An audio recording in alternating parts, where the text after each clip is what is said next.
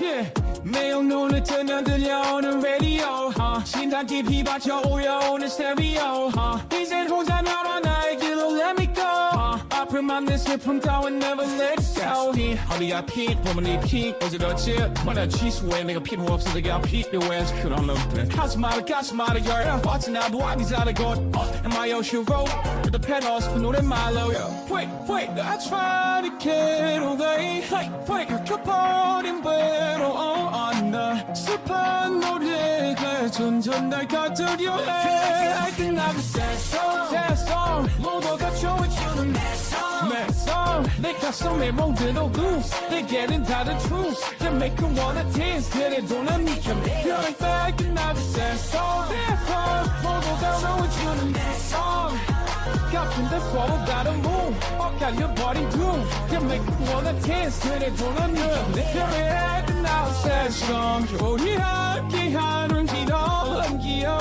And miss the times we had is just so yeah Love me all that 그때가 보겠지 Yeah Every song we feel like back and I say What's going on, everybody? I hope everyone's having a fantastic evening, afternoon, pre-noon. No matter where you are in the world, I'm Sam Piker. This Dawson broadcast coming to you live from sunny California, Los Angeles. Sunny and very dry California, Los Angeles, folks. We're live and alive, and I hope all the boys, girls, and MBs are having a fantastic one because today's a beautiful day. Today's a wonderful day. Today is yet another Tuesday. It's Newsday, Tuesday, lads. That's right. It's Newsday, fucking Tuesday, 10/8, October 8th. 2024, 11:49 a.m. I'm actually late and I apologize, but I have a good reason for it. That's right. And I hope everyone's having a fantastic one regardless. All right? I tagged you with the InfoWars bid auction law. It's fucking Tuesday, bruvs. We have a hurricane that we're staring down the barrel of inside of the state of Florida. So that's pretty shocking. We have a lot going on. Ain't ever been on time. Were you kicking ass in basketball? No, I wasn't. I mean, my team lost. I was kicking ass, but I won a bunch of games and then I lost a bunch of games and I'm very annoyed by it. But that's besides the point. That's neither here nor there. I feel like these last months, I feel as though in these past couple of months, I've like kind of dropped the ball a little bit, like post DNC especially. I don't know how to describe this, but it's just a feeling that I have where I feel like my brain is empty. Like I'm not as funny as I want to be. I'm not covering the stuff that I think is interesting.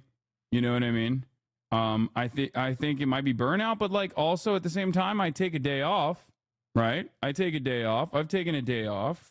I've been taking Sundays off. I mean, I haven't really been taking them off. I just haven't been streaming on those days, but instead doing some other work that I need to catch up on. But still, I mean, it's not streaming, so it should be helping me a little bit. In the past, it was helpful. So I don't know. I just I've been thinking about that a little bit. I feel like my quality of my product is diminishing and I don't like it. I want to do more fun shit. I want to do more fun stuff. I want to do more fun reacts. I want to do more collabs, you know. I'm just holding out. I'm just holding on for this election cycle, and once it's over, I'm gonna restructure some things. Midlife crisis? Absolutely not. Absolutely not. I mean, politics is not fun, but that's like, it's fun for me to cover it, you know. That's my shit.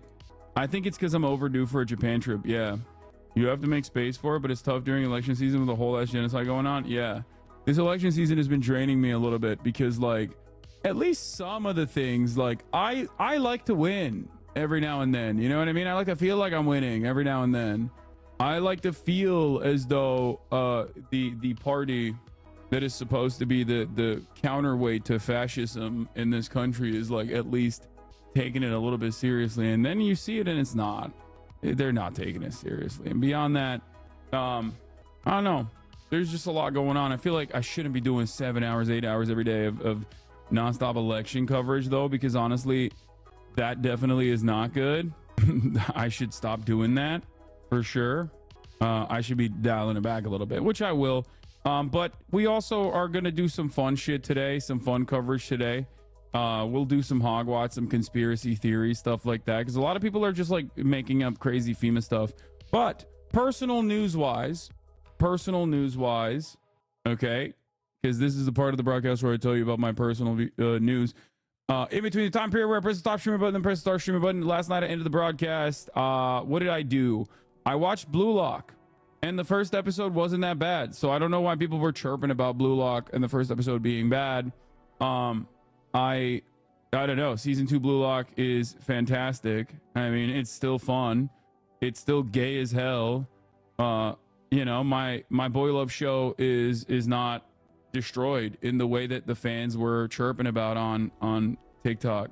So the trailer was bad, but you know, you can't really tell what the show's gonna look like from just the trailer, right?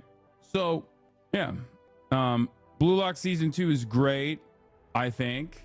And also, if you want to watch like a cinematic masterpiece, Elusive Samurai is just like, oh, incredible. So I've been doing that.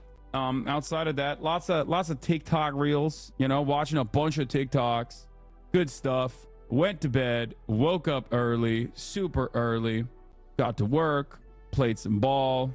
Are those all full rolls of lip pillows behind you? Yes. Hassan, let's do yaoi reacts. Yeah, we're not doing that. Happy to hear you enjoy Elusive Samurai. Hoping to get to it soon. Yeah, it's really good. But yeah, I've been balling. I'd open for you, baby. Get in there. Get in there. Yeah, sure, you played it. Listen, learn, run it back. I'll be gentler.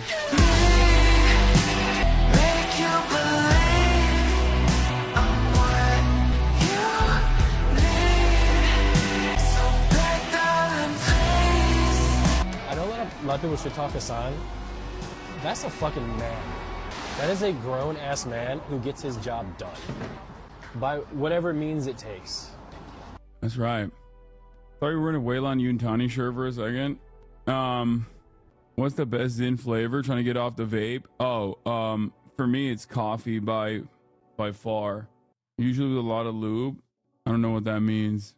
Please address the accusation that you're sin buddies with Tucker Carlson.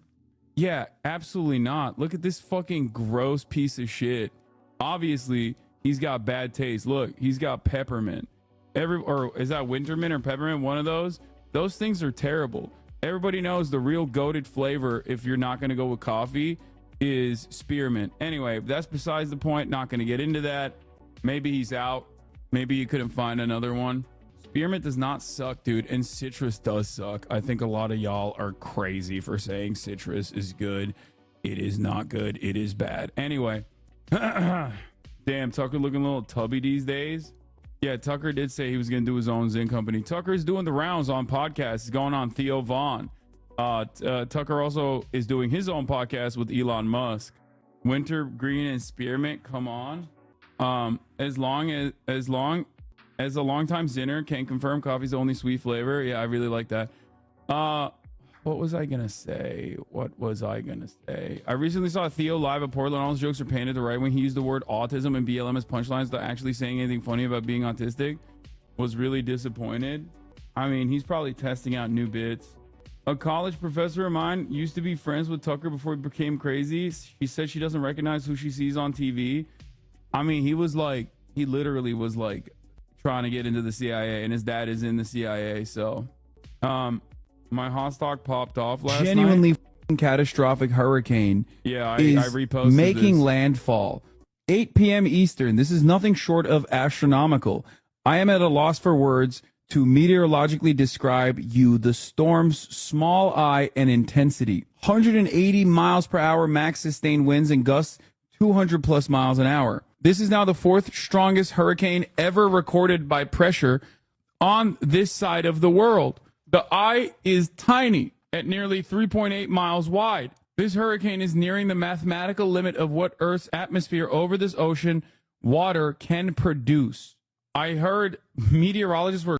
Why is D always in the you may like? It's because politics. TikTok probably sees me like looking at a politics thing, and there's like, oh, you might like this as well. Crying on television when describing what this impact is going to look like. I'm in Tampa and I'm only packing my Hassan merch to take with me. Yes, get the fuck out of Florida, chatters, please. Here's our meteorological.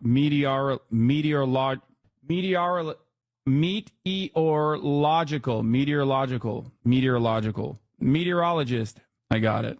12 hours ago, 1 a.m. CDT, Milton had wind speeds of 90 miles and a minimum pressure of 975 MB. Milton went through one of the fastest rapid intensifications of an Atlantic hurricane in recorded history. Oh, I have Dr. Mike. I DM'd him. Dr. Mike just finished his first competition, and I think he got 7th place. I DM'd him on Instagram. I was like, hey, man, big fan of yours. Like, would love to have you on the stream. And he said, that's great. Would love to do that. So Dr. Mike Israetel, we're gonna do a little collabo, okay? And here's the thing. Here's what we're not gonna do. This shit, okay? I'm not. I'm gonna fucking have a normal conversation with him, okay? Before everyone. Oh my god. You know what? I'm not gonna do that. Actually, I'm not gonna have him on the stream. I'm done. There is no reason to ever collaborate. I'm going to fucking keep covering the news the way that I do every single day until I fucking kill myself very publicly, because my community does not want any single person who might have weird views on certain subjects without having a normal conversation with them. Even the fucking testing of the field immediately has a bunch of the most maladaptive, socially impossible to fucking converse with losers go, oh, it's not one guy. Immediately, it's 10 guy. Don't fucking do it. Don't even act like it's one guy, okay? He's one of the only people in the fucking Jim Bro side, aside from Jeff Nippard, that isn't like completely fucking insanely right-wing. But it doesn't matter. Half of you guys are in it just for like your own personal... I'm not going to even address it. Let's just keep going. For the history, one of the fastest hurricanes to go from Cat 1 to Cat 5, Hurricane Maria, Cat 5, which devastated Puerto Rico, Dominica, and Martinique in 2017, also did the same in a similar amount of time. Milton's currently a Cat 5 hurricane in the Gulf near the Yucatan and forecasts the move towards the Florida Peninsula. The NHC has stated multiple times this is an extremely life-threatening situation. And yet rapid intensification is the new trend. Warmer waters hold more energy. Storms gain energy faster when going over water. This makes it a lot harder to plan evacuations, stresses infrastructure more, etc. This is how climate change affects storm intensity. Also, warm air holds more water, which means more flooding. Yes. That is precisely what's going on, which is why it went from a tropical storm to a fucking category 5 that is like historic in a matter of 24 hours in a way that was so incredible that it had like meteorologists crying on fucking television. We're going to be talking about that in a second, though. I'm not going to get into that yet. Obviously, we have a lot on the docket. Personal news-wise, that's it. Personal news-wise, that's all I got. I'm going to blast off. I also should probably never listen to annoying fucking losers in the goddamn chat. Long-term community members, as a matter of fact, who happen to be some of the most annoying fucking losers. I saw that exactly ban them. No, I'm not going to ban them because they're not doing something that's like ban worthy. They're just fucking annoying. That's it. And I will never be able to fix this part of being a leftist. It's just how it is. Which reminds me of the age-old adage, okay? That thought slime tweet, okay? People who become right-wing because they get annoyed by leftists are weak-willed. Most leftists are annoyed by leftists every single day. I fucking hate the left. I hate so many members of the left. I'm never changing my fucking attitude about political issues because some of y'all are dumb as fuck, okay? And if you do, you have no backbone. If you go, oh, Hassan yelled at me over this thing, and now I feel personally slighted, or I have a 0.03% disagreement with this dude that I am in 99% agreement with. Now I have decided I'm going to drop everything and become a right-wing fucking shithead. You're a fucking loser if you do that, okay? You're a goddamn loser. You're a goddamn loser with no fucking backbone. Anyway, this reminds me of someone. I mean, there's plenty of examples of this person, right? Like, this was in response to Anna Kasparian saying, like, I'm done with the left or whatever the fuck. You know, like I said, I wish her well. I hope she's doing all right. That remains. But that principle still is that principle is still the same for me. Okay, I'm not dropping my worldview because leftists annoy me. They annoy me all the goddamn time. Sometimes I want to slap the shit out of you motherfuckers. Okay, it happens. Who gives a shit? Whoa, you said her name? Yeah, I did. What? Who cares? Midlife crisis, Andy. I am thriving in my midlife. Okay, suck my dick if you're talking about me. Because honestly, I was definitely going through a bit of a quarter life crisis, maybe, or a midlife crisis, honestly. And last 2 years, I've been killing it. Okay, in terms of my own personal life and my own personal affairs. Like, I've been working out. I'm in better shape than ever before. I got these fucking goals that I set up for myself, and I'm achieving them. That's the only thing that's keeping me alive right now, okay? Because the rest of the shit, the rest of the world sucks. It sucks really bad, okay? Nothing good is happening, and seemingly there is no good end in sight. There's no good end game here, so you got to fucking make sure that you at least have some personal goals that you set for yourself that you can achieve in order to make sure that you don't fucking blow your brains out, okay? So... collab with whoever you want, please, but many stop caring about what Dr. Mike does in an influencer after he got caught partying during COVID. If that annoys someone, so be it. It's not even the same Dr. Mike, chatter. We're talking about a totally different Dr. Mike. That's a different Dr. Mike. We're talking about fucking brolic ass Dr. Mike Israel, not sexy ass Dr. Mike, the Ukrainian guy, the Ukrainian American with the cool dog. Also, nobody cares. That's the other thing. Like, you just don't give a shit. You don't give a shit. You don't give a shit about, like, whatever some fucking... You don't care about, like, the personal disagreements you have with some random people. It's, like, very 2016 Obama era. It's very, like, end of the Obama administration style rad lib bullshit where you're like, this person has said things that I heavily disagree with, that I find it to be unconscionable. It's like, yeah, who cares, man? That's not the fucking point here, okay? I'm a platform whoever the fuck I want. If you don't like it, you can suck my dick. I really need to fucking start doing more shit that I find to be fun without, like, listening to the most annoying dipshits in the chat who will then make it their lives mission to be like, I guess you don't care about race realism. Yeah, you're right. I don't care about it. I'm a eugenicist myself, okay? You got me. I'm Mr. Race and IQ. You caught me. It was a secret this entire time, and you've done it. You've done the thing. All right. Dr. Mike Israel is king. Dr. Mike the Russian is a Zionist. Sadly, I didn't know that, but I also don't care about that either. All right. The workout section of your Discord is a hate boner for him. It's why I don't spend time there. I feel so validated by this rant. Yeah, I think, like, what is this? What is this? When my daughter brings home a 6'2" Jack Socialist Twitch streamer with an unbearable ego. Okay, first of all, I'm 6'4". What's going on there? Hey, let's go. That's what I'm talking about. You your daddy son. Who's gonna? I don't know what do you listen to Suicide Boys? No. All right. I don't even listen to any music. Defending your ego right there. Yeah. Can you get the Krabby Patty meal from Wendy's with Austin? Maybe. Never answers my questions here, so I'm not going to be offended and think of better questions, not be a loser. Did you see BB's Trial musical by Bassem Youssef? No, I did not. Okay, when's the Queso collab? I don't know. I mean, whenever he wants it. Yo, he needs to name the time and place. I'm a real eater. I know this. I've talked about this. Okay, and I need him to know this as well. Like, we should do like a fucking fast food style collab. I think play Dress to Impress with Queso, please.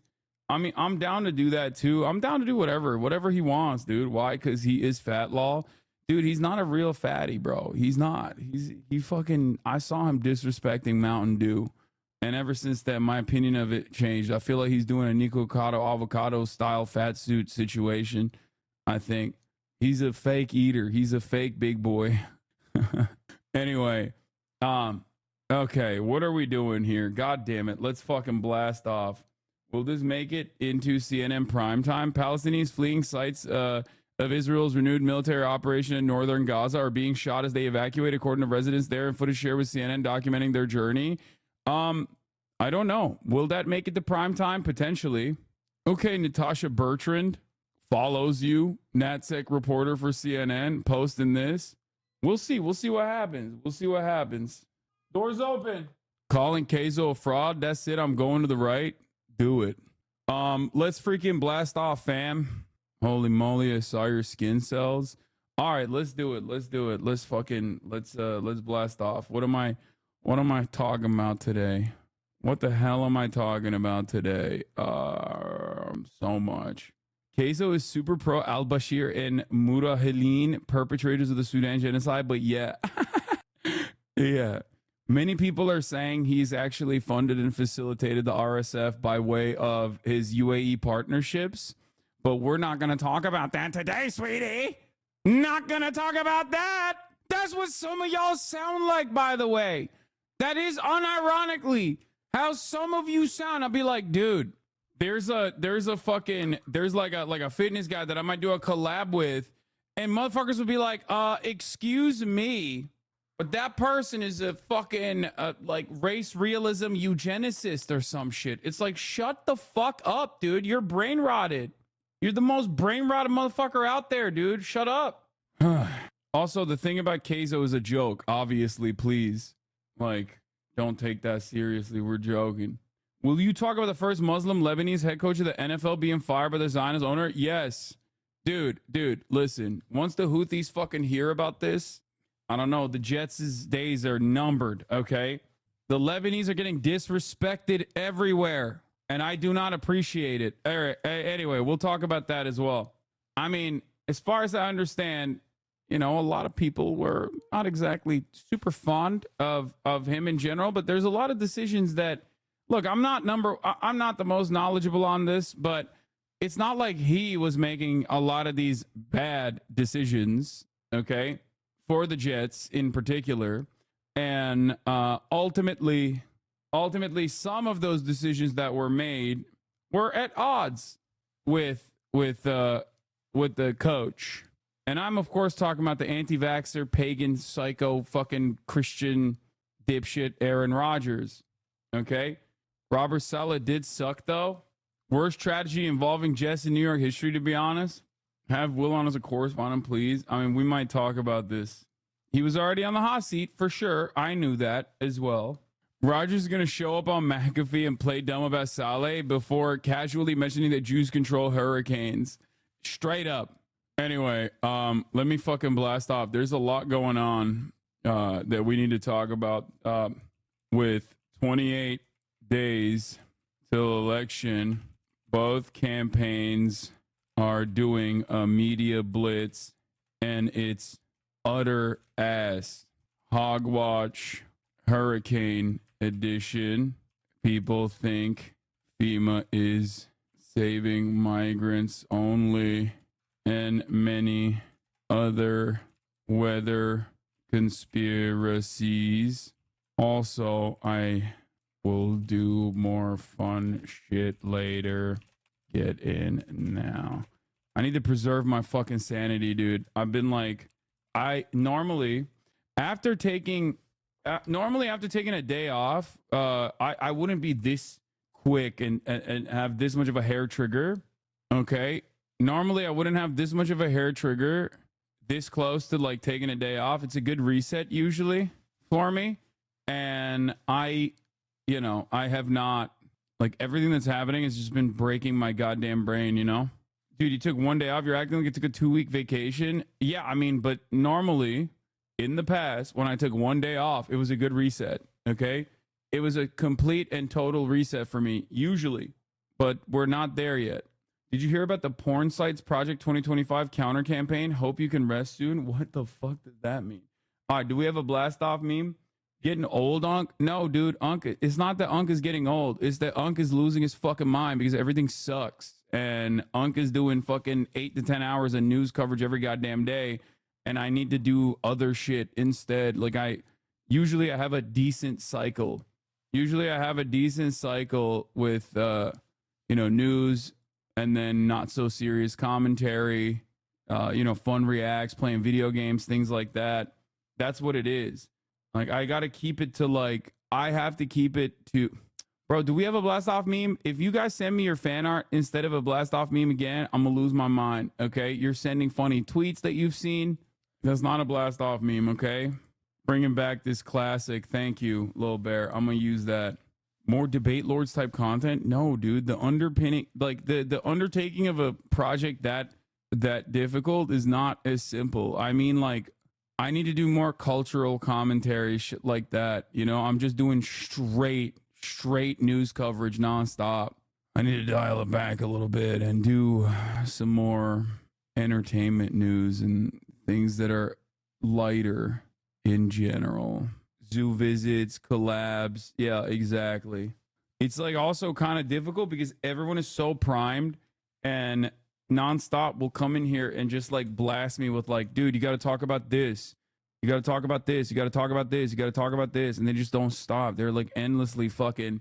And it's already the Israeli genocide is already my fucking hyperfixation. So I'm so locked in on it. Okay. That like whenever other autistic chatters like myself come in and express their autism towards the Israeli genocide of Palestinians, we just go down this fucking endless cycle of despair. Okay. I think that's good. Constant Palestine coverage or death. Ask E for Palestine. Yeah, dude, it's not like I'm going to stop covering it. Okay. It's just that there's other things that are happening as well. And I need to like change the dynamic and not do 8 fucking hours every day. It's breaking my brain a little bit. And it's not just Gaza related issues either. It's also just politics in general. Like I'm just doing nonstop, relentless political coverage. It's like fucking breaking me a little bit. Okay. Where was I? Okay, chatters, don't fucking send me shit to be like, this will help your stress levels or whatever. It's not. It's not gonna help. Okay, I promise you. All right. So, we're gonna talk about the hurricane. We got 28 days until the election. We're gonna talk about the conspiracies today. Woodward has another book coming out. Biden on Netanyahu, that son of a bitch, Bibi Netanyahu, he's a bad guy. He's a bad fucking guy. Biden on Putin, that fucking Putin. Putin is evil. We're dealing with the epitome of evil. Not that it matters. Biden is a bitch. You already know that. He's getting dog walked by Benjamin. Interesting stuff in terms of media coverage, shifting a little bit. Israel's genocide has gotten so out of control that even motherfucking CNN is like, hey, dude, maybe you shouldn't be mercilessly executing Palestinians in northern Gaza that you are causing to evacuate and flee once again. Like, that's pretty fucked up. Can you not do that? Okay, here it is. Palestinians evacuating northern Gaza say they're being shot at by the Israeli military. Israel, of course, won speed on this front. Will this get to a CNN primetime was a question? Maybe. But before we get to this, okay, dude, here, I'm going to watch the Matthew Miller gets called out for his bullshit, because if I don't, people will die in the chat, okay? This is the most sent to me. This is the video that you guys want me to cover so fucking bad. If I don't cover this video right now in this very moment, people are going to die, okay? So here it is. Matt Miller, Count Dracula himself, getting fucking yelled at by journalists. Strike Iran, and in July, Blinken said that Iran was 1 to 2 weeks away from developing a nuclear weapon. So I guess for all we know, they might have one by now. And meanwhile, in Ukraine, they've struck deep within Russian territory several times, as deep as 300 miles from the border. And in that case, we don't have to guess. We know that Russia has the largest nuclear arsenal on the planet, as many as 6,000 warheads. And so one of the risks of arming militaries that are striking in the territories of nuclear powers is that one of those gets deployed, and then it could escalate very quickly from there. So it's rarely discussed, but it's important to address that the nuclear risk is real, and it could very abruptly mean the end of, what humans have worked for thousands of years to collectively achieve. And us today are very lucky to live with the fruits of that achievement, and I feel like we're treating the risks kind of brazenly. So my question for you is, we often hear in response to these concerns that, well, Putin, Khomeini, they're war criminals, they're terrorists, as if they're too inherently evil or immoral for us to negotiate with. But meanwhile, this administration has financed a genocide in Gaza for the last year, and every day you're up there denying accountability for it. So, I mean, what gives you the right to lecture other countries on their moral? So if you have a policy question for me, I'm happy to take it. If you want to give a speech, No, but there are I plenty mean- of places in Washington where you can give a speech. Yeah, but people are sick of the bullshit in here. I mean, like, it is a genocide. I'm gonna You go on are to- I'm gonna abetting go on it, another question. and you Go ahead. are risking nuclear war in Ukraine for this plenty of proxy other war. places to give a speech. Go ahead. Thank you, Matt. Reporter Liam Cosgrove at the State Department confronts Matt Miller for Gray Zone. Says the genocide, people are sick of the bullshit in here. He cooked them. Doesn't matter. He's a fucking demon. Nothing is going to change. Okay? Sorry. That's just the truth. He's going to keep doing his shit. All right. Let's get to Hurricane Milton. We didn't even get to personally cover Hurricane Helene and its devastation. This is some reporting from on the ground 16 hours ago from Jonathan Petramala, okay, about some of the issues and some of the unique Floridian ways of trying to deal with the hurricane.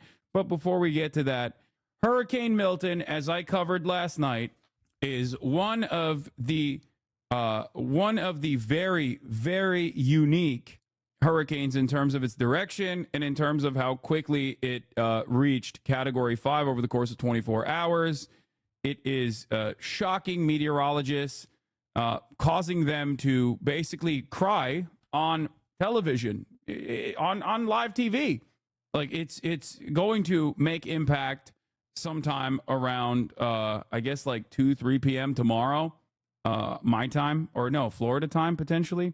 I'm not entirely sure. It's going to make impact, though, and I assume that the tropical storm surrounding it is already bracing, is already slated to make landfall. Good morning. Here's your Hurricane Milton update. As of 1 p.m. CDT, Hurricane Milton is a Category 4 hurricane with wind speeds of 155 miles per hour and a minimum pressure of 923 millibars. This is a decrease from his peak last night at 180 miles per hour and 897 millibars. My friend in Tampa Bay's boss signed him up to work storm shelters without telling him, except to say he will be fired if he doesn't do it. 10 p.m. to 2 a.m. Oh, Wednesday night at like 8 p.m. EST. Okay.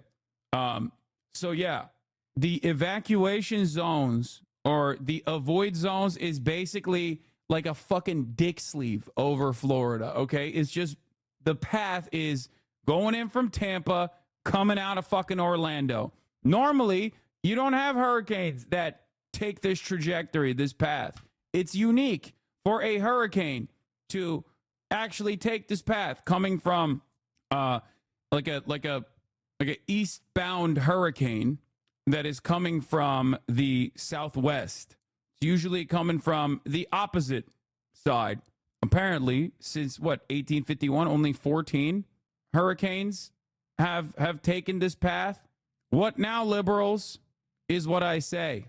Obviously, because these unimaginable, once in a lifetime, world changing, catastrophic natural disasters seemingly happen with incredible frequency, you either got to look at it and think to yourself, I wonder what the deal is here.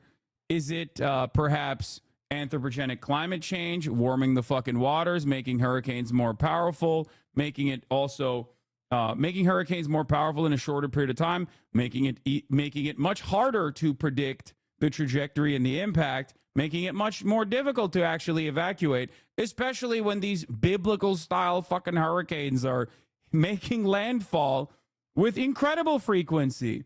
I wonder if it's anthropogenic climate change, something that scientists have had a consensus on for quite a while, or some other thing that they're hiding from us, like Jewish, Chinese, Mexican, undocumented space laser weather machines that are causing this to happen. It's probably the second thing, is what I believe. Yeah, it's government weather control.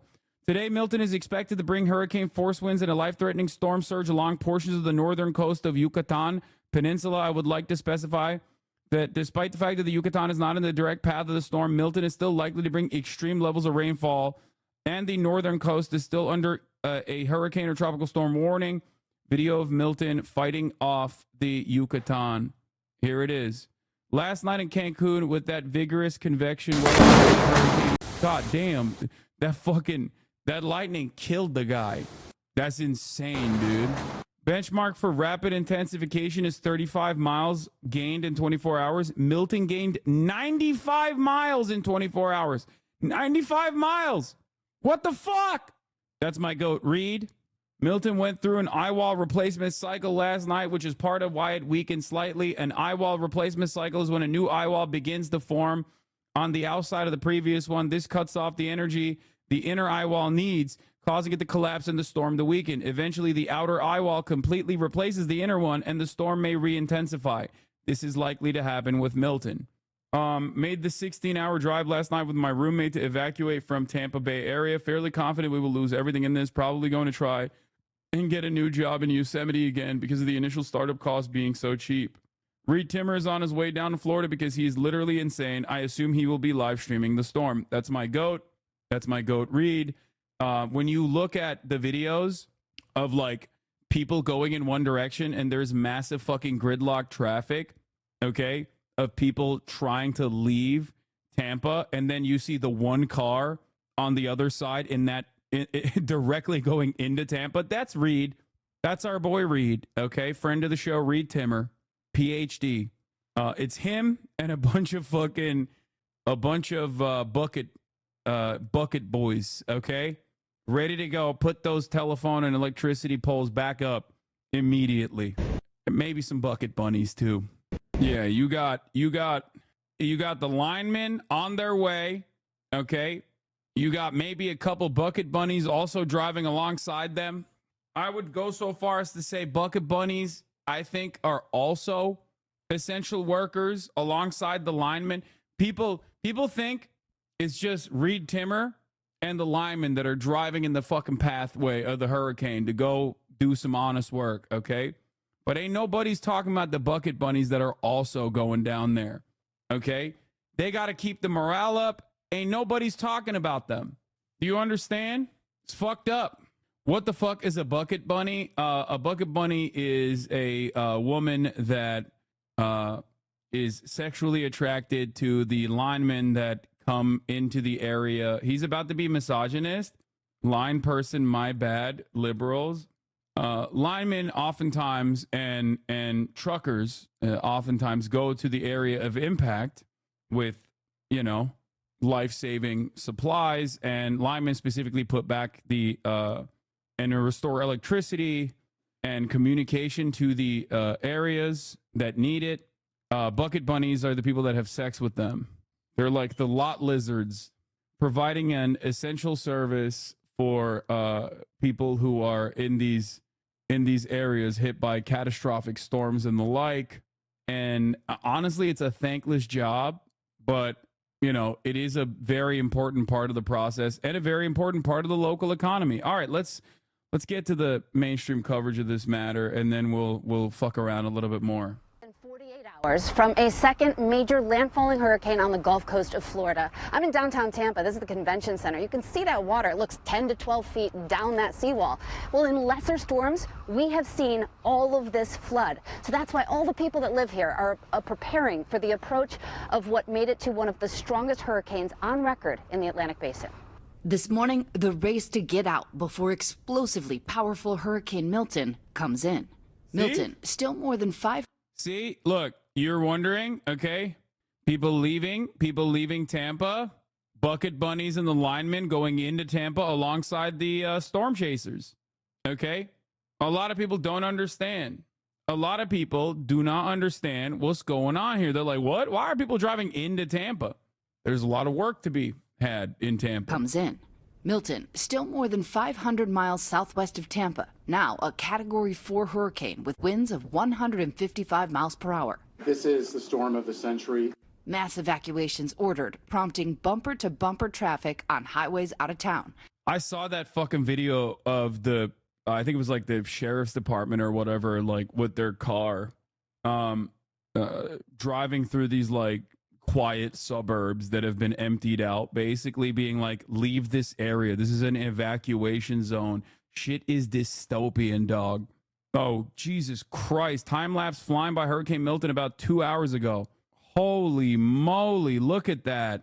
God damn, dude. They're doing phone alerts every 10 minutes. Prime time for some high crime. Oh my God. Don't even start. All right. So, oh yeah, this is the aqua fence, which probably is not going to be enough to protect the Tampa General Hospital, by the way. I'm just letting you know. The aqua fence is actually really cool. It's really cool technology. It's wild. Like, it uses the weight of the water to basically keep it stable. I think some science shit. I've seen this before. The problem is they're talking about storm surge over 15 feet. And I don't know if this is 15 feet. I don't think this is 15 feet. So it's about 3 feet too short for the predicted surge. Yeah, we'll get to all of that. God damn it. I can't even fucking finish this news coverage on it. Holy shit. As the strongest hurricane in the Gulf of Mexico in nearly 2 decades takes aim at the Sunshine State. Thousands, hundreds of thousands of cars. Rianne Ramirez and her family of 4 driving 8 hours to leave Florida, double the time it would normally take. It is bumper to bumper to the point where we were standstill, not moving for an hour at a time. Hurricane hunters flying into the storm to collect critical data. Milton is expected to be knocked down by some wind shear before making landfall late Wednesday into early Thursday, but the storm surge could still be unprecedented.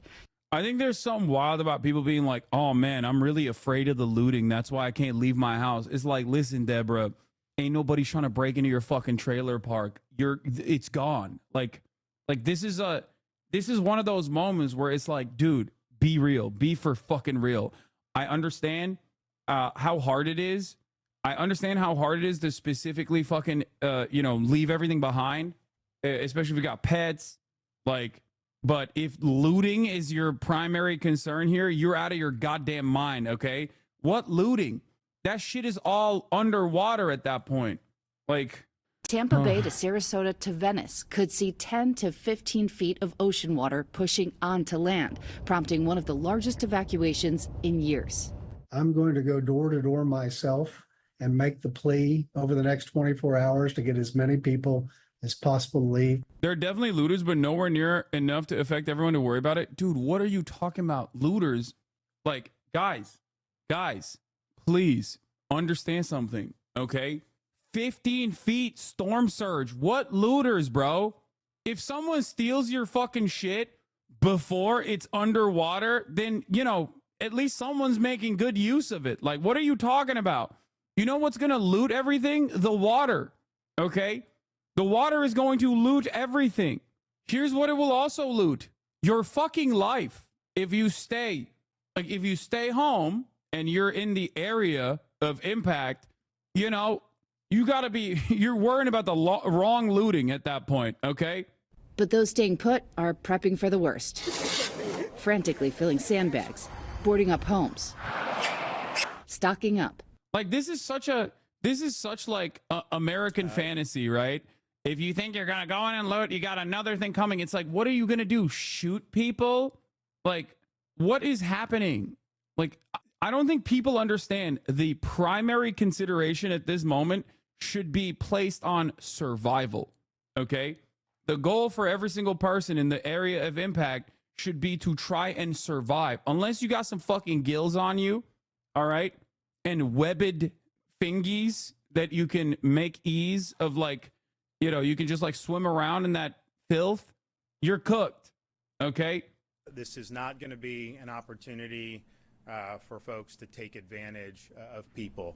If you think you're going to go in and loot, you got another. Dude, Americans are so crazy, man. Americans are so fucking nutty. God, this country is so broken, dude. We are such a broken country that, like, even in the midst of this, like, Ron DeSantis is like, oh yeah, I'm going to use my federal resources on fucking killing people. Like, what are you saying? What are you saying? Like, this is not even remotely a priority, okay? It's crazy. It's crazy. Everything's got to be culture war shit, okay? Everything's got to be political, dude. Everything. Another thing coming. You go into somebody's house after the storm passes, think that you're going to be able to commit crimes.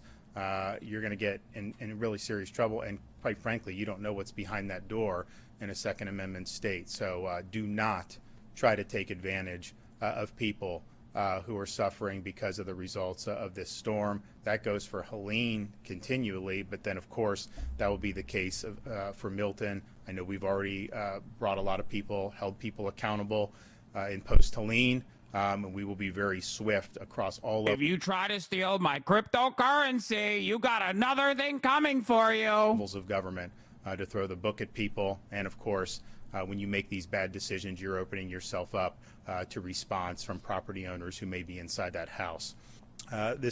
Yeah, meanwhile, this is what's going on in Apollo Beach, Florida, baby. Look at this. Storm surge and intense wind moving into the area as the storm impacts our community.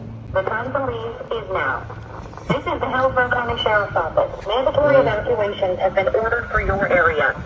Please read out loud. As a firefighter paramedic who has lived through many hurricanes in the Houston area, another fucking area that literally is technically uninhabitable, but they decided to just fucking pour concrete over land that is supposed to soak up the water, and then decided this will be fine. And now it gets flooded regularly for no fucking reason. Not dissimilar to Florida, mind you. 9/11 will not come into if winds and flooding are high enough. There should be no one left in the area because not even the fire department will respond. We've left buildings burning during Hurricane Harvey because we just couldn't make it out. Please, if you're living in the pathway, leave. Just leave.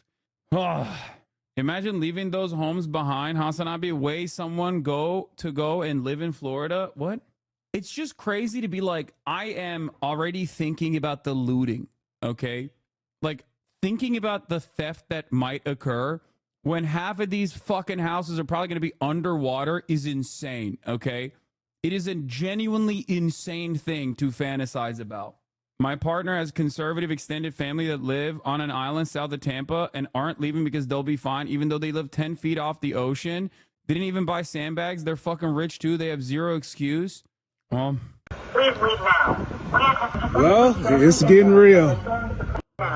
Yeah. If anyone makes the poor decision to stay, make sure to turn your breakers off if it starts flooding. In Helene, my fridge caught on fire after it flooded. Jesus Christ.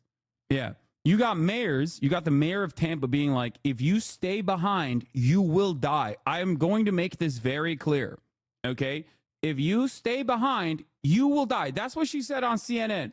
Meanwhile, these motherfuckers are like, yo, if you start looting, like looting what, bro? The fucking hurricane is going to take care of the looters, even if you want to think about that. Like, if that is a consideration for you, guess what, dude?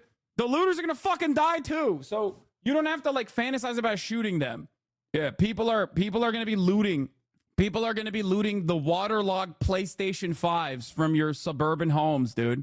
Many shelves already empty. I have a 1-year-old as of tomorrow, and my wife's expecting our second child, so we just want to take necessary precautions. 5,000 National Guard troops activated.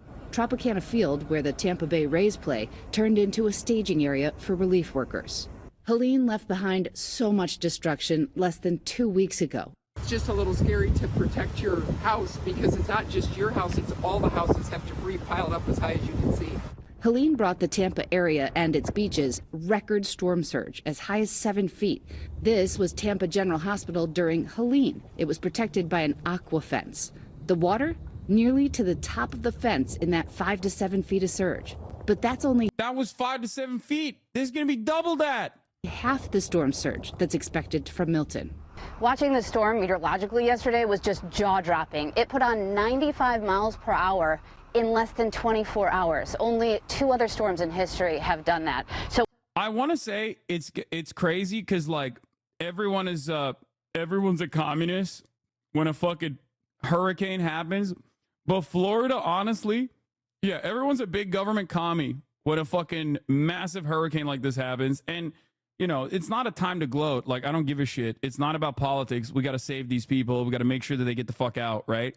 Having said that, however, Florida is unironically proving the point that it's like, nah, actually, they're still going on the same fucking trajectory. It's crazy. They're like, no, even during a catastrophic hurricane that is about to make landfall, we've decided we are going to abide by our fucking principles, you know? So watching it just past the Yucatan now, we're still, again, hundreds of miles away from this thing, but it will close in, and it's going to go quickly, especially if you are on the west coast of Florida. Let's talk about that cone. So right now, the center of it goes just south of the bay. Dude, look at this.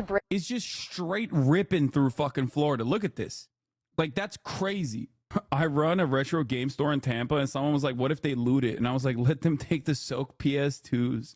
I just don't think people understand. I just don't think people understand what this shit looks like. Like, I don't think they understand the priority here. The priority is survival, okay? Bradenton almost. But remember, it can travel still because of the cone of uncertainty is what it's called, anywhere really from Crystal River down to Fort Myers. So we're closing in on exactly where it will make that path, and that's going to matter. But I can tell you the hurricane force gusts from Cedar Key to Orlando, where we could see power outages with 100+ mile-per-hour winds. Lakeland, watch out for those winds. And the storm surge, again, Robin, from Fort Myers at 6 to 10 feet to here, 10 to 15 feet. That's stacking 3 of me and pushing that water onshore.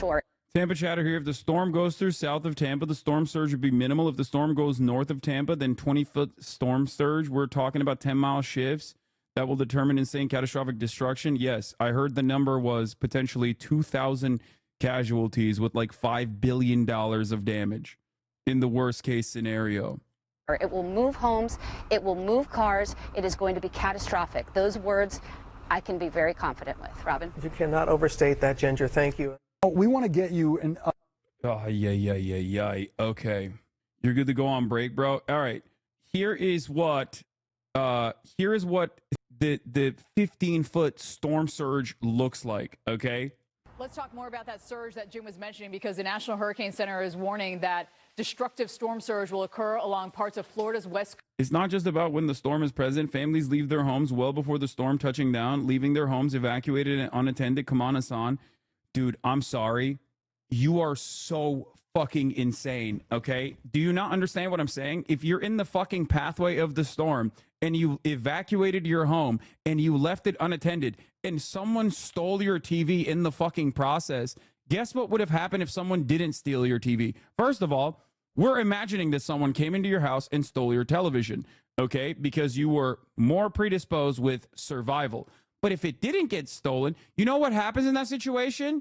It gets waterlogged and probably explodes anyway. What the fuck are you talking about? Like, what are you talking about? Your home is gone, dude. What do you mean? Americans' brains are so fucking broken. Like, they're, I don't know. I don't know how to explain it. Like, flooding isn't an all or nothing ordeal. Like, I'm telling you right now, you should be worried about the wrong looting. You know, the looting is going to happen. It's just going to be the water that loots your shit. I'm sure they're just winding you up. No one could be that stupid. Like, if you are directly in the fucking line of impact, it's gone. Like, this is, like, you should be worried about making assessments for the insurance later down the line, if you even have it, because Florida is already dog shit with insurance. And Floridian insurance companies, okay, Florida insurers have already in the past colluded and utilized false reporting to underpay people in the aftermath of catastrophic events such as this one. So that's another part of the process. The Air Force Base MacDill has evacuated most of their personnel and all their airplanes. The fucking U.S. Air Force is getting the fuck out of Tampa. If your house has insurance, whether it's destroyed or stolen, it's covered anyways? No, not necessarily. Insurance will fucking fight you tooth and nail to try to stop you from getting all of the money back and to be able to put your life back together. Anyway, let's watch what 15 feet of let's look at what 15 feet of storm surge actually looks like. Okay, so maybe you'll understand if you're in the impact zone, if you're gonna get this shit, your TV's gone. Okay, it's done. Coast tomorrow, and that's where we find our surge warnings. They stretch from the Everglades to Cedar Key, but also notice the potential for surge on the east coast of Florida, including Georgia and South Carolina too. You will see surge outside the cone, but the highest. Disney Orlando is remaining open at this point. Unreal. I think there's a good reason for that, actually. For the record, from what I understand, one, Orlando is getting hit with Category 1 because obviously once it makes impact on land, the hurricane is no longer going to be as severe by the time it reaches Orlando. And the other reason why it's open is because it has hotels. Like, I think the Disney parks are closed, but the hotels remain open specifically so that people can escape from like Tampa and Sarasota and potentially go in the direction of like the Orlando hotels inside of Disney World. So it's not, I immediately thought it was a bad thing as well, but I don't think it's like the worst. It seems not as bad as I also previously thought, because a lot of people, they closed the parks. Obviously, they're not like get on a fucking roller coaster in the middle of a Category 1 hurricane, but it's more so about like being able to utilize these massive hotels.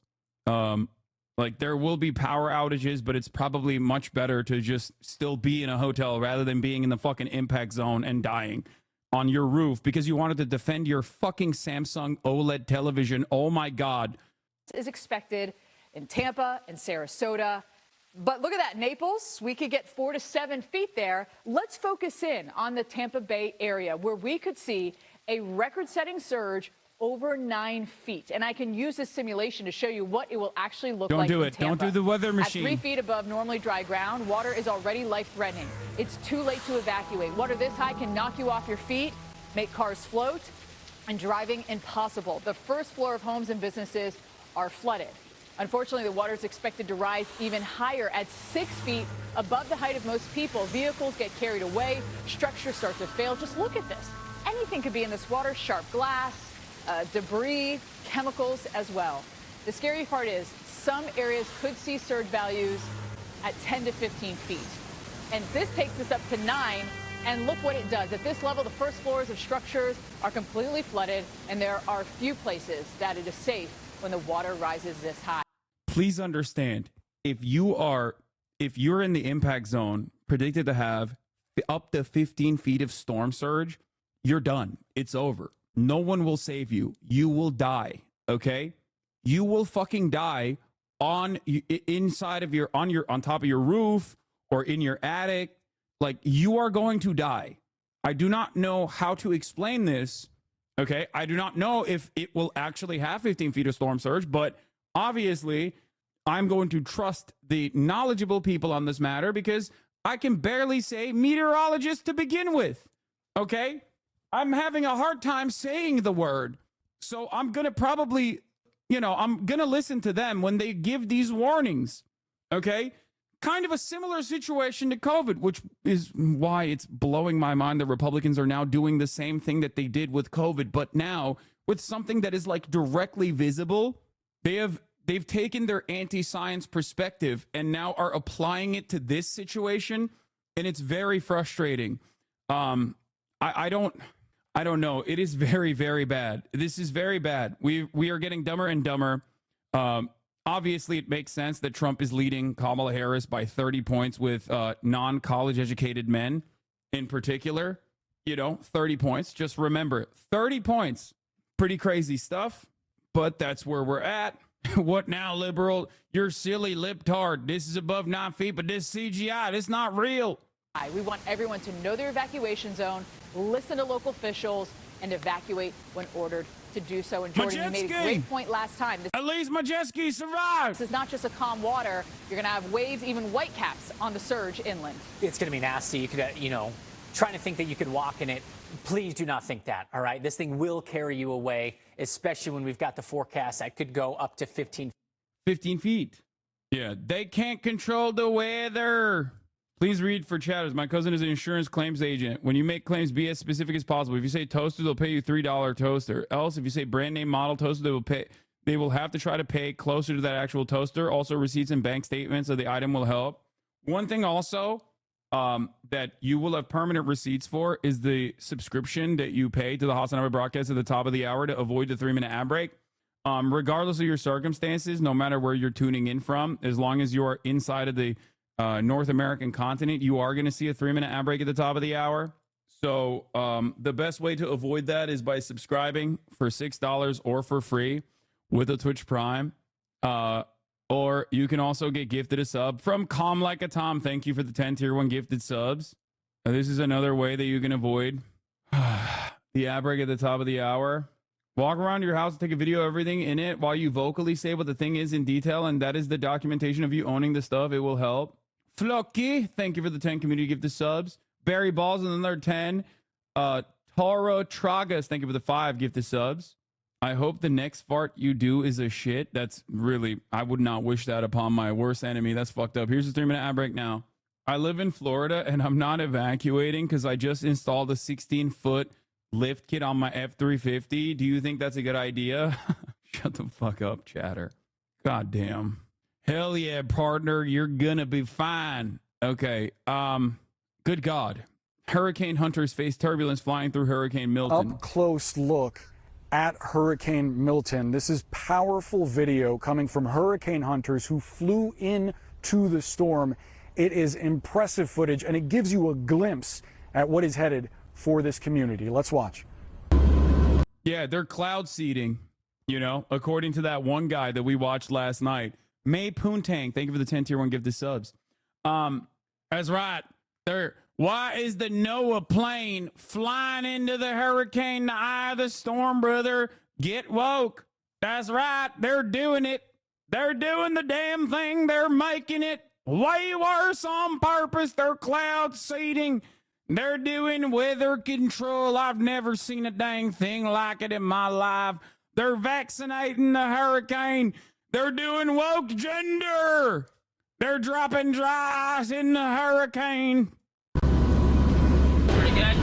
Fine. Can we grab my phone real quick? Yeah. Hell no, dude. That is, whoo, boy, that is fucked up. Damn. These got to be the coolest nerds on the planet, like straight up, bar none, by the way. Like their job literally is to fly into hurricanes. Like they are the coolest fucking nerds on the planet. Psychotic work, but someone's got to do it. Hit the sun. Holy crap. All right. Whew. Why don't they have a bunch of planes fly into the storm at an angle to redirect it? We made like thousands of planes to fight Japan during World War II. Wouldn't there be enough propeller to move it? That's awesome. Yeah. That's like all I mean, how do I respond to that? Do you know do you understand the wind speeds we're talking about, dude? There is not like this is like fucking around the same vein as like nuking the hurricane, okay? Which kind of makes more sense more than the plane situation, the propeller situation, because like at least the nuke has enough energy. Like there's no way you could make enough energy to redirect a hurricane to shoot it off course. Like, and the nuke one obviously is still stupid. Like, make no mistake. I'm just saying that, yeah, according to NOAA and other scientific sources, a hurricane can release an amount of energy equivalent to roughly 10,000 nuclear bombs over its lifetime, meaning a single hurricane packs the power of 1,000 nuclear explosions. Yeah, a nuke doesn't have enough energy to redirect a hurricane. I'm just saying that, like, if a nuke doesn't have enough energy to redirect a hurricane, obviously a big fan is not going to be able to, like, if we had a fan as powerful as a hurricane, okay, this would be one of the most devastating weapons that we've ever created. It would have to create 10,000 nukes worth or 1,000 nukes minimum worth of energy. Then you would just use that instead of nukes. Like this would be, I think it's literally impossible to do such a thing. Yeah, damn is right, followed by nervous laughter. Very powerful video there. Imagine the force of those winds and all that rain hitting a community. This is one of my favorite CNN guys. I can't believe they sent his ass out to the fucking hurricane. He's doing hurricane duty. It's kind of messed up. Please be safe, sir. His coverage on Israel Palestine is the reason why he doesn't get the Tel Aviv gig, and he has to sit in Treasure Island, Florida now and talk about 15 feet of water that might be coming down on him. It's messed up, dude. that's already been weathered by the storm. We actually want to get you a perspective from someone who is going to be not close to Treasure Island, roughly about 2 hours away in Sarasota, but is still concerned about the effects of Hurricane Milton. We have with us Eric Arroyo. He's a Sarasota County Commissioner. Eric, thank you so much for being with us. First and foremost, what is your chief concern about Hurricane Milton as you're hearing that it is flirting with Category 5 winds? Yeah, thank you for having me on the show. We are in a state of emergency, and my biggest concern right now is that individuals living in Zone A's, the A, B, or C of the city are not going to evacuate. That is my concern, and they need to heed this warning because this is a 100-year storm. This is unprecedented. If you made it through Debbie, if you made it through Ian, this is unlike anything we've ever faced before, and it is heading right through us. Sir, I wonder what you would say to residents like some of the folks in the building adjacent to where we're standing. These folks, I spoke to them a short while ago. They didn't want to go on camera, but they were weighing the idea. Someone brought up different ways to try and stop a hurricane. How do you stop hurricanes? And the answer is not with nukes. A lot of people seem to think that if we nuke a hurricane, it'll make it go away. But these storms are way more powerful than just one nuke. So it actually would survive more likely than not. And then you've just irradiated the thing. So you have a hurricane and nuclear fallout to deal with. There's also the idea to drag icebergs down from the Arctic to try to cool down the water. But as Leonardo DiCaprio taught us, water sinks. These use water on the surface, so it wouldn't really react to anything. There's also the plan to possibly fly jets in the opposite direction as the hurricane spins to try to dissipate it and counteract it. I can't believe that's wow. People have thought that. Wow. That would be like using 40 fruit flies as defense against Shaquille O'Neal's dunk. It would do absolutely nothing. There's also the theory that if you had fans on shore, you could just blow the hurricane away. But these can be the size of the state of Texas at times, so that just wouldn't work. We have to coexist with them, building better infrastructure and heating evacuations when they're issued. Nah! Shut up, libtard. I don't believe you. Nuke the goddamn hurricane. I'm gonna shoot it. I'm gonna shoot it. Oh my God. Yeah, if we had offshore wind turbines, we could just blow the hurricane away, but DeSantis banned it, dude. Exactly. I love that, like, while this is happening, and it's directly happening as a consequence of anthropogenic climate change, okay, making the water temperatures rise, which ends up making the hurricanes more powerful, okay? Ron DeSantis, in the midst of all of this, has banned the mention of climate change from textbooks in the state of Florida, and also recently banned offshore wind turbines. That's what they're doing. It is so insane, dude. He's like, Florida is gonna be a coal-powered state. Drill, baby, drill. It's so fucking stupid. My grandpa worked at NOAA and was a literal director of the National Hurricane Center in Miami. He doesn't believe in climate change. I recently learned we are distant relatives of Al Gore. My grandpa disowns that connection because Al Gore acknowledged climate change. He also has mainline Fox News for the last 20 years, so there's that. Someone at that level of knowledge to refuse to acknowledge it makes me feel hopeless. That's awesome. That's amazing. It's like being an astronaut and being convinced that the Earth is flat, dude. That is amazing. Or like that oceanographer who literally lives next to the ocean and refuses to move, despite the fact that his job requires him to understand and accurately predict ocean levels rising. He's like, yeah, but the beaches are really nice. Here you go, visual aid. There it is. Wondering if you've seen quality reporting on trad insurers leaving Florida being replaced with shitty new ones. If the shitty new companies go insolvent, then it seems likely the government will be left holding the bag very bigly. I mean, yeah.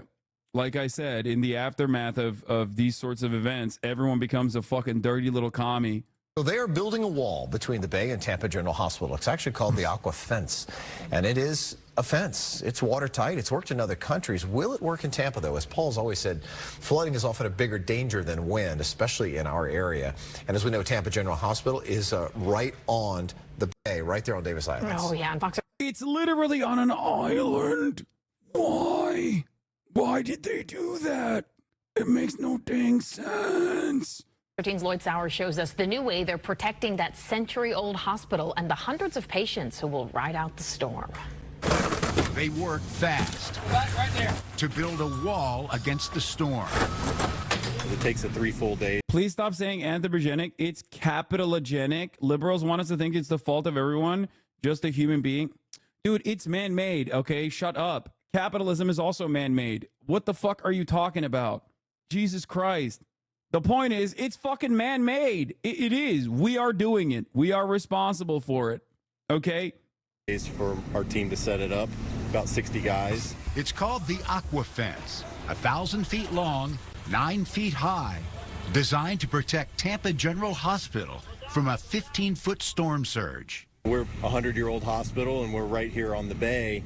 Florida is man-made, kind of like the Netherlands. Excuse me, it is absolutely not like the Netherlands, because the Netherlands at least recognizes that building an entire city that's technically underwater is going to be a massive problem in the future. So at least they have like preventative techniques, okay? Different ways of fucking, floating the entire goddamn country.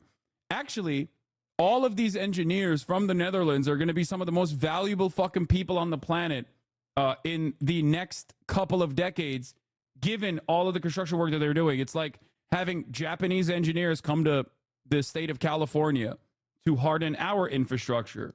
The thing is, the Netherlands also doesn't have these massive fucking tropical hurricanes that are happening all the time, yearly. We can't evacuate. There's not enough hospital beds in the region to take our patients. At a cost of $1 million, they say each time they put it up, they improve it. Yeah, the walls but are the real sick. force that holds it. The Aquafence is such an incredible invention because it's so goddamn simple, and it's awesome. It's great. Like I've watched like smaller Aquafence versions of this on TikTok before. And it's great. It's like it literally holds up by the weight of the water itself. It's fantastic. The problem is what happens when the storm surge is over the height of the fence. That capitalogenic comment made me lead the left. Yeah, I know. It up is when floodwater piles onto the horizontal base. So the weight of the water actually supports the wall. Yeah. And we bolted into the ground to keep the wind from blowing it over before the water gets here. We're told the Aqua Fence has been used for years in places like Norway to keep streams within their banks. Here in Tampa, it's used to protect a major hospital built right on the water. Tampa General was built in the 1920s on an island in the bay. Oh, this is okay. This makes more sense. Built in the 1920s, they built it to avoid spreading like viral diseases or some shit. Hey, people still wonder why they would build it there. Just a few years after the hurricane of 1921. That was the last time Tampa suffered a direct hit from a major hurricane. Not an ideal location to build a facility like this. But the army of installers doesn't second guess the decision of 100 years ago. They drilled wells in case city. Yeah, the problem is you had 100 years to build a separate hospital. What the fuck, man? Like, that's crazy. You built it, a massive hurricane fucked it up, and you were like, well, this is a really good plot of land. This seems like the perfect place, dude. It's fine. Let's just rebuild it. Oh my God. Water fails with backup generators, trucking in food for 5 days and preparing for the worst. We expect that there's going to be. The funniest part about it is that, like, yes, lightning doesn't tend to strike twice, except areas that are impacted by flooding are way more likely to be impacted by flooding again. Okay? Like, that's insane. Be 12 feet of water. We will move all of the patients and staff up to the upper floors. It's actually safer to keep them here than to transport. At this hospital on the bay, they build a fortress against the storm. Lloyd Sowers, Fox 13 News. That's cool, man. Good luck. GG's. Idea of potentially riding out the storm here. What would you say to them? Lightning never strikes twice, says man whose entire house is covered in lightning rods. Okay, that's not what I'm talking about. At this moment now, we're at about 2 p.m., a day before the storm is supposed to hit. What's your message to them? I'll tell them exactly what I told a close family friend who's riding it out in their home in a zone A, right in the waterfront as this comes. Go to see more dates on this and change it to 2018 coverage. A sinkhole ate that house in the neighbor's house and others just stayed there. Oh my God. I don't want to look at Google because it fucking sometimes leaks shit. God. God really hates Florida. I don't really understand how people who like believe in biblical higher power shit live in Florida and not recognize. Same with Oklahoma. You got so many motherfuckers who are like, I love Christianity, I love God. It's like, bro, God is punishing you every day, dude. It's crazy. I forgot about sinkholes. My dad told me the hurricane is man-made today. He's not wrong. He's just like, it's man-made in the sense that climate change is man-made. They just don't understand how it's man-made and think it's man-made in the weather machine sense. How is it different from living on the San Andreas Fault, though? I mean, not necessarily all that different. GG's. It's just that the San Andreas... Well, the thing is, as time goes on, more and more places are seemingly uninhabitable. Okay, defended Haas? No, I can't. It's not. It's the only difference is not as.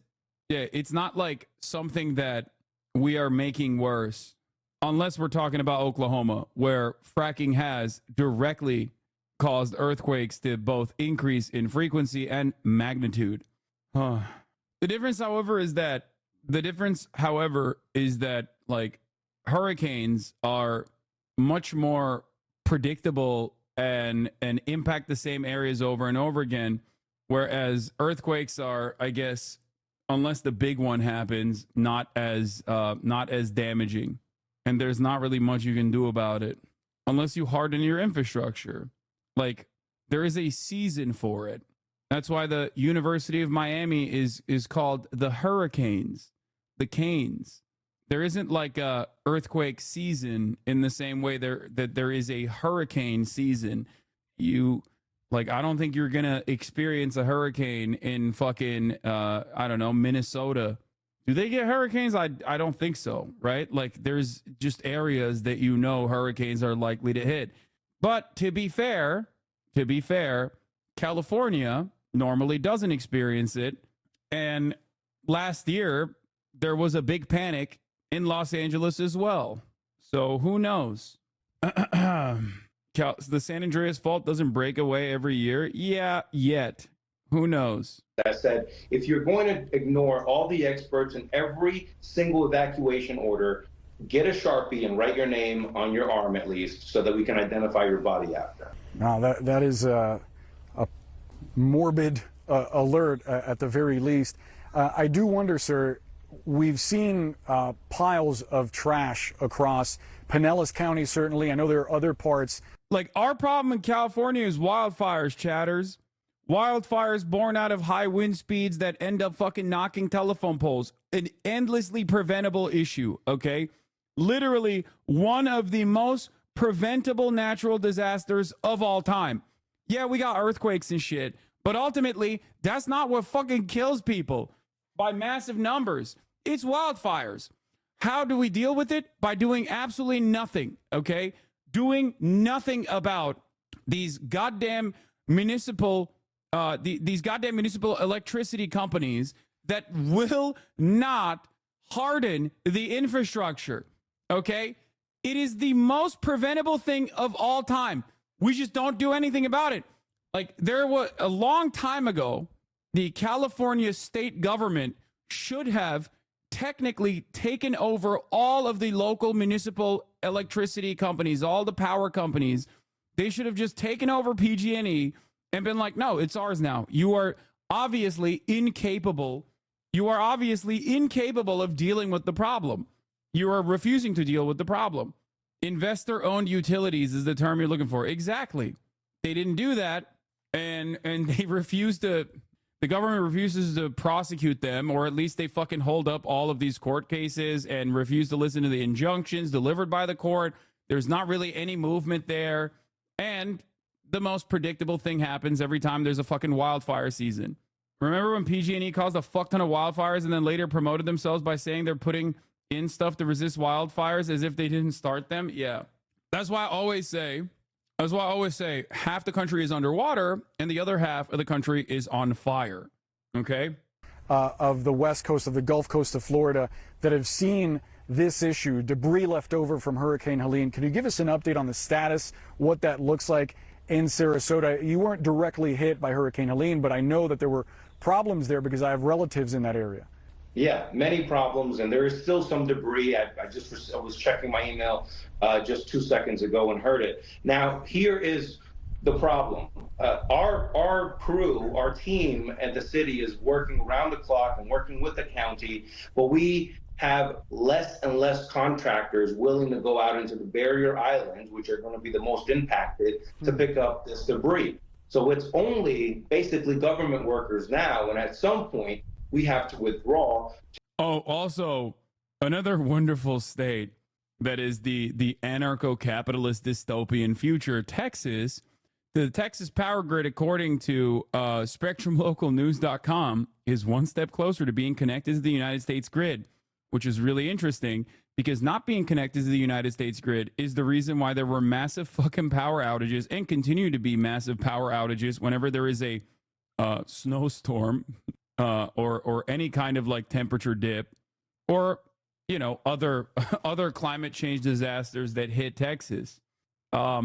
Texas is like, goddamn libtards about to get my fucking electricity. I hate it. Ain't no way. We're not letting that happen, brother. Fuck yeah. ERCOT got angry at us for writing about this because they want to pretend they're still independent. Good stuff. Because we're taking into account the safety of our employees. So as of right now, it's just us. There's virtually no contractors willing to send their workers out into the barrier islands. We've sought the help of as much help as we can. The National Guard has sent us some troops that are going to help and be on standby. But it's a difficult situation with limited resources. Right now, all we can do is hope for the best, but prepare for the worst. Absolutely, and we so appreciate the work that those emergency teams do, and the last thing you would want to do is unnecessarily put them at risk. Eric, I do have one more question before we go, because I've been speaking to people around the community today about the significance of not only having two hurricanes hit 2 weeks apart, but the way that Milton transformed. You had a hurricane, it wasn't even a hurricane, it was a tropical storm at one point, and then 24 hours later, in the warm waters of the Gulf, transforms into one of the top 10 most powerful hurricanes we've ever seen in the Atlantic. Does this sort of thing raise concerns for you about climate change and whether we're going to see more storms intensify this way in the future? Well, we've been speaking to the experts, and what they tell us is that it's because of the warm water that creates the climate that creates these rapidly intensifying hurricanes. And you've heard of El Nino. What we have right now in the Gulf of Mexico is La Nina. It's the inverse of that, but it is warm waters that create this environment, and we're monitoring it. We're seeing what we can do.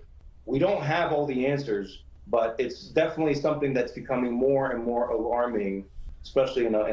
Every time I remember that a major party in this country, where is it, Chatter said, every time I remember a major party in this country still denies the existence of climate change, I just get so depressed. Dude, it's not just a major party, okay? One major party denies it. It's all backed by massive corporations that know it's happening, but have actively spent the last multiple decades creating propaganda against it, okay? Which has caused more than 30% of this nation to also be firmly committed to not believing. The other party, on the other hand, does take some initiatives against it. I'll admit, like, the Democratic Party is definitely better than the Republican Party when it comes to climate change, recognizing its existence, trying to do their very best in terms of, like, at least hardening the infrastructure, things of that nature. Having said that, however, they also, on the other hand, are now completely capitulating to right-wing framing on this issue by being like, we see you, we hear you, we believe the science, but we're just not going to follow through on what the scientists are telling us. So it's really fucked up. Biggest climate bill ever passed by any country, still room for improvement. Yeah, I mean, it's certainly I think here's the way I see it. Okay. The way I see it is an inevitability. Like, you have to do it. Okay. It's gotten to a point where you have to do it. And if you don't do it, it's just going to kill more and more people. It's already killing people, but it's going to kill even more people. Okay. That's the way I see it. In a lot of these circumstances, here, I'll give you an example from COVID, right? The American government doesn't usually give massive fucking checks out to the working poor.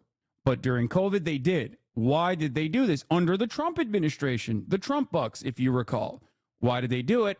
Because the economy would fucking collapse. The global economy would collapse if the largest consumer engine on the planet shut down and they just didn't buy things.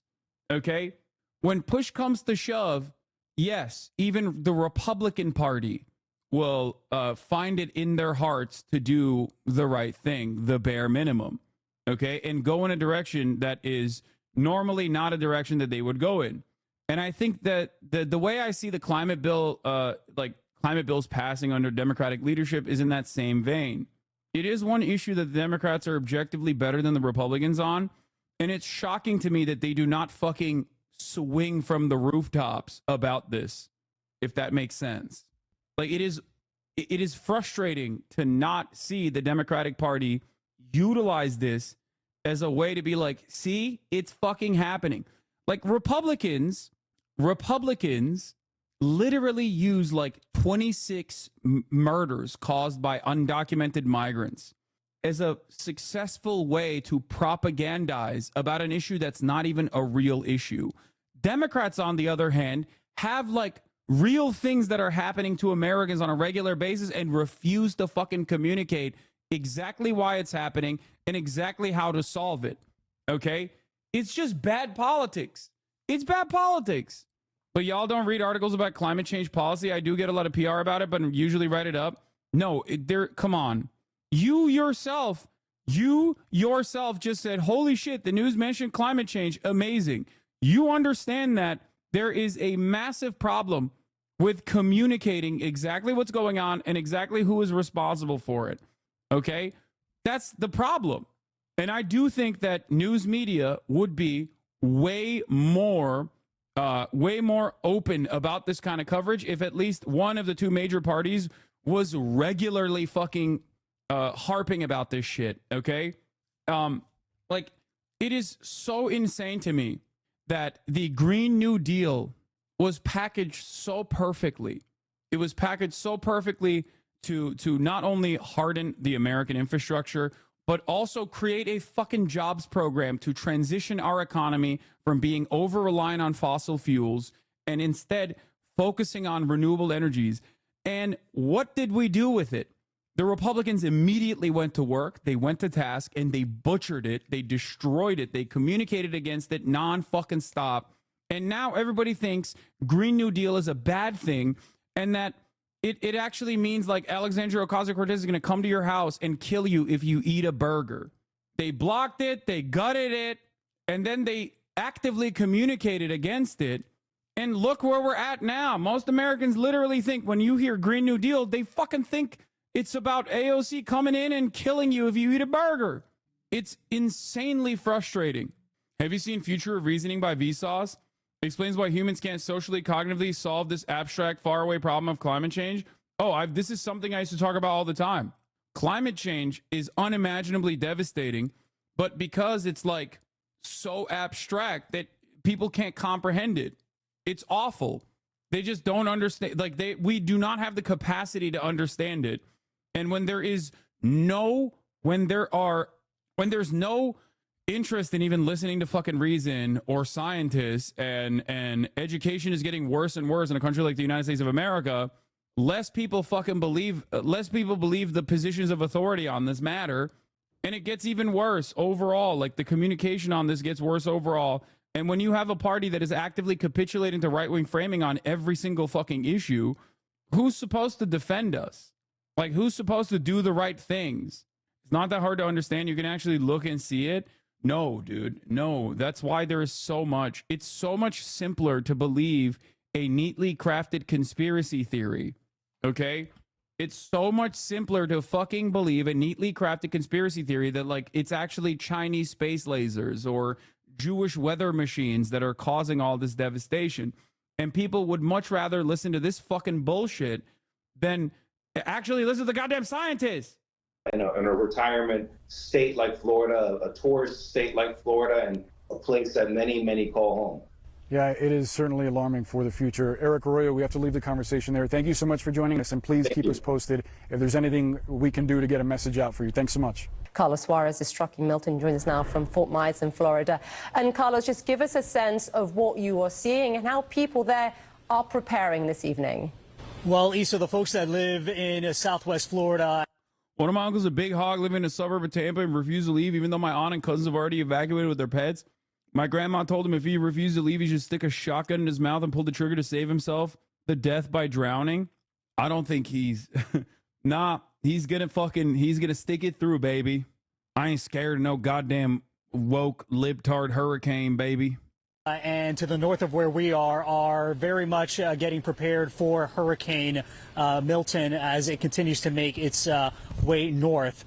Here in Fort Myers, business after business after business has put up plywood. They have sandbags out, all in anticipation of what we expect to be some significant flooding. This one business here behind me has just started in the last couple of minutes inflating a water dam. What they're doing, what you're taking a look at right there, is an inflatable dam. They're filling it with water, all in an effort to try to keep some of the flooding out of this business. I'll tell you, though, not really sure how much this is going to work, considering that the storm surge that is being forecasted for this part of Southwest Florida is anywhere between 6 to 10 feet. And so if that does materialize, that water is going to be well above that inflatable dam here behind me. Part of why this part of Fort Myers is a part of an evacuation zone is because there is a rather sizable, a major river about a block and a half from where we are. It's called the Caloosahatchee River. It goes out into the Gulf of Mexico,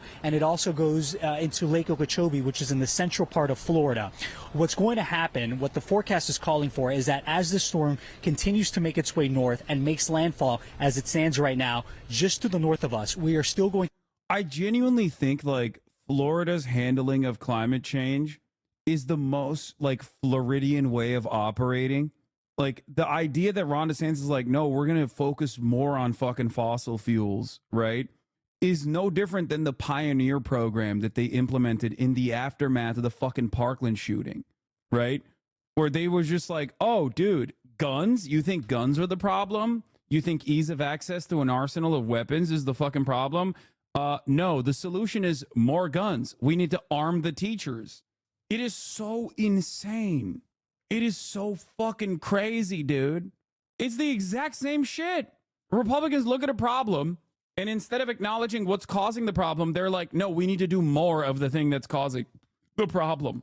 The best solution to hurricane prevention is more hurricanes. It's, I don't know. I just like, I mean, we saw this. We saw complete collapse during COVID, okay? We saw this collapse already during COVID. And I'm seeing the Republicans moving in that direction towards like all of the impactful events that are caused by anthropogenic climate change, like hurricanes, like natural disasters. Don't listen to the scientists. Don't listen to the fucking warnings. It's fake. It's fake and gay. Going to see all of that storm surge. We're still going to see all of that rainfall, anywhere between 6 to 8 inches over a 24-hour period. And then when you add in high tide, the fear is that that river, the Caloosahatchee, is going to overflow. It is going to crest. And so it is going to have to end up going somewhere. And that somewhere is where we are standing. This area has known to flood. 2 years ago, Hurricane Ian just pretty much destroyed a good part of Lee County and flooded a great deal of Fort Myers, where we are, and a large part of the damage was the flooding brought on by the Caloosahatchee River. And so these folks are taking the storm serious. They're trying to do everything they can to try to keep some of this water out. But I've got to tell you, if these storm surge predictions hold, I'm not entirely sure that inflatable dam is going to do much in keeping the water out of that business. That is incredibly scary picture that you've just painted for us, Carlos, and of course important context for our viewers, because for so many of these people, of course, they only just started, right, picking up the pieces after Hurricane Helene, which also packed punch, these communities. So give us a sense, are people heeding the call, and how easy is it, Carlos, for people to get out of Tampa? Well, so, I mean, as you noted, I was in Tampa a week ago. We were doing a story on the damage from Hurricane Helene up there, and the debris there's just not enough time has passed for officials and cities to clear that debris. And so the concern going into this storm is all of a sudden that stuff becomes like missiles. It becomes, projectiles. And the last thing you want are pieces of furniture and cabinetry and water tanks, being thrown around in 100 and 125 mile per hour winds. As for whether or not folks are getting out, I can tell you, having crossed over from South Florida last night, people are hitting the roads. They are trying to get over to South Florida on the eastern side of Florida. If they live north of where we are, they're trying to get more inland into the Orlando area. And then if they're not going to the Orlando area, they're just trying to get farther north from where they live in the Tampa Bay area, because as you noted, the forecast track, if that holds, we're looking at a very powerful storm that's going to hit the Tampa Bay area over the next couple of days. Yeah, very concerning indeed for everyone. Carlos Suarez, appreciated. Thank you very much, Carlos. And he's obsessed we're driving up preparedness for Hurricane Milton, which could be one of the worst storms in 100 years to hit Florida, and continued efforts on Hurricane Helene. Isn't it over land right now at Cancun? Why are they not showing the hurricane there? I will be showing that. Hurricane Milton lashes the Mexican coast, bringing strong wind and rain to Mexico's Yucatan Peninsula. But remember, it's not making landfall or directly hitting Yucatan. This is like the edges of it. So this is basically grazing Yucatan. So it's not, the impact in the middle is going to be significantly worse for Tampa. Grazing Yucatan, not glazing Yucatan. Is there anything the U.S. can do to incentivize other countries to decrease pollution? I think we should get our shit together, but also China and India combined make 30% of our climate change issues.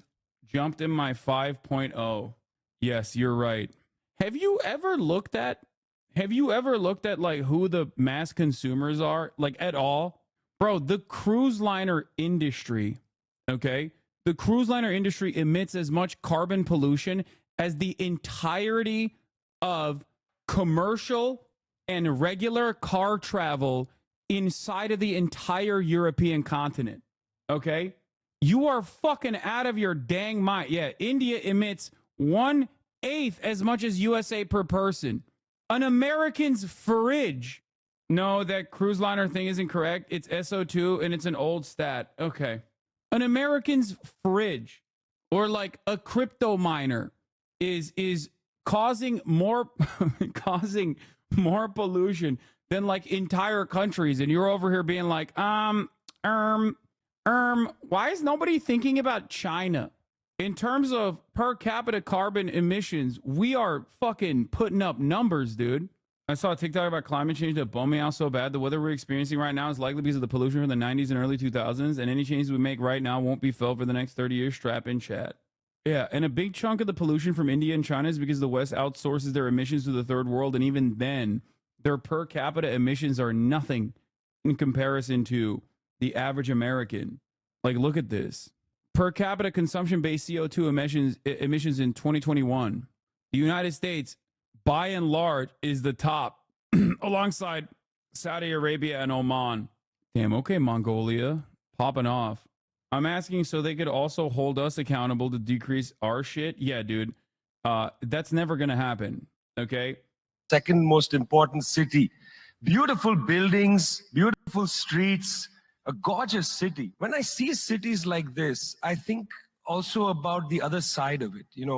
There's a phrase from Walter Benjamin, every monument of civilization is also a monument of barbarism. I think of the famines in Bengal, the jute workers in Bengal sending jute to Dundee through the Glasgow port.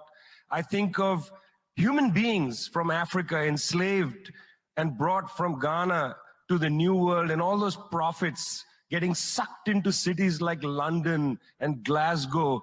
Between 1765 and 1938, the British Isles stole $45 trillion pounds from India. $45 trillion sterling from India. We never got paid for that. When the British left India, when we threw the British out, our literacy rate was 13%. So much for several hundred years of so-called civilization. Meanwhile, our landscapes were destroyed. You know, coal was foisted on India. You foisted coal on us. You were the ones that came and made us coal dependent. And then you left, and now you dare to condescend to us. When I listened to Boris... Oh, this is another one. The U.S. military emits more CO2 than many industrialized nations. An infographic from 2022. Okay, that's the other side of the equation. Here's the United States military emitting more CO2 than many nations. Okay, this is from 2017. The U.S. military emits more CO2 than the entire country of Morocco, Peru, Sweden, Hungary, Finland, New Zealand, Norway, Switzerland. Okay? It's laughable when motherfuckers chirp about like paper straws or try to universalize the blame. A chatter debunk what you said about the propeller planes. Oh, this is, I think it was Oliver, right? Who went and asked his PhD friend, hey, so I know it definitely is impossible. Theoretically, if we were to use warplanes to try and slow down Hurricane Milton, how many would it take to make a dent? I'm so busy today, but I'm bored, and this sounds more fun than work. Theoretically, if you had 3 million F-35s running with full afterburners, it would be enough to prevent the ad break. So yeah, if we used all of the world's resources to only make F-35s, we could slow down a Category 5 hurricane. Man can't beat Mother Nature. I'm done, dude. No more trust. You've destroyed the sacred bond of trust between chatters. Even good chatters are out here. Using increasingly more complicated methods. It's fucked up. It's fucked up. It's actually fucked up. Y'all are dicks, dude. It is better than two-parters. That's messed up. It was Oliver, wasn't it? Fucking asshole. Jesus Christ. Anyway, yes, chatters are correct. At the top of the hour, there's a 3-minute ad break. If you no longer want to see those ads, well, then all you need to do is subscribe, which you can do for $6 or for free with a Twitch Prime. Here's the 3-minute ad break now. You can also get gifted a sub if you're lucky. Here it is. Imagine the utopia we'd be living in if chat put this much brain power into literally anything else. Yeah. God damn. Rose Dog, thank you for the 5 tier 1 gifted subs. Bizacore, thank you for the 5 gifted subs as well. God damn. Nandra said, at me for a gifted chat. Okay, Flexer. Zakatekan Jack, thank you for the 5 gifted. I've directed this team to do everything it can to save lives. Nandre, I don't know why you said at me, because obviously now everyone is adding you. Shiv Saklani, thank you for the 10 gifted. And including but not limited to sub chatters. Top of the hour bot gave that a 9.85 with 629 chatters that rated it. Milton is now officially back up to check my messages. That was my debate, Stolen Valor. Okay, Corso 117. Fucked up that you would take ownership over destroying me so hard. So it wasn't even the other chatter who stole it from another chatter who stole it from you. Fucking dick. Fuck you guys, man. Moments like this make me think it would be so much easier if I just fucking sat around and talked about women in video games, okay? Help our communities before, during, and after these extreme weather events, and that's being done. I've spoken to all the political leaders in the region. Some of them. No, you don't have to be good at video games for that. Asmongold is not good at video games. What do you mean? You definitely don't have to be good at video games. You don't even have to play video games. You just have to talk about how shitty video games are nowadays because women are in it or something. More than once. And, because woke. I've told them anything they ask for, they can get. We've given, and we've got an overwhelming response, positive response from everyone from the governors of Florida up to North Carolina. And mayors, leaders, local have expressed their sincere gratitude for the work of FEMA and for the work of my entire administration. Now, I've also surged thousands of federal personnel on the ground across the Southeast already and deliver every available resource as fast as possible. And my priority is to increase the size and presence of our effort. And as we prepare for another catastrophic storm, about to make landfall. Yeah, by the way, in the midst of this all, Biden administration no longer supporting an immediate ceasefire in Lebanon, says State Department spokesman Matthew Miller. Yes, we do support Israel launching these incursions to degrade Hezbollah's infrastructure. Wonderful. You know, I've been in constant contact with our director of the national. This is so cool. When you hear him talk like this, it's so cool that like all the people around him unironically made the argument that he had 4 more years in him. Okay, like that's awesome that people were like, no, this guy's gonna fucking win the election. He wasn't. Okay, and then be the president for the next 4 years. The Weather Service, Ken Graham, has kept me informed the last several days of what to anticipate. The problem with all the but India, China stuff, it's always used as a way to excuse lack of action, and it's effective in that way. But that's why previous agreements failed and the Paris Accords hasn't yet. Because it's more open to allowing countries to build their own pathways. Pathways will obviously be different between developed and undeveloped world. Yeah, also China is taking the initiative in terms of changing, in terms of at least like creating sustainable methods of building a solid renewable energy infrastructure. So I don't even know why the fuck people are just like, oh, dude, well, what about the Chinese? Like, I'm surprised Fango is not more of a fucking China simp, honestly. You never know until it happens, but he's very, very engaged. He made clear to me just how dangerous this storm is, indicating that winds had reached up to 180 miles an hour. 180, that's not guaranteed it's going to hit the shore at 100. In just a few years, China has built this world-class fusion. The other issue with like China actually fucking being leaps ahead in terms of like building the infrastructure and also the manufacturing capabilities for renewable energy is that this causes us, because they're our great enemy, okay, this causes us in the United States to be more over-reliant on destroying the fucking planet. Every time China has like secured a new contract with rare earth minerals, like a country that has natural resources that are desperately needed to build batteries or whatever the fuck for renewable energy, America dives 10 feet deeper into the fucking oil fields. We're like, oh, well, you fuck China. I'll show them. Like, it almost feels like our goal is to just destroy the planet before we build a reliable means of surviving on it. Fuck it. We're going to frack harder every time they try to fucking build new battery tech. Research campus from scratch, while the U.S. still lacks anything like it. It's a sign of China's growing investment in nuclear fusion, what many scientists consider the holy grail of clean energy. If American companies don't lead on this, then the jobs, the wealth won't develop. Inside a building up here, they'll develop in China. We'll break down the race to achieve and commercialize nuclear fusion, and what's at stake if China wins. Fusion has the potential to create nearly limitless energy with no carbon emissions and very limited radioactivity.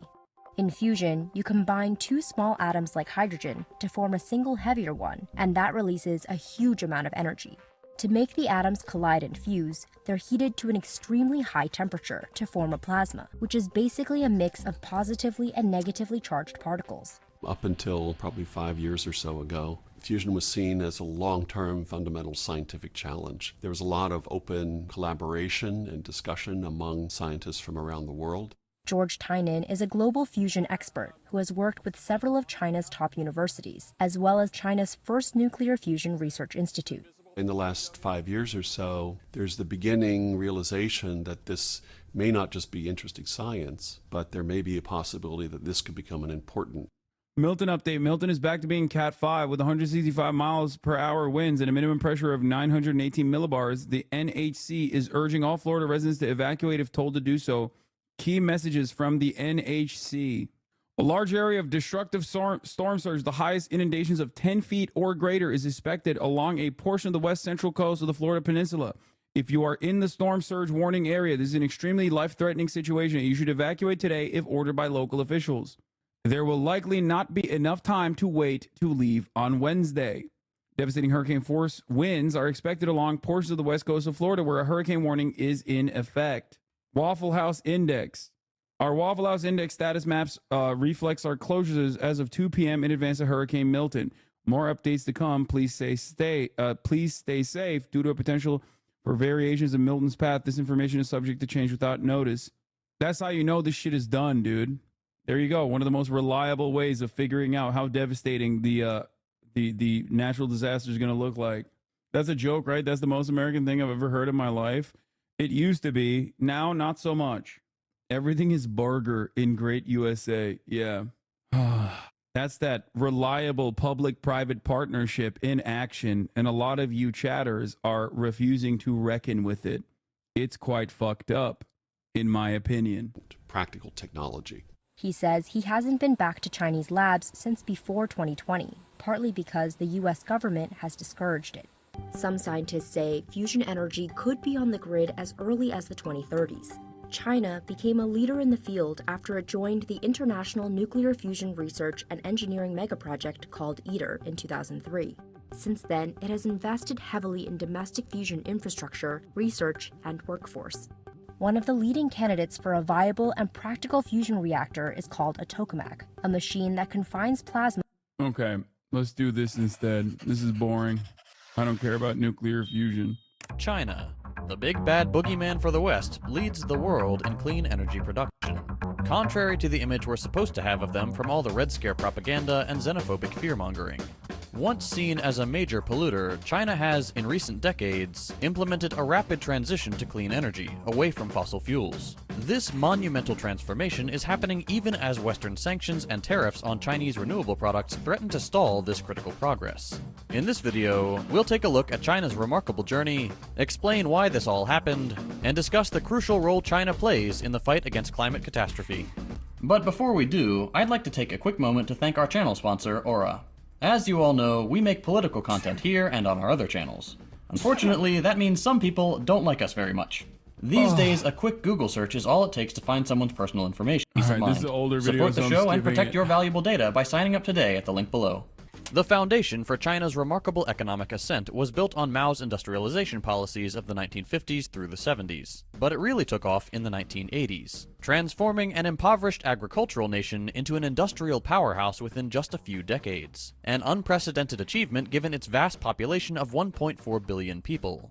China's rapid growth has puzzled Western economists, who genuinely believe free market capitalism to be the most effective approach. This swift transformation is a testament to the success of the Chinese model of economic development, exemplified by significant state intervention and planning, two of the scariest things to Western politicians. By 2016, China's per capita income... It goes against their entire principle. It goes against their entire worldview. And the only way that it was okay. The only thing I will say about this is the reality that China was able to sneak away by offering basically free labor, okay, for years and years. The only reason why it was allowed to utilize central planning to develop this way in such a short period of time that confuses Western economists is because they were not brought to heel through direct warfare, because it was the manufacturing hub for all of our favorite greedy capitalists. That's it. It was far too good for the profit margins. It was for our capital owners. They were like, "No, it's great. It's fine. Even if they steal our IP, it's fine." This was basically short of like being in writing for decades that China was like, "We'll be the manufacturing hub for you. You will be able to transfer all of your labor to the Chinese economy. But in return, we just take your IP." Everybody knew that was happening. They didn't give a shit because they were like, what are they going to do? They can't make fucking comparable products. No foresight whatsoever. Exactly. Short-term profit seeking. And also it was quite beneficial for capital owners because guess what? They ended up undermining U.S. labor. They ended up undermining Western labor in general. That was the reason why, unlike other countries that had socialist or socialist adjacent projects of their own or tried to implement some kind of central planning, obviously one of the consequences was also not having the technology to be able to implement it. But beyond that, the major reason why there was no hellfire brought upon China was that it was too valuable for capital owners. Okay, that's it. And in that time frame, not because of the opening of the Chinese markets that China was able to thrive, it was the central planning that continued that caused the benefits, the capital that was flowing into China to be distributed as evenly as possible. Okay? I don't even like the steal our IP thing. Everyone seems to think that that's how they got good at EVs, but Belt and Road battery development are not stolen IP. They're just superior planning. They were late to the EV game, but are ramping so much faster than everyone else. People also complain about state subsidies, but we do that too. And to be honest, our dollar value subsidies to EV producers are higher. They just came later. Yeah, if you want to see what it would look like if China developed in a way that was more beneficial for capitalists without maintaining some kind of like central planning over this vast land with 1 billion people, look to India. That's why a lot of neoliberals love India as the new manufacturing hub as a counter to Chinese influence. Obviously, it's far more complicated than just that, but you know, that is the major that is what it looks like when you don't have capital, when you have capital flowing into your foreign capital flowing into your country, but you don't have any sort of interest in through fascist governance in implementing any sort of you know, larger anti-capitalist planning that ends up benefiting as many people as possible. Obviously, India was also significantly worse off in terms of its colonial impact. There are many different reasons for it. There's a lot more. There's a lot more inner political struggle. India is so vast. So is China, but like India also has its own litany of political complications. I'm not like saying India is like one unit versus China is another. These are very reductive. These are very reductive terms in which to describe it. But you know, let's continue. Income had surged, and the country had become the world's largest manufacturer, producing nearly 50% of the world's major industrial goods, including crude steel, cement, and coal. It shouldn't come as a surprise that these advances also landed them the number 2 spot, earning the title of the world's second largest economy. Meanwhile, in the U.S., traditional auto manufacturers look for any excuse to get out of the EV game, so they lobby for tariffs and then cool their production plans. Tariffs are not great. Tariffs are not for more time to ramp. It's just protectionist bullshit because they got beat. Yeah, but the other side of that problem is that when you fucking slap on tariffs and you also refuse to fucking compete with China on EV production, refuse to ramp up EV production, then they're gonna outcompete you until, like, what's the plan here? Just larger fucking trucks forever? Just every American, I'm not gonna stop until every American has a Ford F-450. Like, we're not gonna stop until everyone has a baby murder machine, a tank that's run on fucking coal and oil. Like, what are we doing? The fuck are we doing? It's so idiotic. Tariffs are also additionally stupid if you're gonna refuse to fucking manufacture domestically. Like, tariffs and protectionist policies such as that one are effective if you have a competitive product that you are also creating. If you refuse to create a competitive product, then why the fuck are you even slapping tariffs on that? All you're doing is driving up prices. It makes no sense. I genuinely think it's just short-term profit seeking in general. Same thing happened in the 70s with then Japan was the dominant auto manufacturer for 50 years. Yeah. Oh, I know. Oh, I fucking know. Okay. I just want a goddamn Toyota Crown and a fucking Toyota Hilux. That's all I want. This staggering growth placed China far ahead of many developed nations in industrial output and innovation. But it's not all sunshine and rainbows. As China has industrialized, it has picked up not only the positives of Western-style development, but also the negatives. Rising divorce and suicide rates, widespread business fraud and scandals, and pervasive asset bubbles. It also came with an arguably far higher cost, a severe environmental crisis. The environmental impact of China's industrialization was profound. Studies conducted in Zhuzhou City revealed significant pollution from heavy metals in air, water, and soil. Heavy metals from industrial waste were found to settle in the sediment of the Xiang River, causing inconsistent changes in concentrations over time. This pollution had significant implications for both the environment and public health, as heavy metals which enter the food chain lead to severe health problems. The primary pollutants, including cadmium, lead, copper, and zinc, were largely attributed to concentrated industrial activity. Yeah, every car manufacturer admits. I read this article. Ford CEO says the Chinese EV industry is the biggest threat to its business. CEO Jim Farley went to China and was terrified. Jim Farley trying to learn from his greatest competitor and is now trying to copy parts of China's electric vehicle playbook. I just want a Ford F100 concept, dude. Please, please. I just want it so fucking bad. I want it more than I want anything else, okay? That's all I want. I want the Ford F100 concept EV. I want it so fucking bad. Please, please, please make it. Please. Please make it. Mass produce it. I swear it will sell out. I swear. Also, steal the Chinese IP. Make it fucking use that, like, battery and then gas-powered generator system that they have over there. I don't give a fuck. Just please. The fuck is your ass going to carry in a truck? First of all, it's ironic that you say this because, one, I have a surprising amount of need for a truck due to my brother. And also, secondly, it's weirder that I fucking drive around in a goddamn Taycan with this fucking demon in the back seat barely fitting. Don't you guys have the Ford F-150 Lightning? Yeah, but it's not that good. It looks so fucking sick. The F-100 Illuminator concept. Oh, God, I want it so bad. Oh, it's so fucking sick. Anyway, let's continue. Vegetables absorbed heavy metals more easily than rice, but the concentration of heavy metals in both was higher than the edible standard and background value.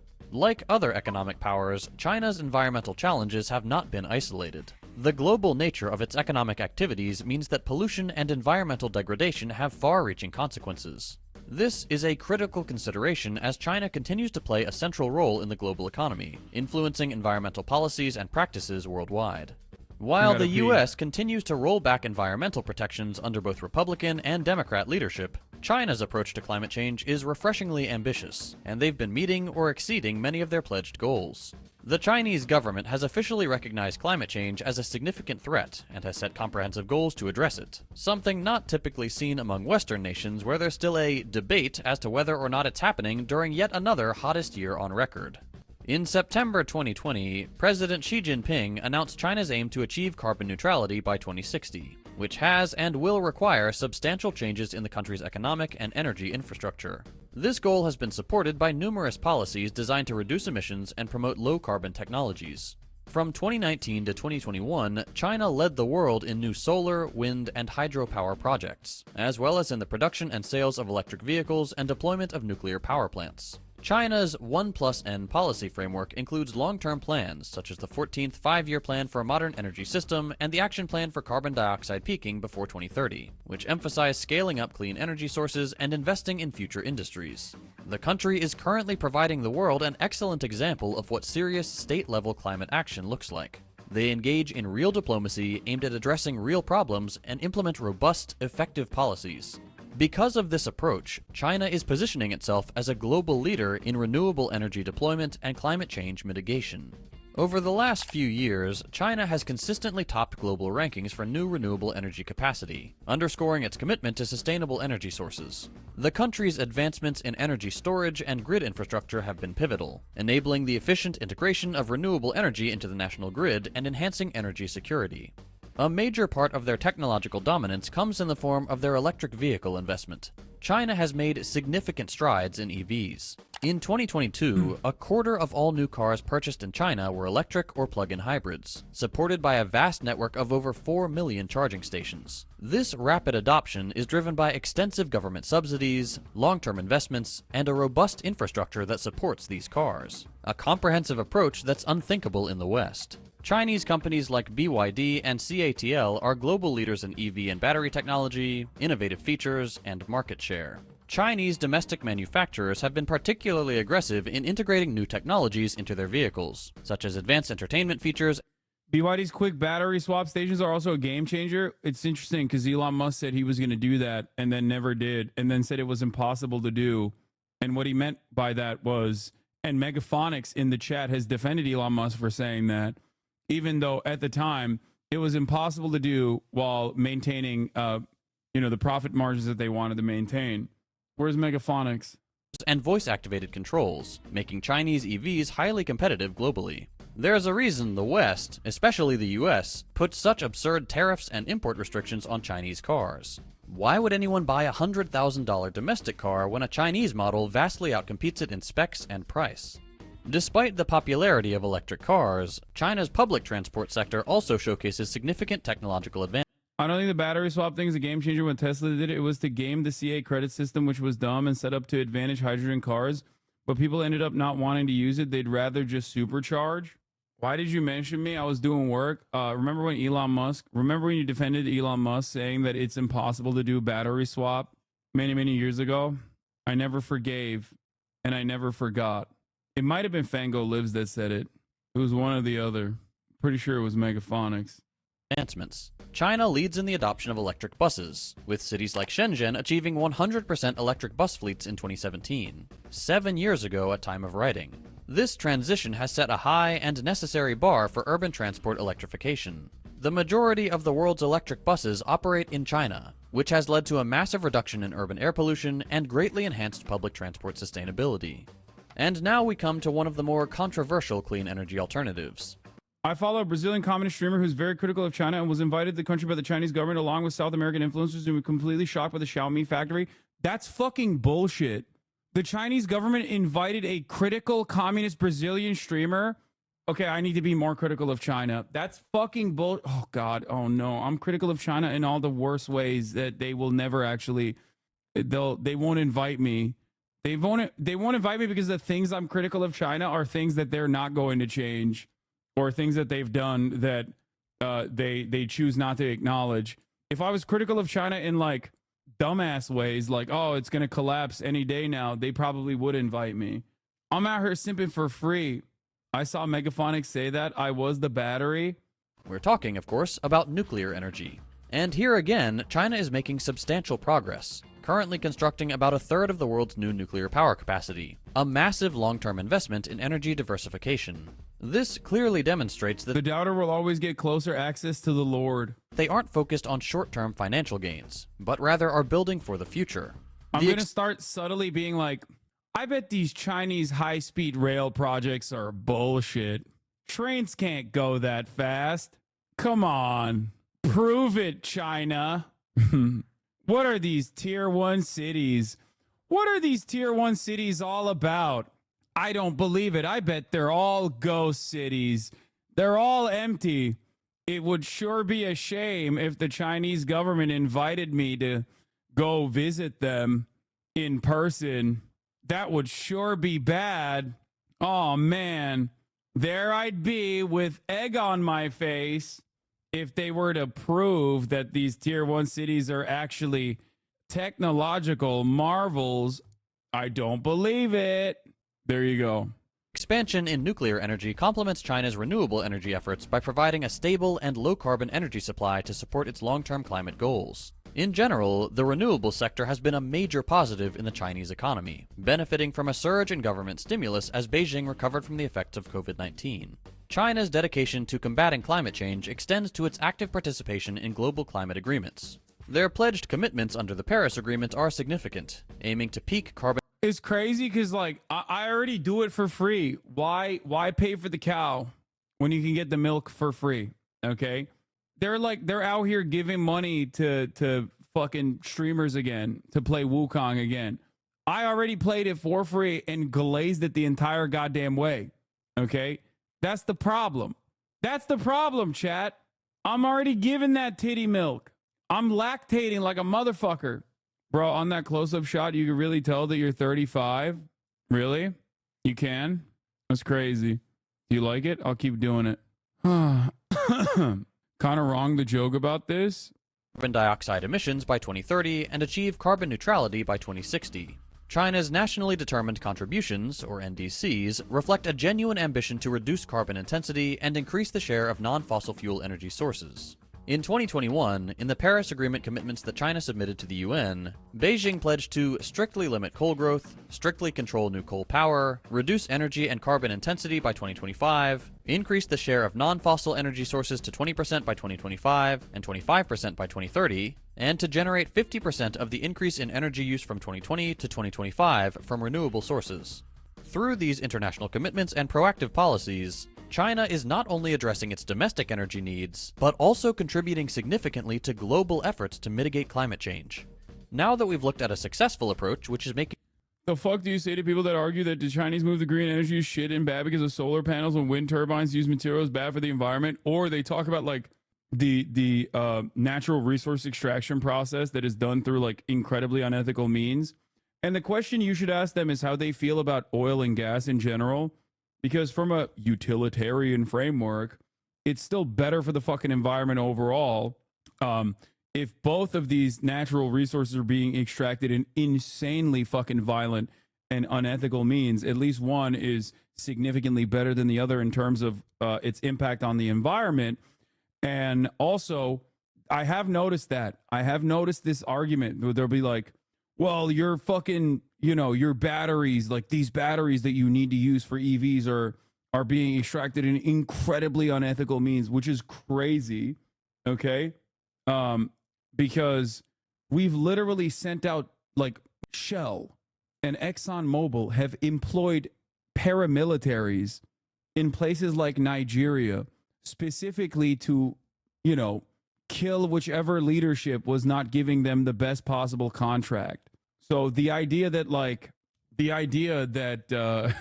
that the current oil extraction scheme is far more ethical than like the conflict minerals necessary for renewable energy and the battery structures that they have is ridiculous. Like half of the population of oil countries are Bangladeshi slaves, and these motherfuckers talk about human rights. Exactly. Making a meaningful impact on climate change, let's look at the West and see how they're approaching apocalyptic, irreversible climate change. If political rhetoric is to be believed, it must be better than China, right? Let's start with the United States. The approach in the world's richest and most powerful country primarily relies on profit-driven market solutions for the clean energy transition and climate change mitigation. Unfortunately, we can all see how that's going.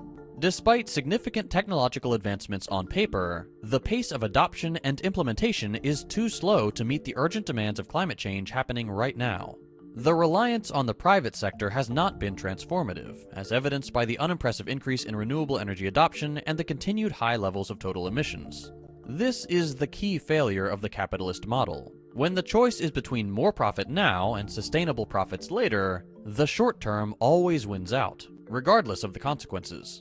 The American approach is destined for failure. Relying only on the goodwill and initiative of the rich, it must somehow contend with entrenched low-cost energy infrastructure, the high cost associated with a rapid transition, and resistance from established industries. Additionally, there are financial barriers to investing in emerging technologies, especially in developing countries and among lower-income households. Policy changes such as increased investment in scientific research, ending fossil fuel subsidies, and introducing carbon pricing are necessary, but have been met with significant political resistance and are unlikely to be implemented in the timeframe required. And according to many experts, we're already past that window. This profit-driven model, heavily influenced by elite economic interests and the fossil fuel lobby, has caused a slow adoption of renewables. The American approach is further undermined by the lack of comprehensive and cohesive national policies. Because what good is freedom if you can't refuse to cooperate? State-level initiatives vary widely, leading to an inefficient patchwork of regulations that are often inconsistent and insufficient. This fragmented approach to policy, coupled with reliance on the invisible hand of the market and decentralized, often childishly obstinate state government to address a global crisis requiring unified and decisive action is, to put it lightly, only a little less useless than plugging your ears and pretending climate change isn't happening, which some states also do. Next, we'll look at the European Union, United States Light. Fewer calories, same support for genocide. The EU has adopted a regulatory and policy-driven approach to clean energy and climate change, aiming for climate neutrality by 2050. This approach is far better than the US's, as it relies on comprehensive legislative frameworks and international cooperation, with significant financial investments required from member states. The EU's energy sector, responsible for over 75% of its greenhouse gas emissions, is undergoing a substantial transformation to achieve a net zero economy. However, this approach has its own drawbacks, especially for a loose federation like the EU. The financial burden placed on member states and the uneven implementation of policies across the Union are significant obstacles. The ambitious targets set by the EU require coordinated efforts from all member states, which has proven to be a complex and often contentious process. This mirrors some of the challenges the US is facing. It turns out that implementing large-scale environmental policies within a diverse political and economic union is difficult to say the least. What's more, the EU's approach exacerbates economic disparities between member states. Wealthier countries are better equipped to make the necessary investments and adjustments, while poorer nations struggle to meet the same standards without significant external support. And unfortunately for them, their fellow member states aren't helping. So, despite being a collection of the richest and most powerful nations on Earth, built upon centuries of domination and their own heavily polluted past, the West is not only failing to implement policies, they are functionally and technologically years behind China, a country that is routinely criticized for not doing enough about climate change by these very same countries. And it's not just words. The Western powers are actively trying to undermine China's progress. The West, particularly the United States and the European Union, have imposed significant sanctions and tariffs on Chinese renewable products. These actions, framed as Hell yeah, brother. That's right. People also argue that the North American resource acquisition and extraction is more ethical and more regulated, thus being more environmentally friendly, which there's something to be said about, but this is not the argument most people think it is. North American resource acquisition and extraction is not more ethical and more well-regulated. That is pure Orientalist thought. Okay? It's pure Orientalism. It's very simple. That's the precise reason why people will be like, China's policies in Xinjiang, which were unimaginably restricted and caused cultural genocide, mass fucking surveillance, all of this stuff, are far worse than the actual, literal, complete genocide, ethnic cleansing campaign that is being initiated in Gaza right now to the Muslim population, to the Arab population. It's far worse. That is precisely the reason why people always fucking point to, like, I don't know, Chinese Coast Guard fucking pumping water at like Filipino boats or some shit in the South China Sea as like a massive point, a massive point of contention in the middle of like Russia pillaging fucking Ukraine, pummeling Eastern Ukraine, or America also funding and facilitating an ethnic cleansing campaign. It's like, it's far worse when China does like, I don't know, border wars or whatever with the fucking Indian army. It's far worse. Like a minor infraction in comparison to like major violations of any matter of international law. And before oh my God, I hate this argument because anytime I bring up Xinjiang, there are like MAGA hogs, but for China, that come in and go, well, there were extremists there. What are you supposed to do? Okay, just not realizing that you're making the same argument that America made for its war on terror in a situation where I'm like currently explaining to you that obviously America's war on terror was far more consequential and far worse overall. Okay, there is no reason to ever defend another country. Critical support means you can criticize them. You know what I mean? Critical support doesn't mean like unconditional support. Communist and neocon pipeline, it's just very weird. Comparing it to the USA war on terror gives America's comfort. Yeah. It's ironic because Xi Jinping famously also said we learned it from you in dealing with the extremists in Xinjiang. The point is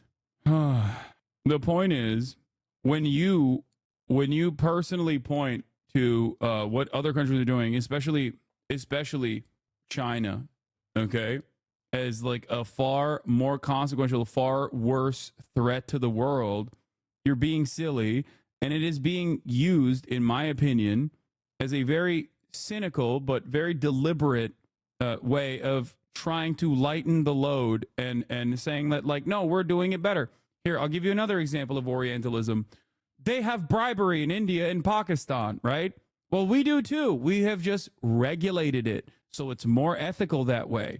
We have unlimited, unrestricted campaign donations in the form of dark money, right? through super PACs, through lobbying. That's just bribery. It's the same shit. We've just legalized it. So it makes people think, oh, well, it's far better to do it that way. Other countries have slavery.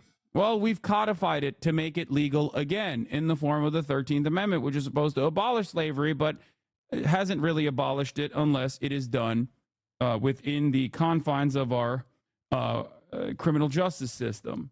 We just add like one extra step and like legalize it by different means. Okay. And then we think that that somehow makes it better. That's why our foreign adversaries have gulags and work camps. We, on the other hand, have slave labor in our prison system, but that's something totally different. We legalize it. It's different. Okay. It's pure American exceptionalism. That's why a lot of people, when I criticize China or when I criticize Russia and compare it to the United States of America, a lot of Americans who are primed to defend America and have that American exceptionalist attitude think that I'm defending these countries and their actions. Okay? Because they genuinely do think like, no, when America does it, it's like, it's legal, it's above board, it's bad, we should fix it, but also it's nowhere near as bad as like other places. Okay? Yeah, China really fucked up. They should have built their torture facilities on a nearby island offshore so they could do this legally. I agree. Anyway. Efforts to ensure fair trade greatly hinder the fight against climate change. The United States and the EU have established numerous trade barriers against Chinese renewable energy products, which have and will continue to disrupt the global. Yes, did you know that China was one of the first countries in 2001 to join the USA's war on terror? Also, Chinese policies in Xinjiang were based on UN-USA de-radicalization techniques for the Balkan War. I remember, I don't know where I read it. I read it in a book, which is unique because I don't read a lot of books anymore. But I cannot recall exactly what book I read this in. But I remember reading directly Xi Jinping's own words saying that their de-radicalization techniques and their war on terror, no, Xi Jinping himself personally said, I remember reading, personally said that the de-radicalization and the de-escalation of like radical Islamist violence in the form of like knife attacks in these areas had to be squashed, and that they were utilizing similar techniques or engaging in the same exact efforts that the United States was in its war on terror. Global supply chain. Since 2011, the number of trade restrictions, like anti-dumping and countervailing duties, has jumped from 1 to 16, with many more on the way or expected. Anti-dumping duties are imposed when a foreign company sells a product in the US at a price lower than it costs to produce, while countervailing duties are added to offset the benefits that Chinese manufacturers get from government subsidies. These duties range from 18.32% to a whopping 250% for anti-dumping, and from 14.78% to 49.79% for countervailing. These high tariffs are, among other things, meant to make Chinese solar panels more costly in the US, which is meant to hurt China's solar industry in order to boost adoption of domestically manufactured panels, which wouldn't be so bad if the US actually pushed for adoption of these domestic products instead of backing fossil fuels to the hilt. Similarly, the European Union has imposed heavy duties on solar glass imports from China, Malaysia, and Taiwan. The truth of the matter is that China leads the world in solar panel production. By 2025, it's expected that China will control almost 95% of the global production of key solar panel components. Over the last decade, China has invested over $50 billion in solar manufacturing and created about 300,000 jobs in the sector, far outpacing investments from Europe and the United States. Chinese government policies have been crucial in driving this growth, rather than the barrier that many critics claim. Regardless, one would assume the capitalist powers would welcome competition, as that is their stated philosophy. It would appear that only applies when they can win. These Western-imposed sanctions and tariffs obviously have serious implications and consequences for global climate goals. Accelerating the adoption of renewable energy is crucial for cutting emissions, and a recent study shows that renewables and energy efficiency measures could meet 90% of emission reduction needs by 2050. Renewable energy is expected to be the largest source, requiring an annual increase of about 1.2%, a rate much faster than what we've seen recently. Fully utilizing renewable energy options would significantly cut emissions, achieving a 15% reduction by 2030 compared to the current path. This would align with the EU's goal of reducing greenhouse gas emissions by 40% by 2030 and help meet the Paris Agreement's targets. However, Western sanctions and tariffs make this goal nearly impossible to reach, revealing their total disregard for the greatest existential threat humanity has ever faced. China has emerged as a crucial and effective player in the fight against climate change. Their progress has been driven by a series of exceptionally successful 5-year plans which have allowed China to make the necessary vast investments in clean energy technology and to set ambitious yet attainable climate goals, even exceeding some years ahead of schedule. These plans have facilitated the rapid development of solar, wind, and hydropower, making China the global leader in renewable energy production. This success stands in stark contrast to the fragmented and lackluster efforts seen in the West, where policy inconsistency and lack of coordinated action hinders progress. China's ability to exceed their own goals, as well as those outlined by international agreements like the Paris Accord, is evidence that they aren't just paying lip service to the crisis as the West does, which is extremely important if there's to be long-term progress. But beyond this, China has been able to show the world... This is, I don't know exactly what, I don't know which article this comes from. BP has dropped its ambitious 2030 plan. It reduces oil and gas production by 40% and shift to renewables, 3 sources told Reuters. Okay, it's from Reuters. The company made the commitment in 2020 and had already watered it down last year. Now it has reportedly abandoned the plan entirely and will focus on new investments to increase oil and gas output. Other oil giants, including Shell, have also walked back their energy transition goals. I'm letting you know right now, Chinese improvements in renewable energy is the reason, okay? Straight up. It's because we would rather sink the ship altogether than have China be the global leader in a new way, in the new method, okay? We would rather destroy the planet than allow China to be the global leader in what will take the place, inevitably, of the fossil fuel industry. As it stands currently, that is precisely what's happening. We also have no mechanism to fight back against this because we do not adopt central planning unless it's at the behest of capitalist corporations. We only utilize some form of centralized planning when it actually suits the profit margins and the profit-seeking interests of American corporations. Central planning requires stability. Central planning requires a competent leadership, a competent government. This is one of the many similar decisions. Here's what I wrote a year and a half ago.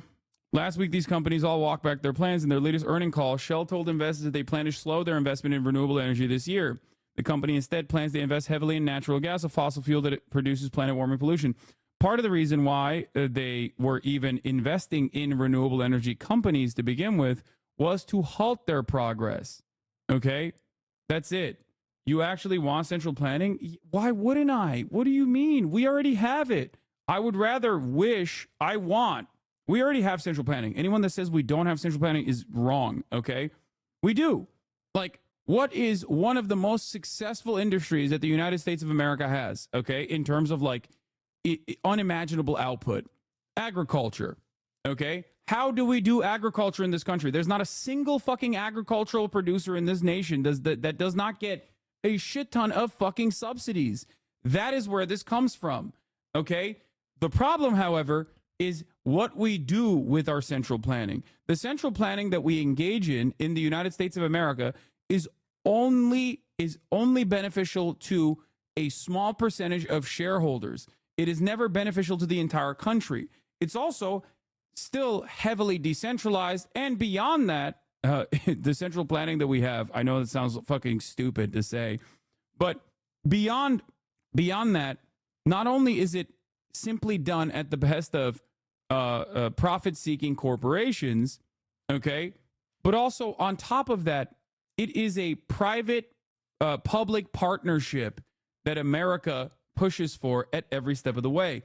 This kind of attitude is the reason why every single part of American existence seemingly gets worse and worse, including, but not limited to, the one aspect of, like, American government that is supposed to always be infallible and unshakable and unbreakable, the motherfucking military, okay?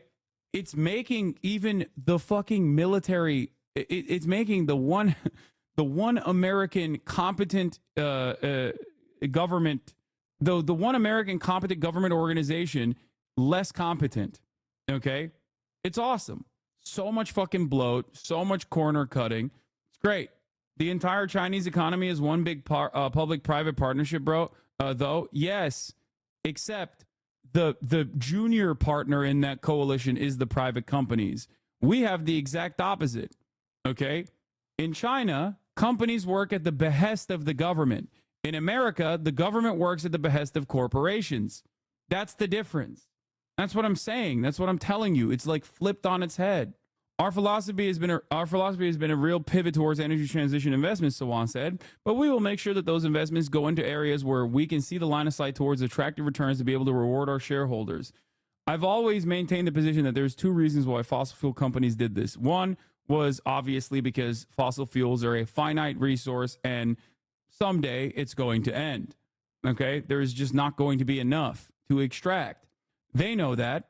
If I know that, they know that too. So that was one of the reasons why they wanted to hedge their bets for the future. The other reason was so that they could, and this is very cynical, so that they could basically slow the progress to ensure that renewable energies can never outcompete fossil fuels when they still have enough fracking come that they can frack out of the goddamn earth. Wow, so impressed. I found the liberal Rush Limbaugh. Yeah, you got me. I am not a liberal, though, I don't think. The next day, BP and like I'm over here being like, we need competent governance in the form of central planning that is not dissimilar to the Chinese version, at the very least. Okay, and this guy's like, well, that's a liberal. That's awesome. That it's possible to grow an economy and seriously tackle emissions while introducing cleaner solutions that don't rely on profit incentives. The success of the 5-year plans has also proved the necessity of large-scale government direction in order to accomplish a goal that the West wants you to believe can be solved by individuals buying a product with a green sticker on it.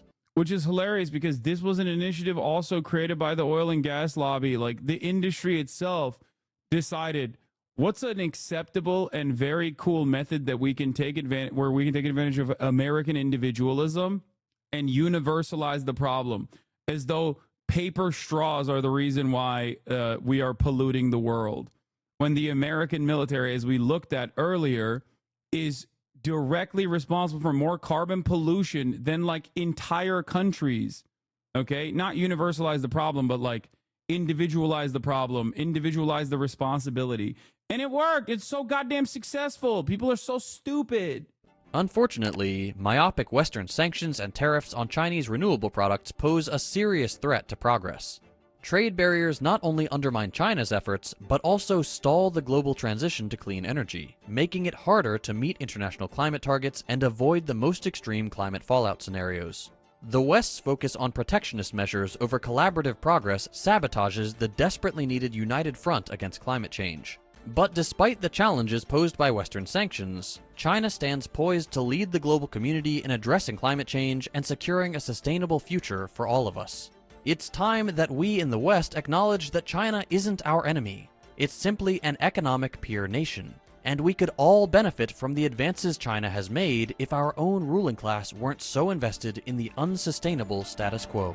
Like, I don't even mind tariffs, honestly. Like I've said, I don't mind like isolationist trade policy or protectionist trade policy, as long as you're gonna also improve manufacturing in the fucking country. If you're on the one hand continuously focusing on oil and gas as the primary energy resource and simultaneously being like, and no one can have EVs, the fuck are you doing?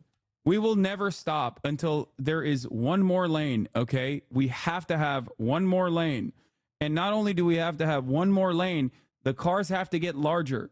I will not stop until every American has a fucking tank. I will not stop until every American that is working in an ad agency in the middle of fucking New York is driving a Ford F450. No, F650, okay? Fuck the trucks. Everyone needs a big rig. Hell yeah, brother, because that's freedom. Great stuff by First Thought, other channel of Second Thought. Anyway, Says the guy who's trying to buy a truck and justifies it. Look at Big Dog. Dog, I want an F100, which is from an era where trucks were a normal size in comparison to what they are now. And it's an electric truck. What are you talking about? No, I don't want it ironically. I want it unironically. The issue is it's literally a significantly better size and it's an electric vehicle. What are you talking about? Anyway, electric trucks are heavier and so more dangerous to pedestrians. Would you ever be down to live in a condo or apartment building? My entire life I have lived in apartment buildings until I bought this house. What are you talking about? My whole life is like, nah, dog, I have to live in a house. This is the same argument people have. They're like, plus you live with family now, which is cool. Yeah. This is the same argument that chatters have where it's like, you just bought a car, sweetie. What do you mean you don't, what do you mean about public transit? I've said time and time again, if somehow in this weird universe that we exist in, if I dumped my fucking Taycan directly into the ocean, we magically got perfectly adequate public transit, I would do it. I would do it in a fucking heartbeat. I don't give a shit. Straight up.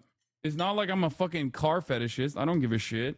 Anyway, let's get back to the hurricane. 180 miles, but they've reached up to 180 miles an hour. And a possible storm surge as it hits the coast of Florida of 15 feet. Electric vehicles, what is this? Electric vehicles being the savior of the environment is an almost complete fallacy, especially when you consider there's not enough lithium to make all the batteries needed for all these vehicles. Bro, it's just better. That's it. That's all this is. Like, it's harm mitigation. Also, I don't think you're right about the lithium to make all the batteries for all these vehicles. It's not just lithium that's necessary.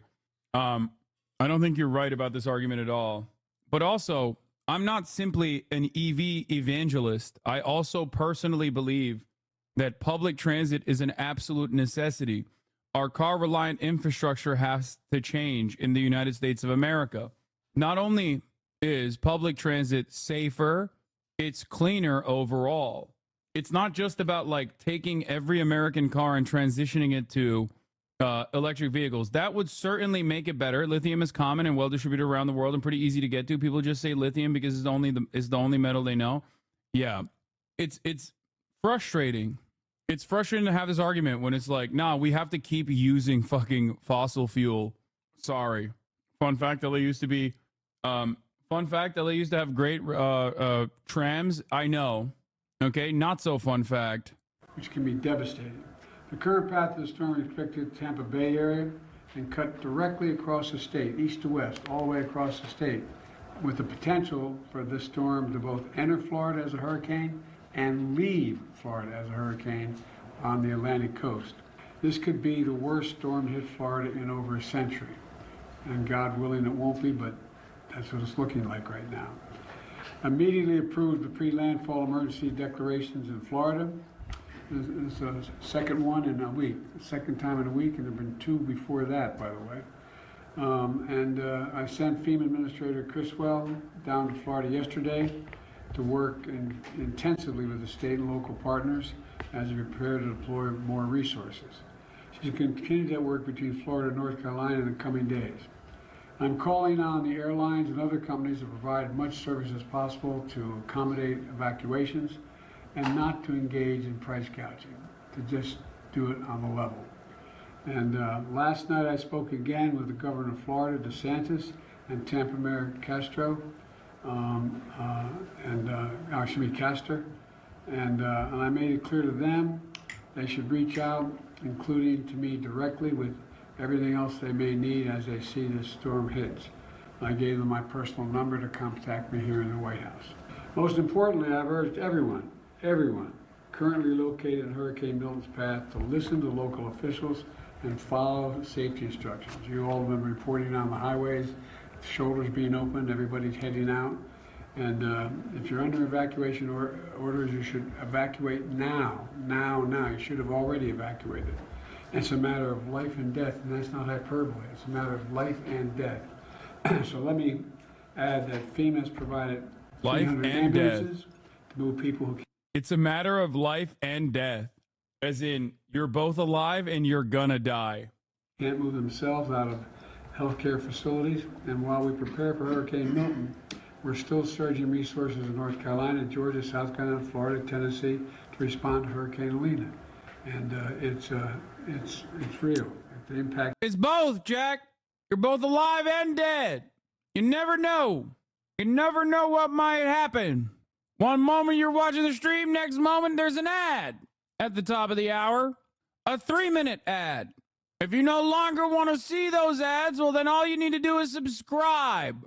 You're, as of now, currently in a state where you can see an ad or avoid it.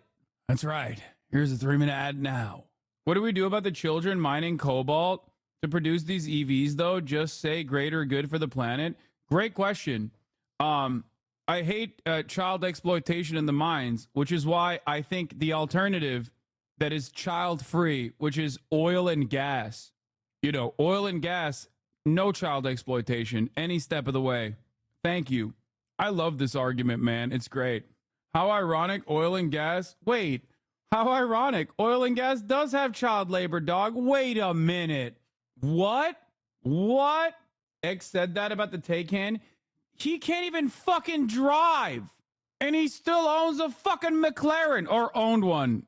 The fuck do you mean? These people are so... Oh my God, I'm not even going to get into this. Is still there. And we're going to leave, we're not going to leave until the job is done. It's going to take time.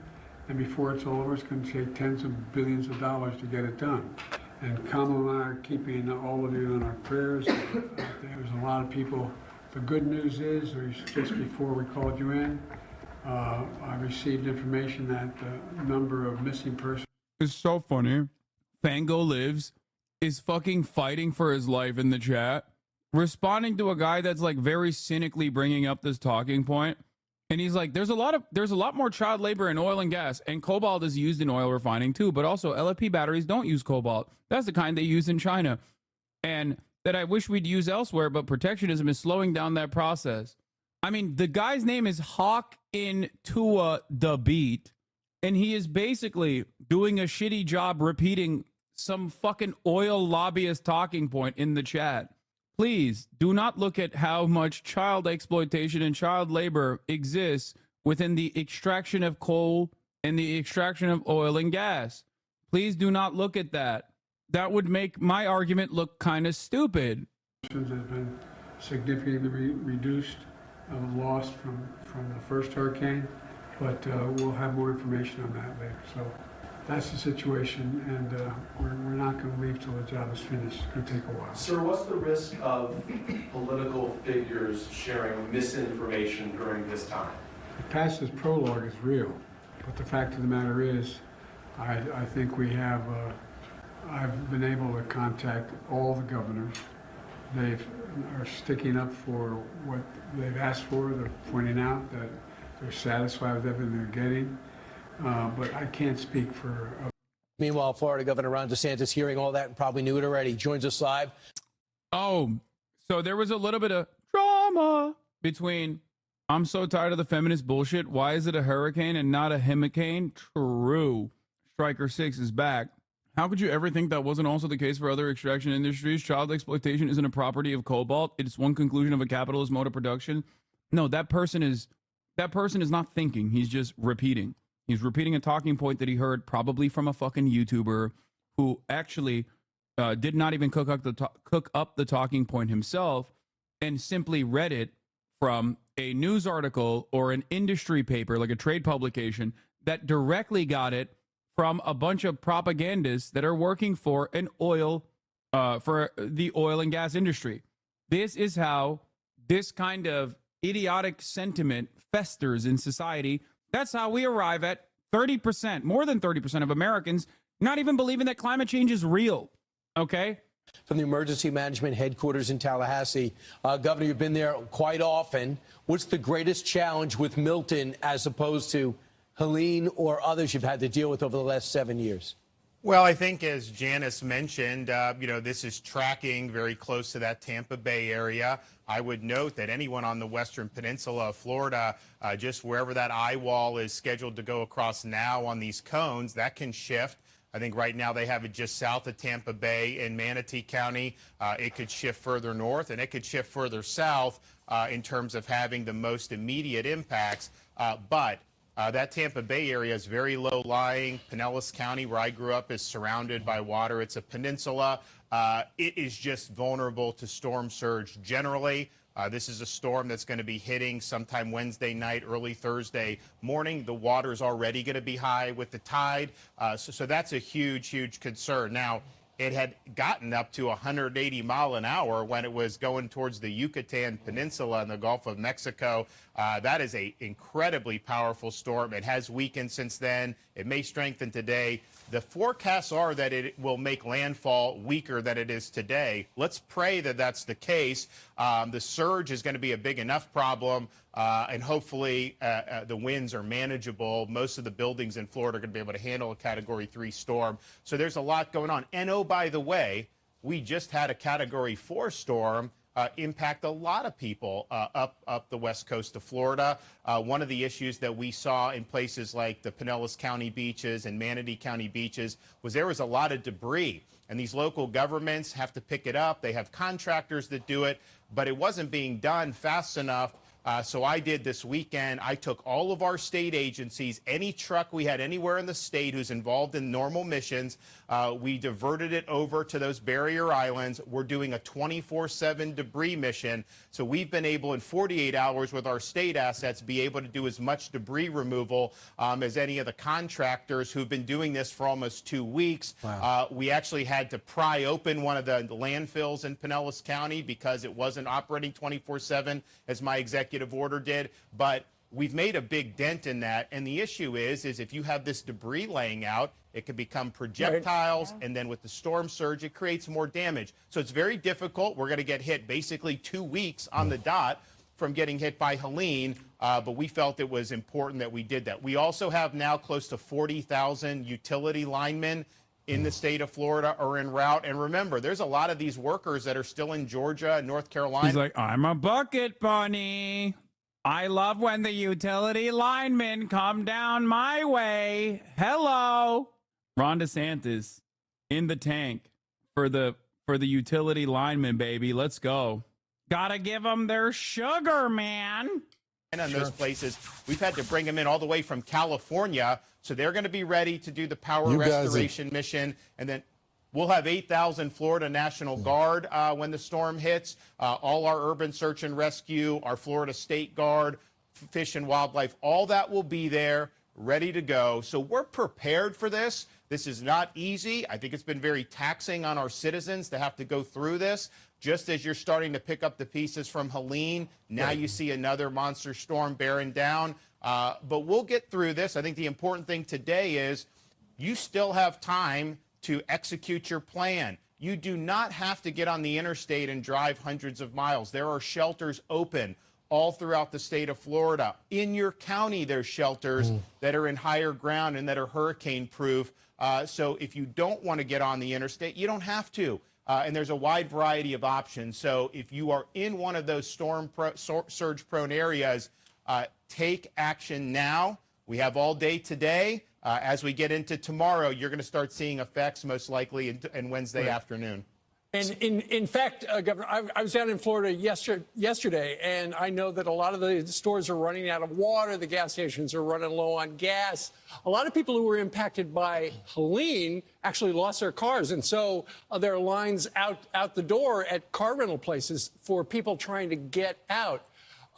And as well, you've got your emergency services people, and the cops are going door to door in these A-zone evacuation areas, saying you've got to get out. Because once this storm hits, you guys are not going to be able to go and save them. They've got to save themselves by getting out now, right?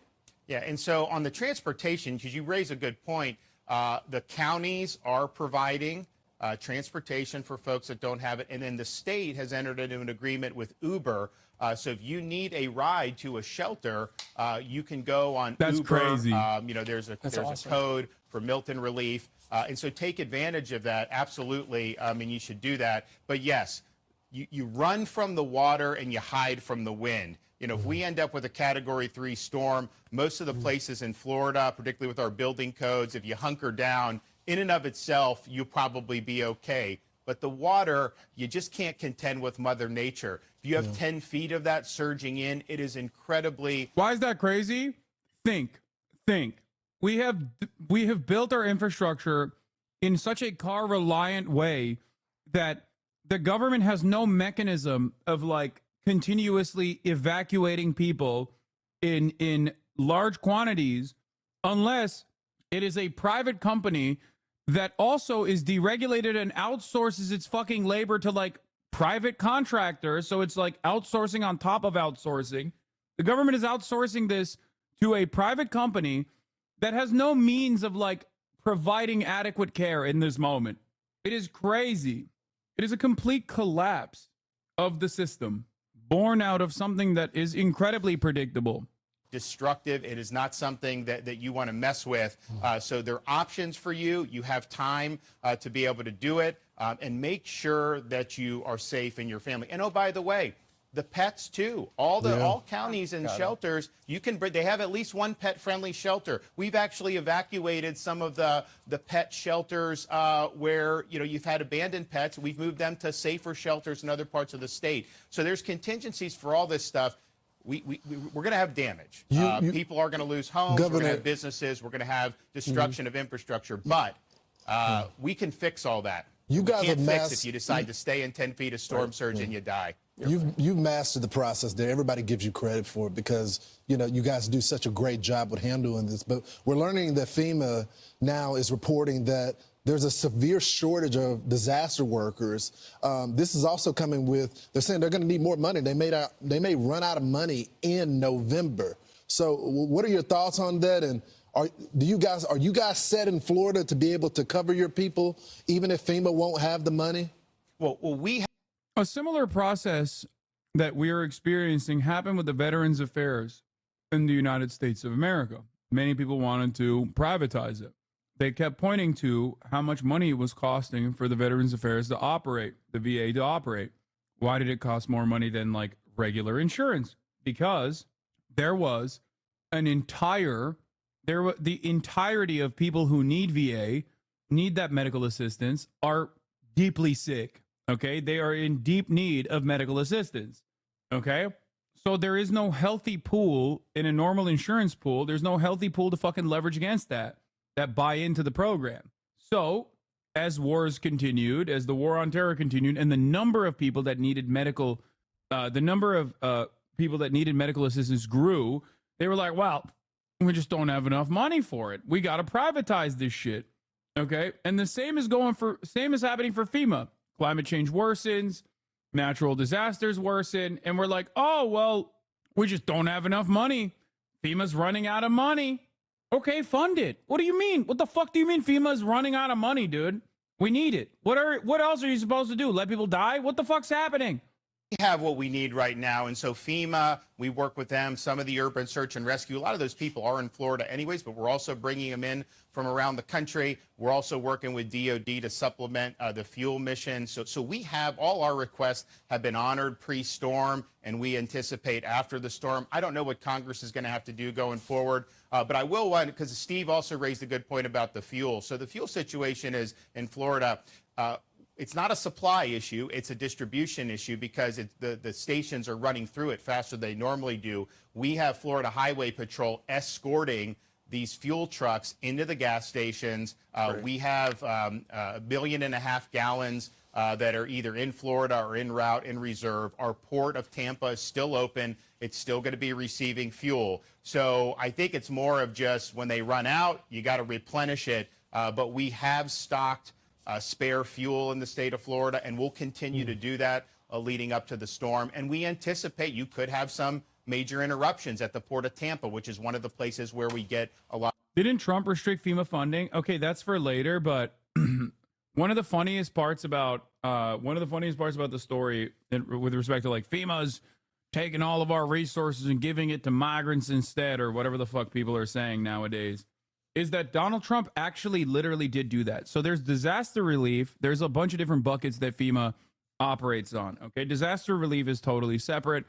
And the problem here is that the disaster relief funds are actually being diminished, and they have a shortfall in terms of labor. Okay, so the idea that they're giving money to the illegal immigrants is objectively false. What some people that have created this talking point know is that FEMA also does have money for immigration. Okay, specifically immigration. And what's funny about this process is that the only person that has actively taken funds away from FEMA, like disaster relief funds away from FEMA in an effort to fund detention centers, is Donald Trump. He did that at a time when like hurricanes were fucking destroying the American mainland, destroying Puerto Rico. Donald Trump took away FEMA funds. Also, Mike Johnson has said that there is no rush for Congress to approve hurricane relief. We'll be back in session immediately after the election, the House Speaker said, of waiting until November for Congress to vote on emergency funding. Cool stuff overall. If you want to know how bad, like, I shit on Democrats all the time on this broadcast, as you guys know, and they definitely do deserve to be shitted on. But goddamn, the other side of the fucking equation is just so comically evil. Like, just pure graft across the board, just legitimately evil. A lot of our fuel from, and so we will work around that.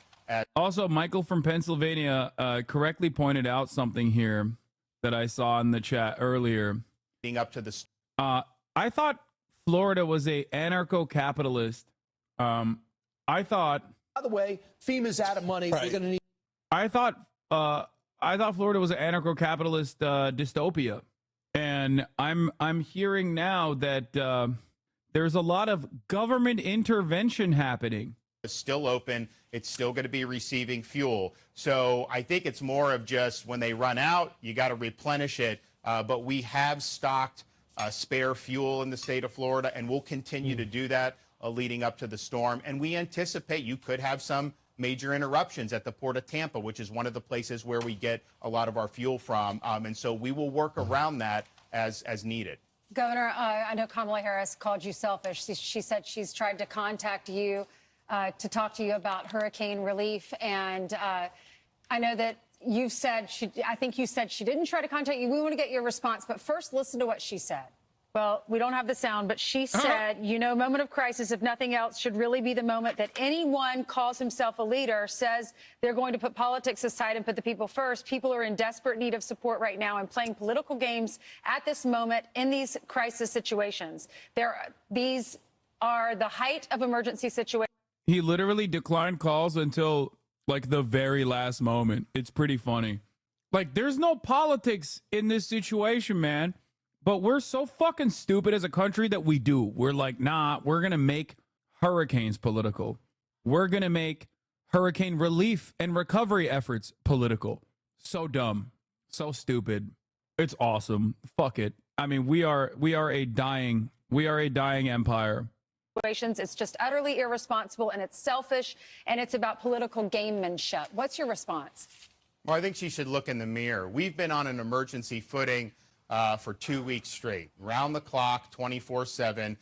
We've been working, my office, our Division of Emergency Management, helping people prepare for Hurricane Helene, helping effectuate rescues of people after Hurricane Helene, helping people pick up the pieces of their lives after Helene, and then have to also turn around and prepare for major impacts and maybe even more impacts from Hurricane Milton, be able to have rescue personnel ready to help people, and then, of course, help with the power restoration, all these things to do. So that's been my sole focus. My focus has not been on dealing with Kamala Harris. I saw the news report. I didn't know she tried to contact me. But I'd also say it's not about you, Kamala. Right. It's about the people of Florida. My focus is exactly where it should be. And I can tell you this.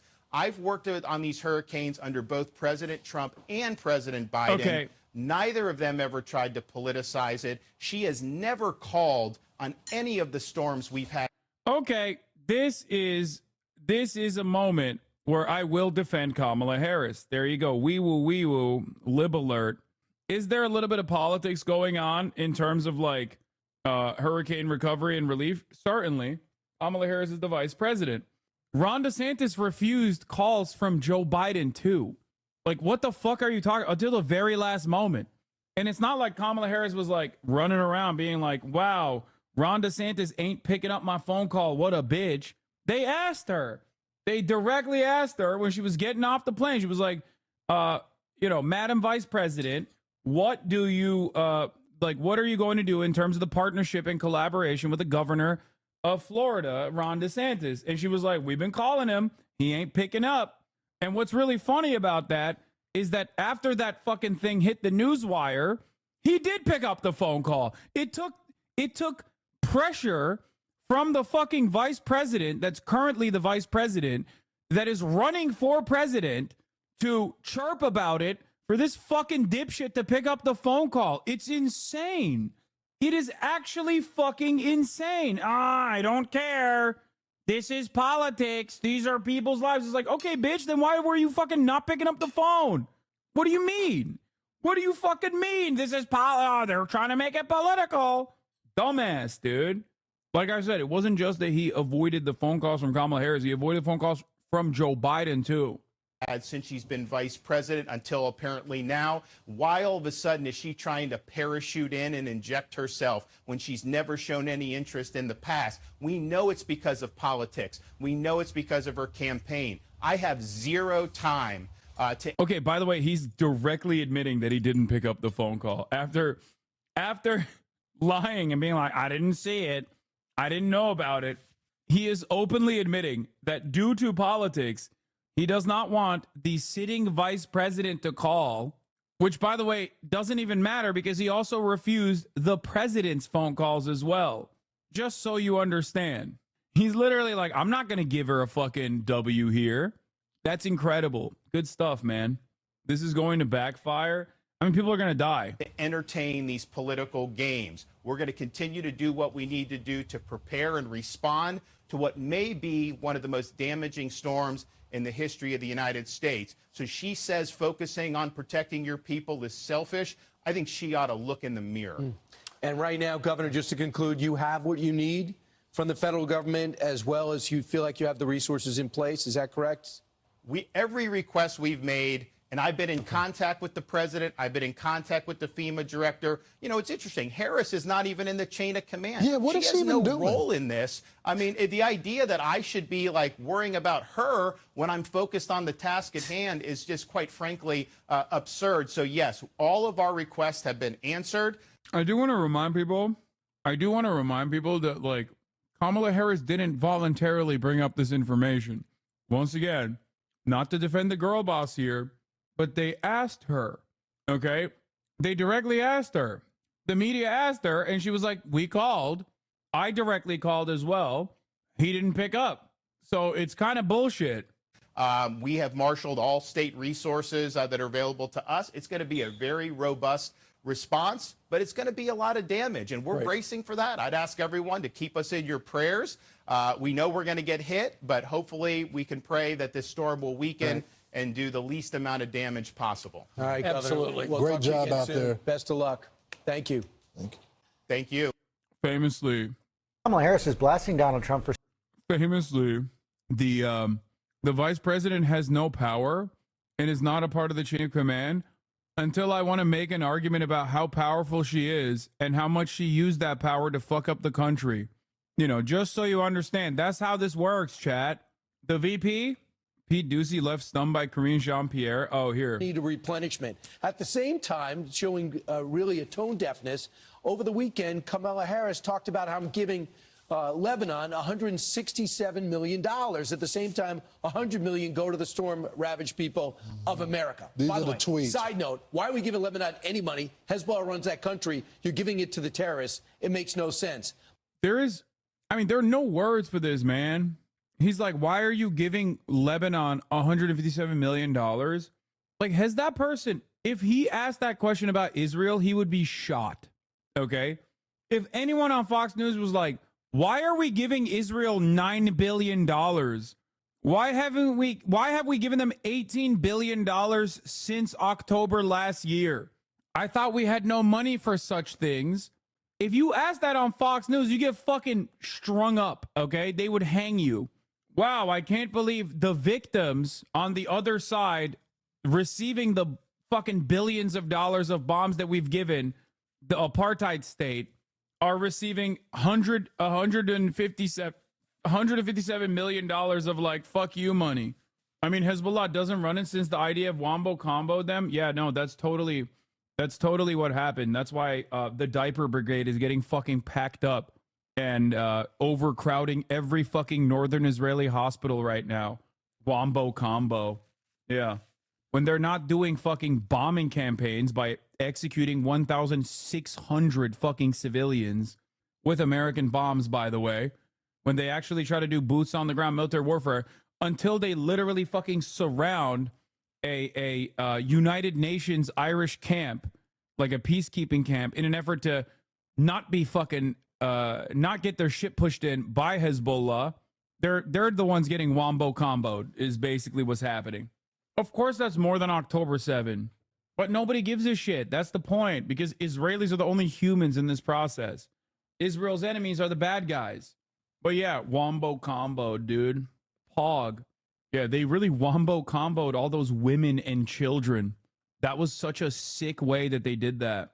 Israeli losses in 7 days on the Lebanese border, exceeding 35 dead, 200 wounded from its elite officers and soldiers. No, they are the elite officers. That's what makes it even funnier, by the way. Like, you joke and you say elite, but like, no, these are their supposed elite squadrons. Anyway, miss me with this fucking bullshit. I can't believe we're giving Lebanon $157 million.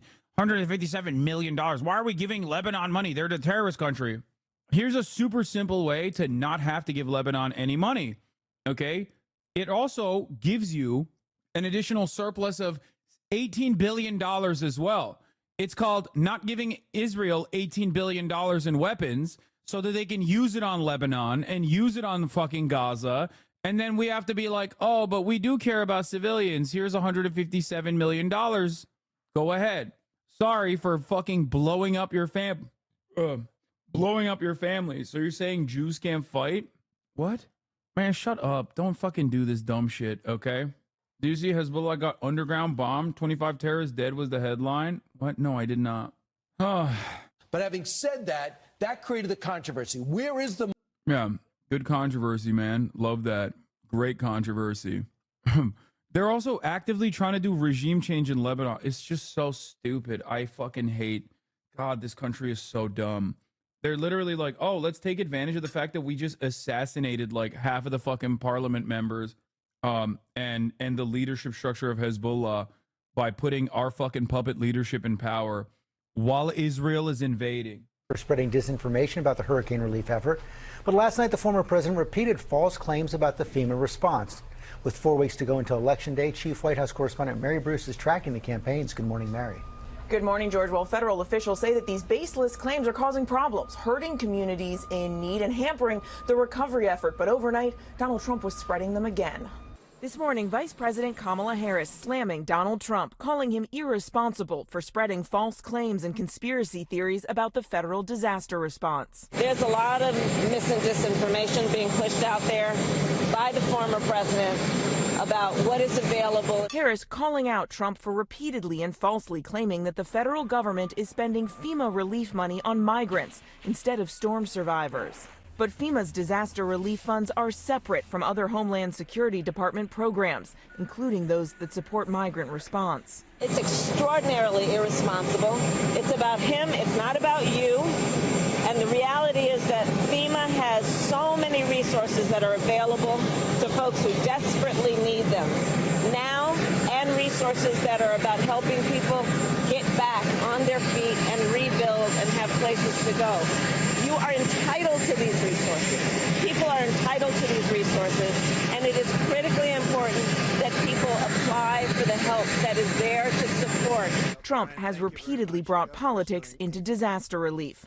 Overnight on Fox News, the former president again attacking the Biden-Harris administration and wrongly claiming hurricane victims can only access $750 each. FEMA says that's false and that these conspiracy theories could keep aid from getting to the people who need it most. Biggest effect, I would say, is people that have been impacted are afraid to apply for our assistance that then they can get a hotel room. They can get reimbursement for some of the costs or damages to their home. Harris overnight on 60 Minutes, continuing her media blitz, criticizing Trump for backing out of the show's traditional pre-election interview. If he is not going to give your viewers the ability to have a meaningful, thoughtful conversation, question and answer with you, then watch his rallies. You're going to hear conversations that are about himself and all of his personal grievances. And what you will not hear is anything about you, the listener. You will not hear about how he's going to try to bring the country together, find common ground. And Bill, that is why I believe in my soul and heart the American people are ready to turn the page. Now, President Biden is being continually updated on the storm and response effort. Later this morning, he will deliver remarks here at the White House. It just sucks because, like, she's basically running to the fucking, I mean, she's just doing such a bad job campaigning. She's doing such a bad job campaigning. I already have another thing that I haven't even gotten to yet with The View. The one thing I guess she hasn't fucking done is keep saying we beat Medicare or we did NATO. You know what I mean? That's like one of the only differences. We're going to get to The View in a second where she actually said unthinkably stupid things. Every day is another opportunity for Kamala Harris to basically push the needle on some of the most idiotic ways of using language around this election campaign. Anyway, yeah, Blinken greenlit IDF attacks on aid trucks, according to Israeli cabinet official. I know. I don't know what this is about. NBC News claims U.S. officials have discussed joining Israel in offensive strikes against Iran and just passing them off as defensive after the fact. This should raise alarm bells. Congress has not declared war on Iran, which would be disastrous for the U.S. and the region. I mean, where's the article? I would like to see it. What is she doing wrong with her campaigning? You'll see in a second when we get there. So these are the Armenian seismologists think they detected underground Iranian nuclear tests over the weekend. You think Iranians are exploding nukes underground? Wouldn't that mean that the tests are over?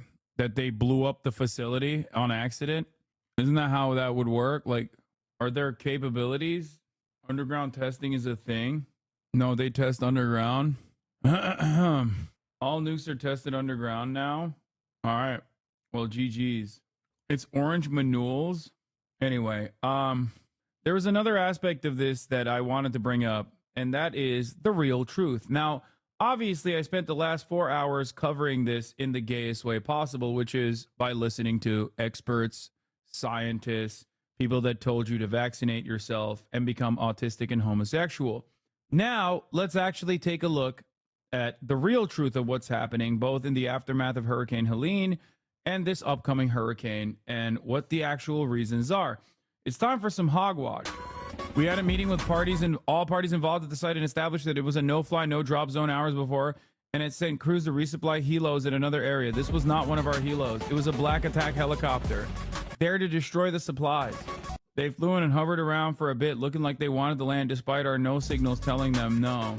Then they dipped down and performed a rotor wash, which seemed deliberate, then flew off, destroying a lot of the staging area and harming the people directly below them in the staging area. I was conducting a canine security sweep across the parking lot. You know this is not a cop. This is like a volunteering security guard, okay? This helo was unmarked, and we were able to zoom in and see masked persons. Who flies unmarked helos like this? Special forces or private contractors? Local PD came in, and we've been trying to find / track their flight info to find out who they are and where they flew it from. Nothing. They're ghosts. 40 minutes prior to this, 2 unmarked black SUVs running blue lights rolled in, circled around, and immediately left. So some people are going to say this is undiagnosed schizophrenia. Those people are right. They're correct. I have no answer to that. Okay. If you were to say, hello, madam, you are experiencing undiagnosed, unmedicated schizophrenia, I have no answer for this. Okay. I just don't understand it. I do not understand it. It's like when you don't know why certain things happen in normal circumstances, when something that you don't fully understand happens, like your immediate fucking response to it. Something world changing is afoot. and every involved party that I don't fully understand, I am going to ascribe negative intentions to. As a matter of fact, I'm going to ascribe murderous intent. That's a weird way to fucking live, okay? Like, when I see things that I don't fully comprehend, and there are plenty that I don't fully comprehend, I'm not the smartest fucking person, not the brightest crayon, you know? I don't immediately go, oh, this thing is trying to kill me in a secret way. In a secret, convoluted way, it's trying to kill me because I'm the main character. I always think, well, there's probably some alternative, very logical reason for what I just experienced. And I feel like for a lot of people, they just don't have that part of their brain. Like, I genuinely don't think they ever look at the situation like that.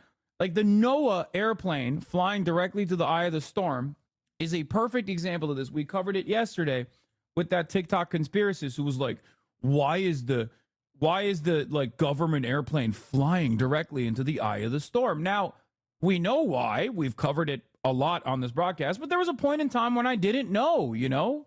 You're not born with like this information. But before I found out, by examining and learning why this unique thing happens where planes fly directly into the eye of the storm, I Googled it because I was curious. Okay. And the answer was pretty simple. That is how they track the impact and the trajectory of hurricanes in order to make the proper evacuation orders. Okay. That's it. This is her OG vid. This afternoon, unmarked military-style helo flies into local distribution area and rotor washes, destroys supplies in Burnsville, North Carolina. This has 354,000 likes, dude. What the fuck, dude? Wow, they really fucked up, dude. They clearly wanted to destroy all the supplies, but all they did was basically hover over it, and they weren't able to. Now, understand, this is a very common aspect of conspiracy theorists. That's why, by the way, the Iranian attack, the Iranian retaliation against Israel was a failure overall, is also in that exact same vein of conspiracy theory. Why? Like, you think this guy that wanted to fucking destroy all of the supplies doesn't have the capability of doing so? Like, he wanted to do this secret thing, right? This like weird, unique thing. He wanted to destroy hurricane relief supplies. And he just failed to do so, just like Iran wanted to kill Israeli civilians, but failed to do so by foolishly striking military targets. Like, is that what you think is going on? What the fuck? Yeah, it's happening all across North Carolina. Also, there's no way that it's not actually fucking... There is no way that it's actually not a fucking tracked flight, okay? I'm sure that there was a tracked... I'm sure that this was fucking tracked, the flight itself. She said the Black Hawk wasn't on the radar, just a lie. It was marked. Unfortunately, the lack of situational awareness by the pilot and uninformed observers on the ground made this video become sensationalized.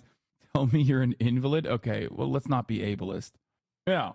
So what is more likely in this situation is not that, like, these guys were deliberately trying to fucking destroy supplies, okay? But instead, it's a difficult fucking area. It's a difficult area to maneuver, okay? You are giving me, your counter to this is by sending me Conspiracy Gardener Homestead at Days of Noah Gen 6. Dog, these guys are operating on domestic soil in relief efforts. I would consider incompetence to be the first reason for why things like this happen, especially when there aren't, you know, given that we're talking about like a hurricane impacted area, there probably aren't great places that you can land your fucking helicopter.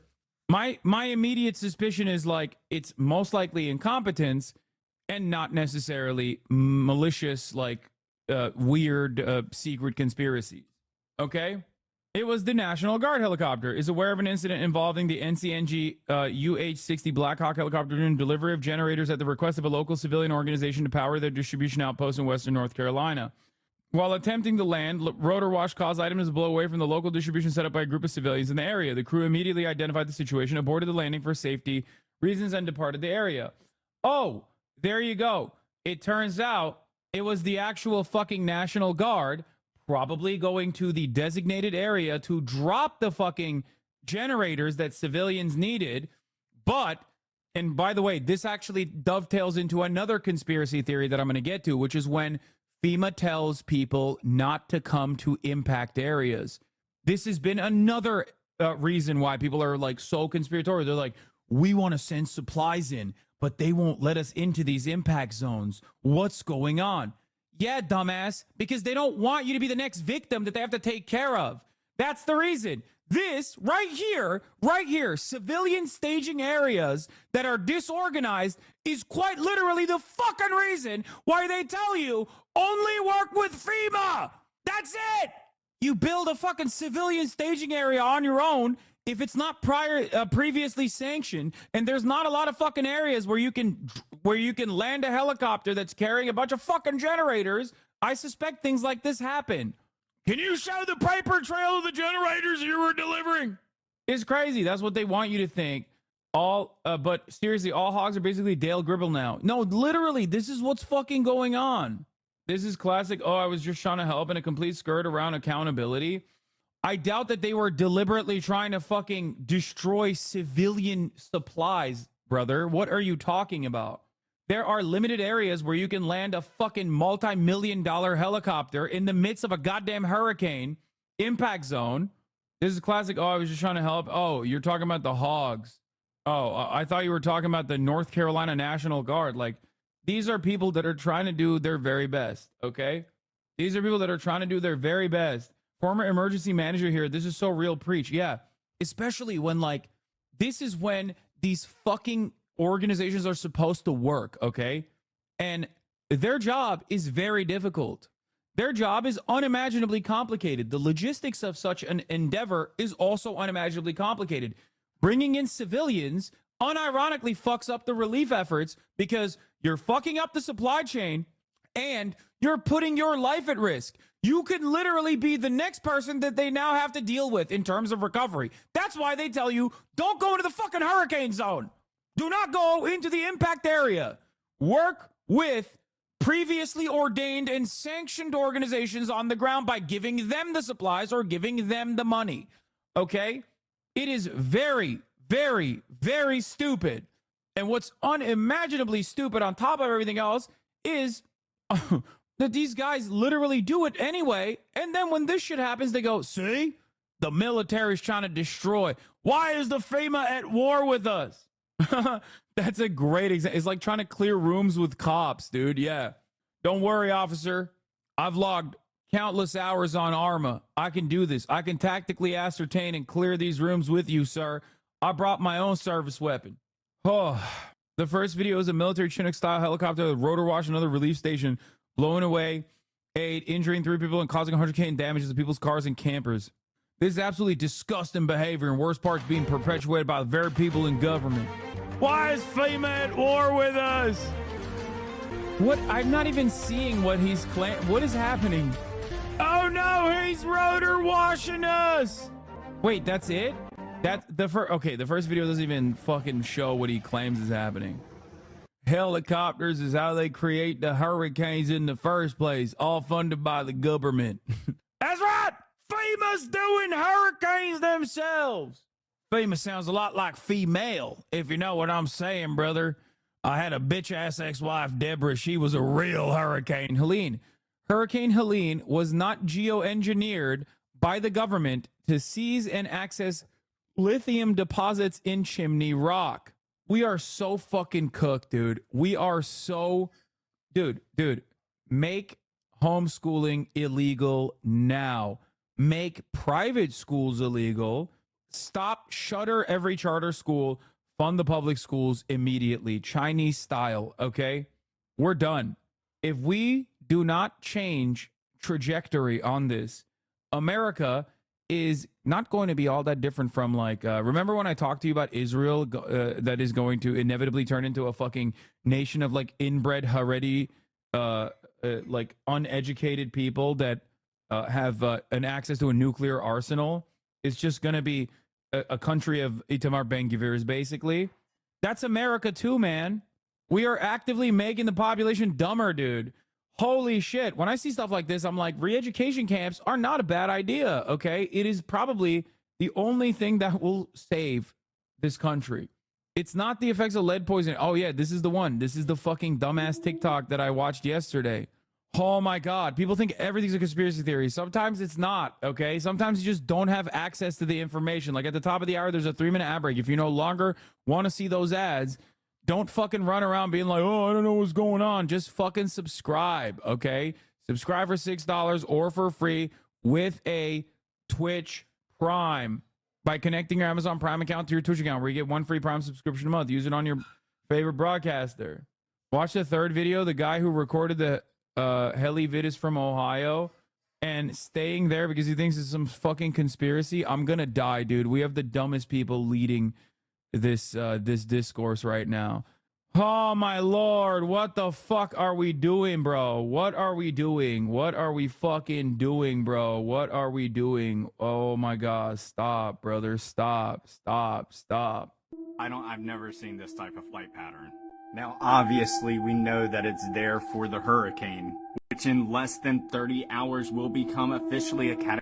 Like, there's nothing funnier than pointing to the fucking NOAA aircraft that is in the eye of the hurricane, and then immediately following through on the data that it's gathering. Like, you're using the data that it's fucking gathering in the same argument while you claim that it's doing something spooky. It's not. It's not doing something spooky. It is there specifically so you can point to this data in front of you. Okay? That's how they figure it out. So much of these conspiracies on TikTok nowadays is simply just pointing to things that work, pointing to normal things that work, but not understanding how it works and assuming that there is some cynical, scary purpose for it. What the fuck? Sometimes it's good to just sit back and say, honestly, I don't know what this is. And I'm not going to immediately assume that there is some scary thing happening. Category 4 with 140 mile per hour winds. And then 12 hours from... I can't do it. Okay, good morning, y'all. This video is getting a great response of the helicopter destroying the landing zone in Spruce Pine, North Carolina. That was one of the hardest hit area. Low population and almost completely knocked off the map. But please share it, okay? We got to share it. We got to get it out. We've got to expose the truth, man. We've got to let people know that what we're up against, okay? It's going to take us as a community. And I'm from Ohio, okay? But I'm here. I'm one of y'all now. I don't want to leave. I'm supposed to go back to Ohio today, but there's no way I can go back in light of the recent situation. We got to get it out there, y'all. I'm a North Kakalaki now, all right? Y'all stuck with me, so please, all my Ohio fam, all my Texas fam, Michigan fam, expose them, all right? Let them know, okay? I'm going to be out in the city. He got one fucking... Look what they did. Look what they did. Look what that helicopter did. You got hogs stockpiling paper towels in designated FEMA landing zones. Good God, this nation is cooked. Yes. It's also very funny because I suspect, now I don't know, I suspect that they decided this is a good area to stockpile like toilet paper and shit like that. It's most likely people that are uncoordinated and are not affiliated with the actual fucking relief efforts, and they're just going, oh, I saw helicopters land here, let's put the fucking toilet paper there. I'm good natured. Okay, people just personally thinking that they're helping out and then confused as to why their help is actually harming the recovery and relief efforts. This is why they tell flights to not fly over the fucking damaged area. This is why they tell people not to go to the impact zone, even if they are well-intentioned. But people think that is also a conspiracy! That helicopter just came around here and kicked up everything. Now he's out. Did they just do that on purpose? Yeah, dude. They really wanted to fly fucking toilet paper around to show you goddamn North Carolinians what's what. That's what the government's doing. Wow, that was crazy. Brother, I got...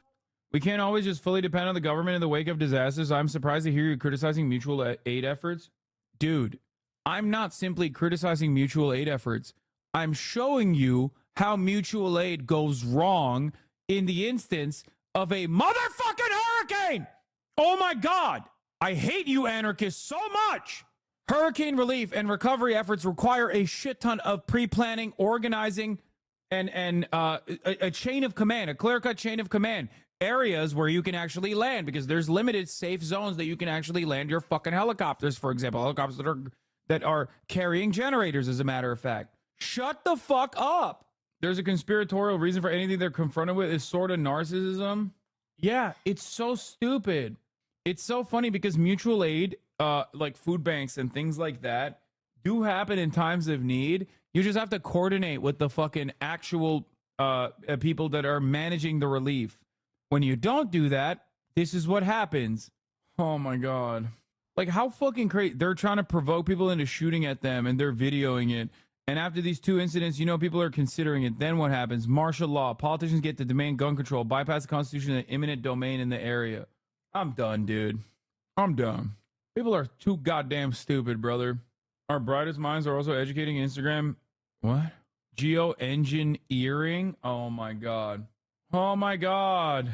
I was part of the FEMA directed disaster relief work after 2017 Harvey. Logistics of setting up FOBs and getting supplies in are so complicated, and people often don't think about the less evident risks like mold and other hazards without proper training and equipment. Going through the proper channels also helps keep track of what areas and, more importantly, what people still need help. Yeah. But why the hell would I ever believe you?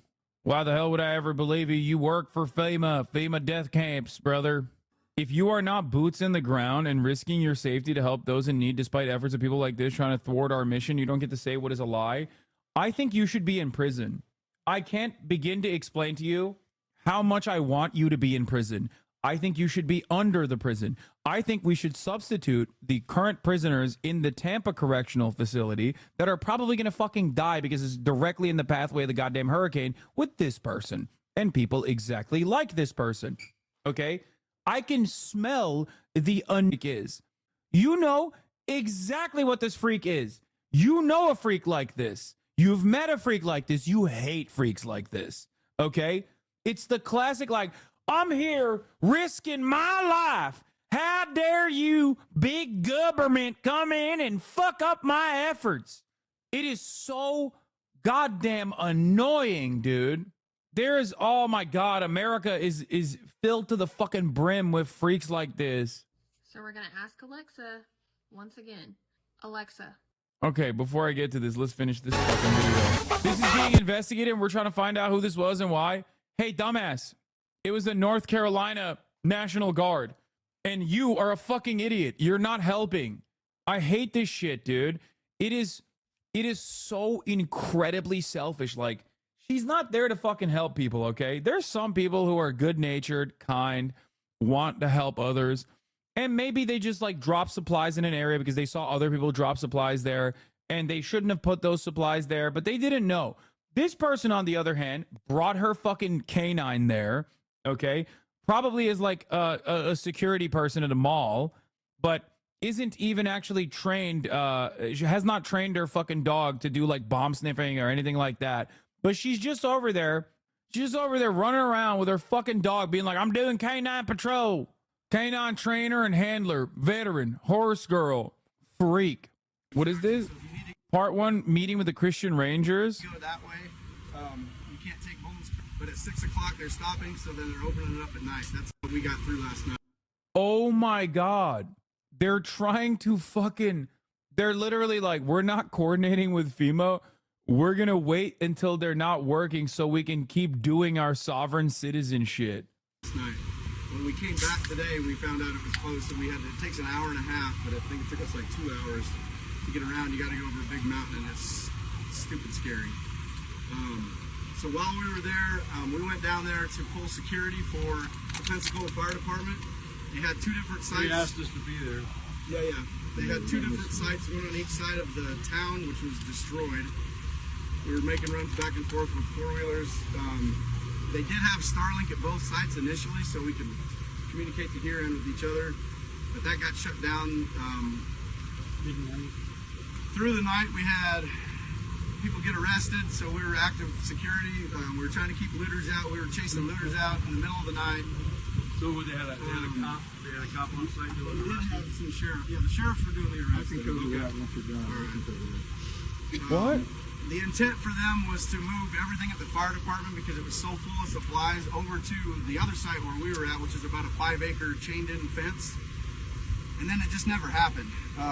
People started showing up. Nobody knew what was going on. We were just... So people dropped fucking supplies in an area, and then other people wanted to go and get it, and you're just considering them looters? Like, what's going on here? Just casually admitting to vigilantism? Yes, of course. This is like a vigilante group. Like, this is crazy. Homeland Security at that point.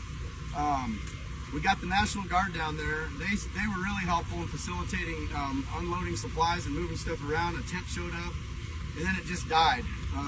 One of my trips back over to the fire department was like, I thought we were getting ready to move, and they were still setting stuff up. So at some point, I'm not going to comment on what FEMA did or didn't do, but it got stalled, and that's when we did. We arrived in Burnsville, North Carolina today after a long time of running from areas that FEMA had went in and stopped operations. I called it, by the way. This is precisely what I was talking about. Yeah.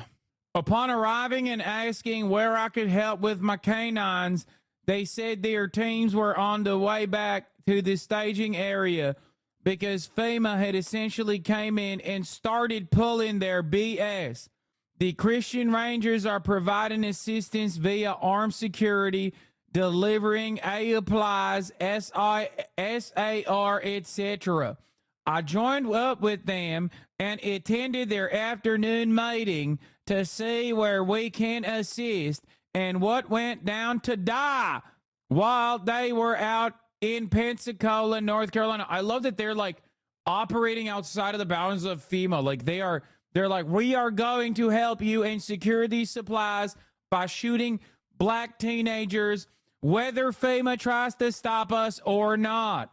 Like, dude, when FEMA tells you, like, don't come here, okay, you are risking our operations. You should listen. They are the professionals. Why do you think you know more than the fucking professionals? Do they have the capacity to get things wrong? Absolutely. But it is psychotic where you're like, no, you don't understand. I train canines on TikTok, okay? So I have to be here. Here, they had to go back to Asheville or something like that, right? They're not even allowed to have guns. They're not even on order right now, right? And they requested us to secure them, right?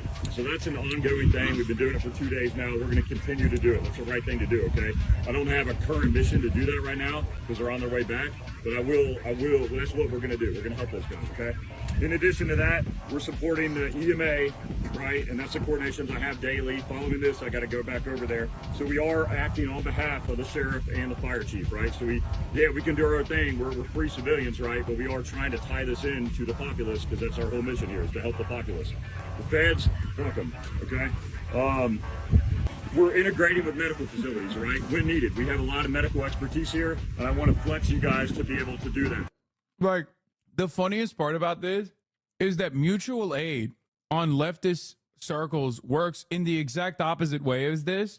There's a command structure, there's protest captains, there's organizers that you interact with, there's EMSs and things of that nature.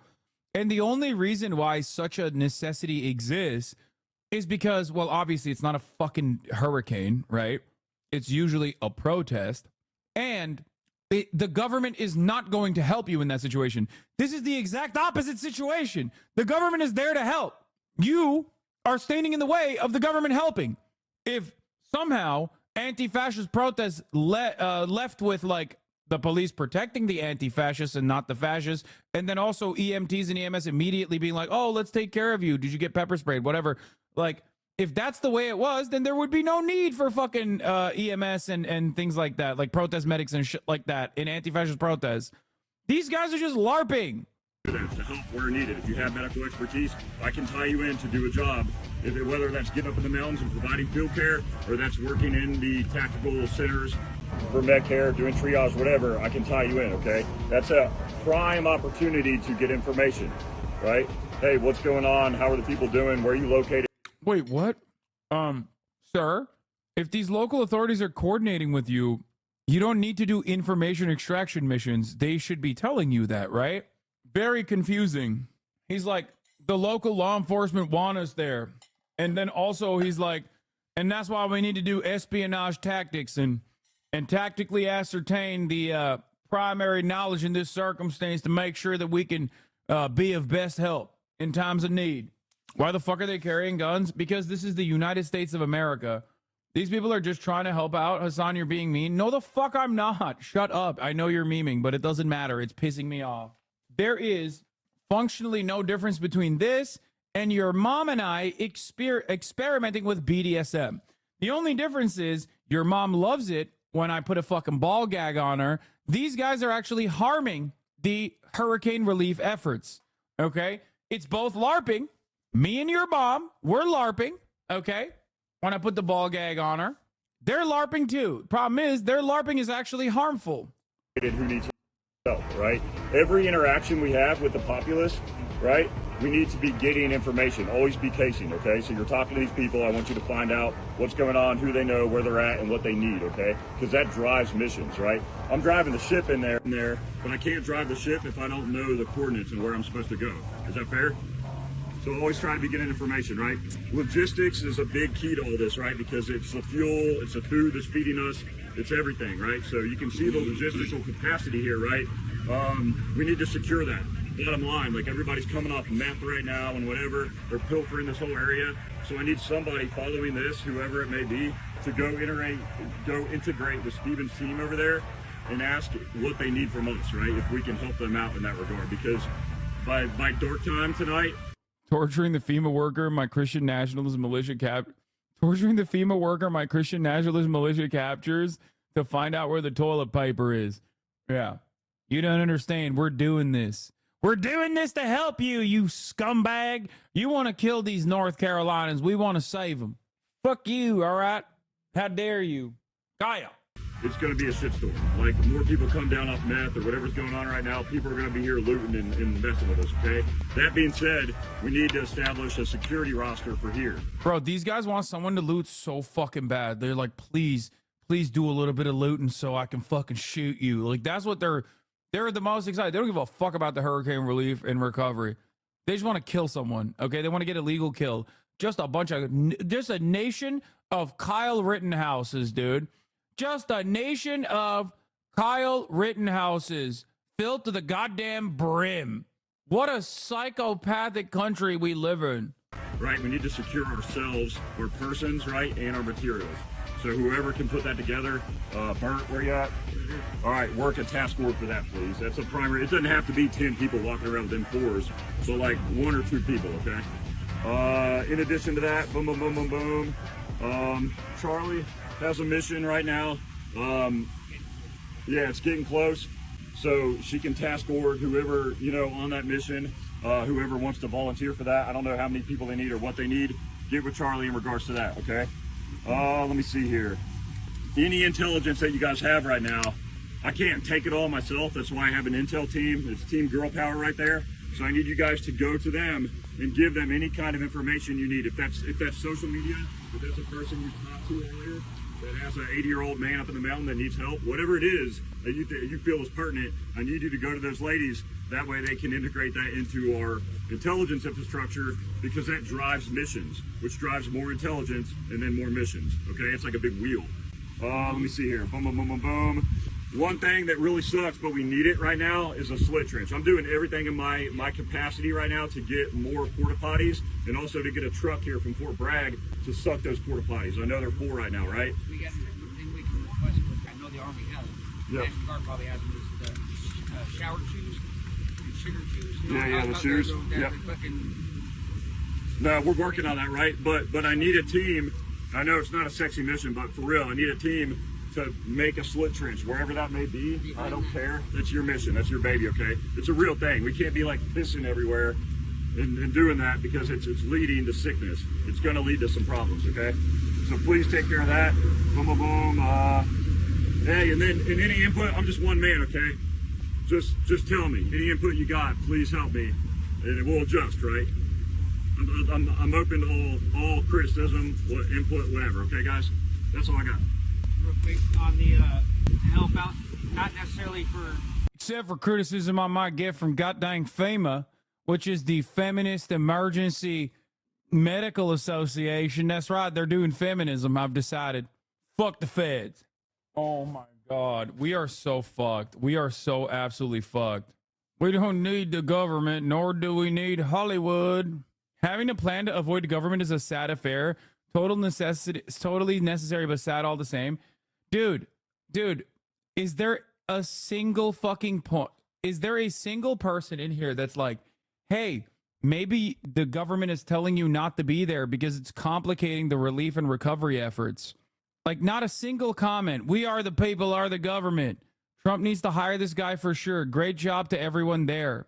Briefing is on point. You could tell it's time for us vets to answer that call again. I need to look into this Christian Rangers. This is why we need support. Recognize all veterans. Have no words. So proud to see these Americans showing what Americans do.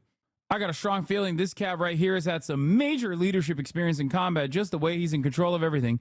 God bless this man for real. Yahshua, bless these people. Former MP and Army comm specialist, also ham radio license for backup comms. Got my own equipment, Jeep and some equipment. How does one get involved? That guy was my instructor at selection. Dude seemed squared away. He was a Green Beret, absolute Chad and a gray human. That guy is a Green Beret? Oh, we're done. We're done. We're done. No.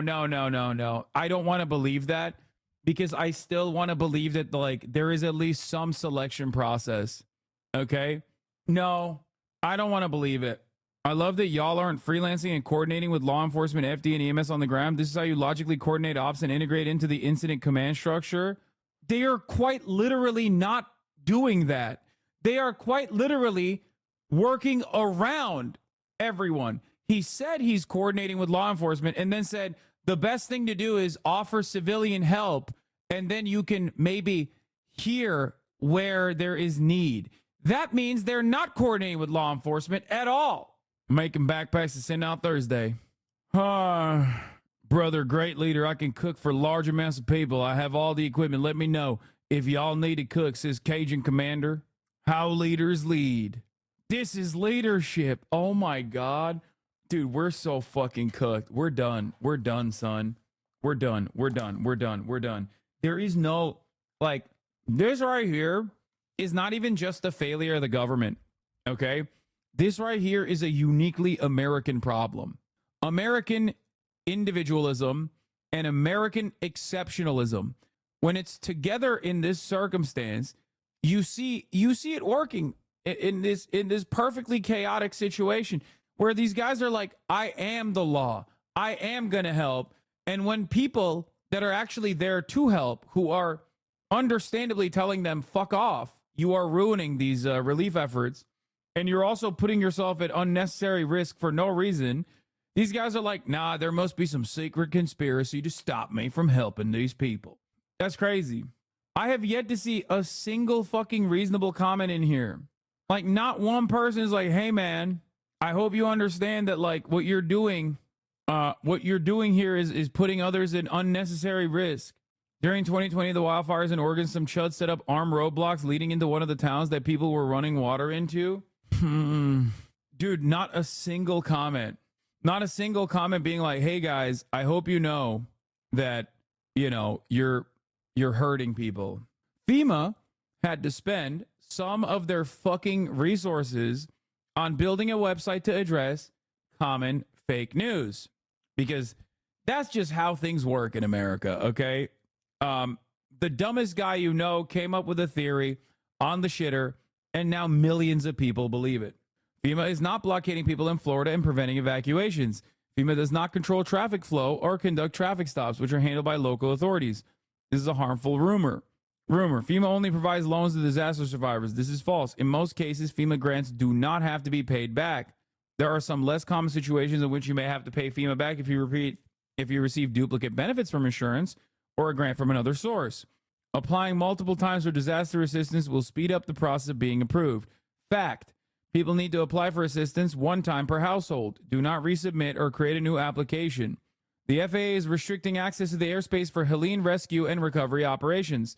The FAA is not restricting access for recovery operations. The FAA is coordinating closely with state and local officials to make sure everyone is operating safely in very crowded and congested airspace. FEMA distributes aid based on demographic characteristics. FEMA provides assistance to survivors regardless of race, color, national origin, sex, sexual orientation, religion, age, disability, English proficiency, or economic status. Is that enough still? What? Rumor. FEMA is in the process of confiscating Helene survivor property. If I apply for disaster assistance, my land will be deemed unlivable and my property will be seized. FEMA cannot seize your property or land. FEMA is no longer accepting applications for housing assistance. FEMA is still accepting assistance. FEMA does not have enough money to provide disaster assistance for Helene. FEMA has enough money right now for immediate response and recovery needs. If you are affected by Helene, do not hesitate to apply for disaster assistance. FEMA is asking for cash donations and turning away volunteers. This is false. FEMA does not ask for or generally accept any cash donations or volunteers for disaster response. We do encourage people who want to help to volunteer with or donate cash to reputable, voluntary, or charitable organizations. After a disaster, cash is often the best way to help as it provides the greatest flexibility for these reputable organizations working on the ground to purchase exactly what is needed. If you encounter someone claiming to represent FEMA and asking for donation, be careful. That is likely a scam. Government employees will never solicit money. Oh, will you tune into the leaders debate in British Columbia tonight? The provincial election is on October 19th. Are you out of your mind? Of course I'm not going to tune into the fucking British Columbia provincial elections. That's incredible stuff. Anyway, you just crushed that chatter's dreams. I'm sorry, chatter. Here, watch this instead. So we're going to ask Alexa once again. Alexa, what kind of hurricane was Hurricane Milton? From fandom.com. Hurricane Milton was an extremely powerful Category 5 hurricane that caused widespread damage across its path in October 2024. Okay, we need to ban fandom.com, dude. What the fuck is fandom? Okay, I gotta look this up. Okay, fandom.com, Hurricane Milton. Like, let's see. Hypothetical Hurricanes Wiki? Oh my God. Oh my God. Oh my God. They're making, oh no, dude. They literally made this and then they deleted it because people were fucking using this for misinformation. Oh no. Dude, this is like 4chan shit, okay? The problem is you're playing a dangerous game, brother. Last time 4chan did this, QAnon happened, okay? Last time a bunch of 4chan dipshits did this fan fiction about espionage. It turned into the QAnon movement, okay?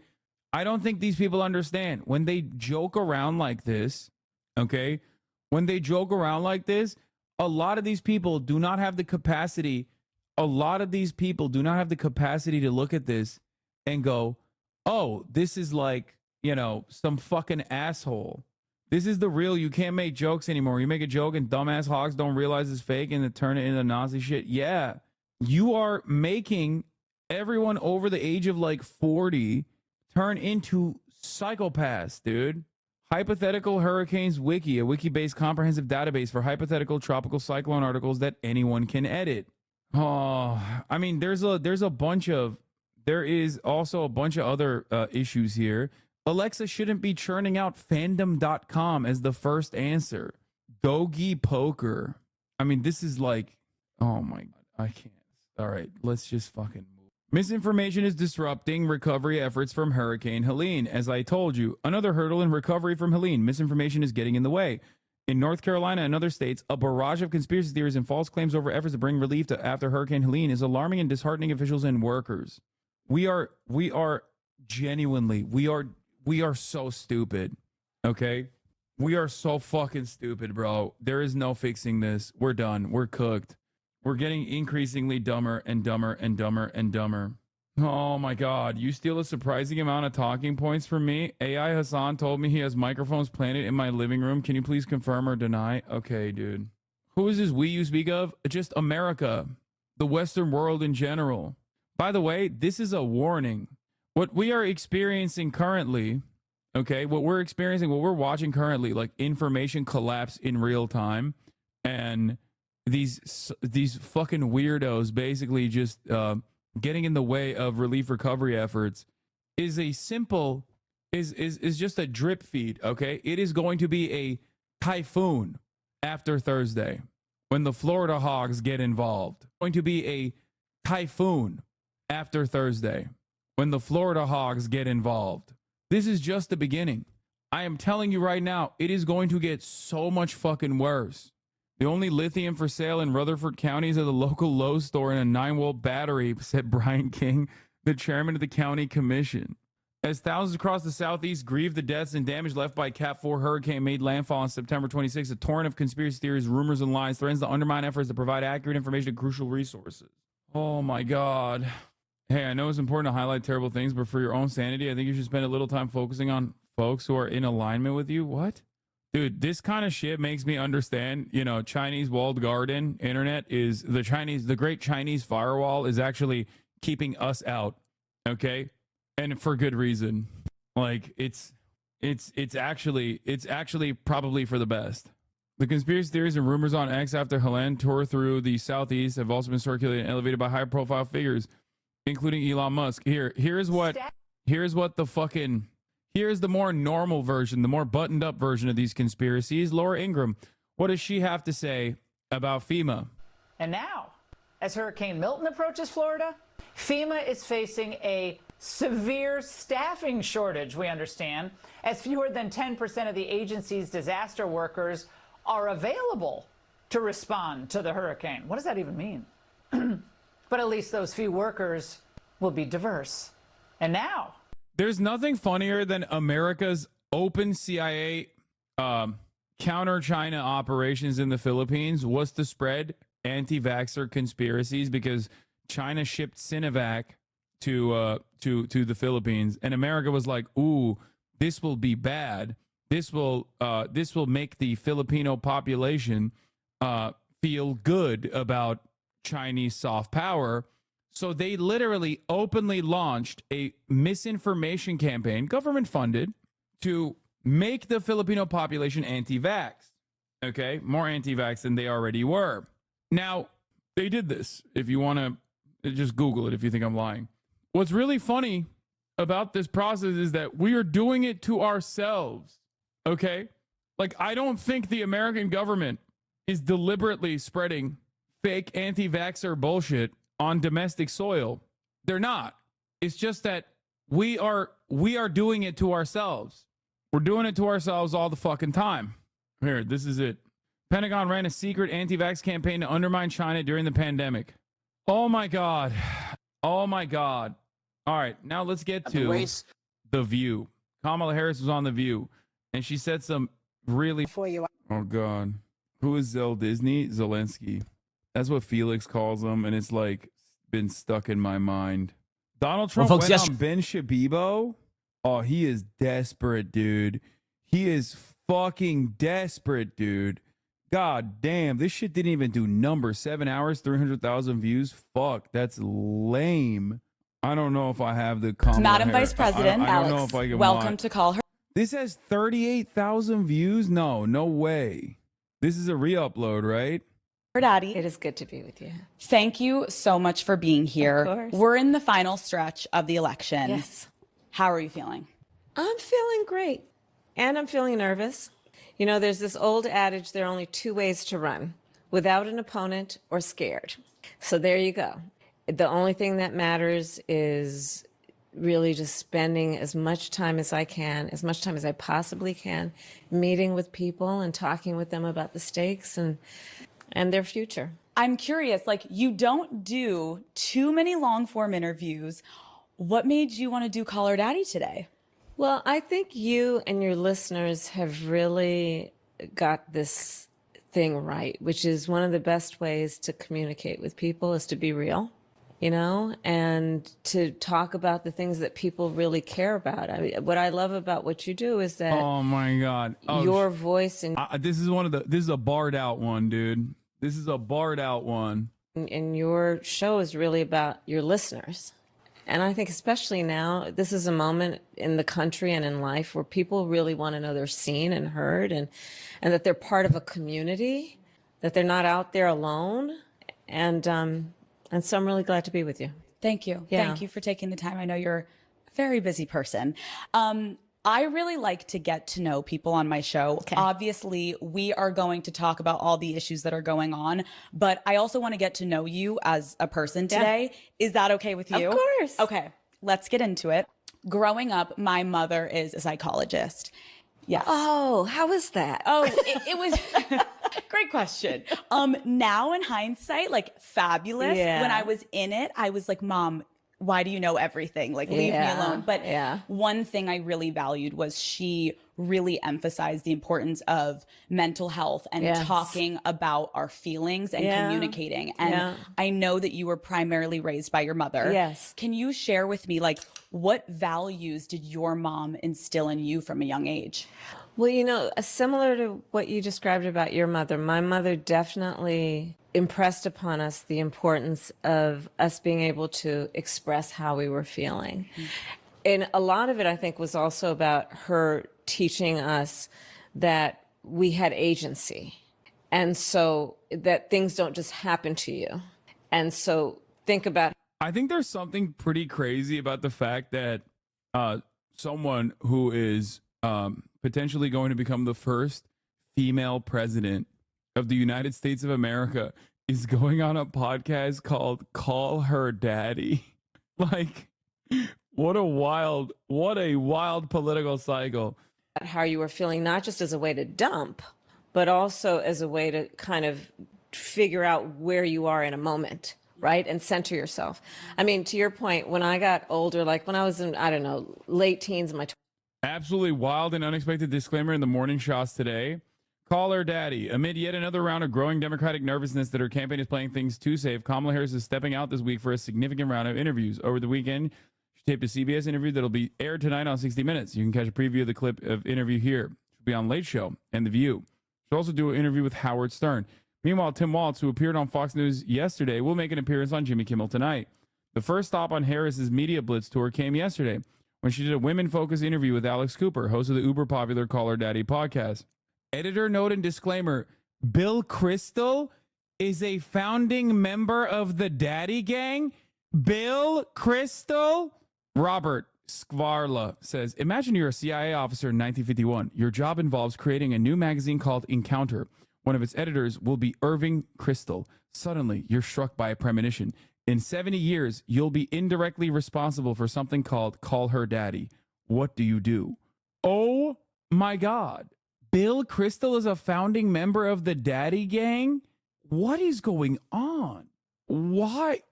Dude, America is such a weird... Dude, this is literally just like... I guess it makes sense. I mean, Tucker Carlson... No wonder people become like fucking conspiracy-brained people, dude. Tucker Carlson's dad is literally a CIA member, okay? Tucker Carlson's dad is responsible for... Tucker Carlson's father is responsible for Voice of America, or was it Radio Free Europe or whatever? Bill Kristol is an American neoconservative writer. Kristol is now the editor-at-large of the center-right publication The Bulwark and has been the host of Conversations with Bill Kristol. Kristol played a leading role in the defeat of the Clinton healthcare plan of 1993, as well as advocating for the 2003 invasion of Iraq. He has been associated with a number of conservative think tanks. He was the chairman of the New Citizenship Project. In 1997, he co-founded the Project for the New American Century, PNAC, with Robert Kagan. So he's a member of the Board of Trustees for the Manhattan Institute Policy Research, which is an American conservative think tank, which houses the likes of, if I'm not mistaken, Christopher Rufo, right? Christopher Rufo is the Manhattan Institute guy, right? I think. Wait, let me not get that wrong. I think so. I think he's Manhattan Institute. Yeah, that Manhattan Institute. You remember Christopher Rufo? The guy who was like leading the charge on the fucking CRT and also woke, DEI, that sort of stuff. Yeah, here he is, the GOAT. So Bill Kristol is one of the board of the trustees for the Free Market Manhattan Institute Policy Research. He's also a director of the Foreign Policy Initiative. He is one of the 3 board members of Keep America Safe. One day, 20 years from now, the Bulwark's White House correspondent is saying it was a joke. Oh, he is? Oh, fuck. It is a joke? Why would you say that? Hi, Alec. We thought obviously a joke. Bro, you can't say that that's a joke. You put in a fucking editor's note. How is that? Why would you joke about a fucking... That's a fucking insane... That's not a joke, man. A great joke, too? No, that's not a great joke. No, this isn't a why did it lie moment, you fucking idiot. This is exactly how it's supposed to be done in normal news coverage. What are you, fucking stupid? This is not The Onion. This is a goddamn news publication. Are you guys fucking stupid? It's like the New York Times in a fucking article headline being like, Iran launched his nukes, and then turning around and being like, why does it lie? If the New York Times reports Iran launched its nukes, then you're going to assume Iran launched its fucking nukes. There's a difference. This is supposed to be, that's an unverified screenshot, not an article. It's a screenshot from the article.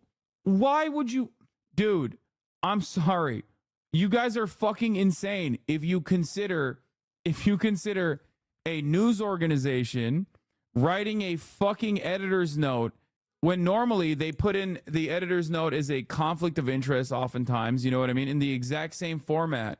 There is a major difference between clickbait headlines and something being added onto the fucking article. Oh my God. I know you're losing your shit when you start hugging the mic, Lamau. I mean, I am losing my shit. Anyway, regardless, one day I do think this about the Never Trump Republicans, okay? I do think personally that one day, 20 years down the line, okay, 20 years down the fucking line, we are going to be reading news articles, if America still exists, about how the Republican neocons of the Bush administration expertly took advantage of the chaos that was happening in the aftermath of the first Trump presidency to completely overtake the Democratic Party and reshape it in their own vision. Okay? Mark my fucking words. We're going to be doing how do we get here type news articles about how the Republican Party expertly infiltrated the Democratic Party and reshaped it in its own vision. Because we're there right now. I'm just saying it'll take 20 years for the news media to turn around and write these like how do we get here articles. Based rant to cover for your mistake. No, I mean that part is still true regardless of the fucking Bill Kristol aspect of it. Is it expertly infiltrated if Biden and Kamala openly invited them in? To a certain degree, they took advantage of the lack of interest and the lack of interest from the Democratic Party's like top officials in maybe reading the room a little bit better and only reading the fucking rooms full of donors. That's what the major problem here is. You will see. It's already happening currently. Anyway. 20s. If I came home with a problem, I'm telling you, every time if I came home with a problem, the first thing my mother would do is she would look at me like other mothers, I believe, were hugging their kids and like, oh, honey, what can I do? And my mother, the first thing, what did you do? But here's the thing that I realized. She was actually teaching me. I think the Cheney era Republicans have been sliding in the Democratic Party for a lot longer. No, I know. This is the final culmination of that project. I'm not saying that it's happening overnight. It's been happening far before the Lincoln Project even started its initiative as like Never Trump Republicans. They realized that they can just basically overtake the Democratic Party and reshape it in their own image. A party that presents stability, okay? A party that represents stability with Republican policies. That's it. It's been going on for quite some time with like third way, with third way politics. What is the last version of that? I mean, it's just all neoliberalism through and through. They welcomed it with open arms, especially since the Clinton era. But now they're directly adopting actual former Republicans. They're directly adopting actual former Republicans. Look no further than David Frum. He said it in the fucking Newsweek article that we just read. We've moved away from neoliberalism to like neoconservatism for the Democratic Party. Anyway, you should be focusing on the top of the hour ad break instead of all this stuff, though, because it's coming for you at the top of the hour. And if you no longer want to see those ads, all you need to do is subscribe. Think about where you had agency in that moment. And think about what you had the choice to do or not do. And like, don't let things just happen to you. And I realized that was a really powerful thing she was teaching, which is figure out how you can take charge of a moment. Yeah. You can't always. We don't have control of everything, obviously, but don't just let things happen to you without thinking about, okay, what can I do? Oh, by the way, I'm working on getting Ta-Nehisi Coates on the broadcast and specifically talking to him about like obviously his change of heart, but more importantly than that, because that's been covered quite a bit in mainstream outlets. I want to talk to him specifically about the way that the media used to celebrate him and how much that relationship has almost changed overnight into a directly hostile relationship as a consequence of him speaking truth to matters that he watched unfold in front of his eyes. So, do in this moment. It's fun to hear you say that because these are themes that I've talked about on my show before of like, we can sit here and dwell on something that happened to us, but then we can also say, yeah, but what could I have done in that situation to have autonomy over my life? People can do things to you, but you can only decide how you're going to react. That's all you have control over, right? But that's exactly right. But that's exactly right. And in that way, you realize don't let anyone take your power from you. You know, that's so important. I mean, the other thing my mother would say all the time, and I'm going to quote, is don't do anything half-assed. Yeah. I'm curious when you're saying that about, you know, have agency over your own life and don't let things just happen to you, like take control and take accountability. How have you put that into being the vice president of the United States? A lot of my career was as a prosecutor. And so it was about really wanting to protect the most vulnerable and where they did not have the power.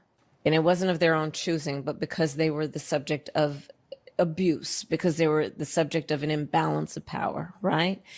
And so a lot of the work that I've done has been about wanting to restore to the extent I can play a role. Here's the cut. 1 out of 3 women are by. At a rally in Pennsylvania, former president. So they put like a 7-minute video, and from what I heard, like a lot of the fucking comments were very upset. It turns out that the current ratio 6 hours ago was 12K likes versus 49K dislikes. Apparently, apparently, her fucking audience hates it. Her audience absolutely hates it. Yeah, I mean, it probably got brigaded. YouTube comments are notoriously conservative. Yeah, but I could totally see Call Her Daddy podcast like audience being somewhat right wing. It is a former Barstool. It is a former Barstool publication after all. And her audience is predominantly white women. And white women, well, let's just say they're still holding on to that good old Republican Party, okay? They're still desperately clinging on to whatever crumb of power they feel they will have over minorities by remembering that they're white. And I guess simultaneously forgetting that they are women. You knew about this podcast before Kamala went on? Call Her Daddy? Yeah, it's a super fucking, it's a massive podcast for years now. This person, I think, has like $100 million contract from Spotify, for the record. For those asking why Harris went on Call Her Daddy, NPR obtained audience data on the show from Edison Research. 70% women, 76% under 35, 93 under 45, 48% Democrat, 24% Republican, 20% independent, 34% live in the South, 24% in the West, 22% in the Northeast, and 20% in the Midwest. Told you, vocal minority as always. I mean, all in that, they're right to have justice, to have voice. Not anymore. She signed an agreement with Sirius XM now. Didn't she get like $100 million? No shot. It's 70% women. No, it makes sense. It fucking makes sense. Also, I need you to understand why conservatives. Okay, calm down, guys. I need you to understand something that is very significant here. It's a 70% women audience, and 76% of the audience is under 35. Women under 35 are insanely Democrat leaning. So the fact that they're 48% Democrat means that this is an unimaginably conservative female audience, as in an unimaginably white female audience. Come on, dude. The fuck are you talking about? That's why she went on there. Like, this data doesn't ring any alarm bells for you, dude, at all?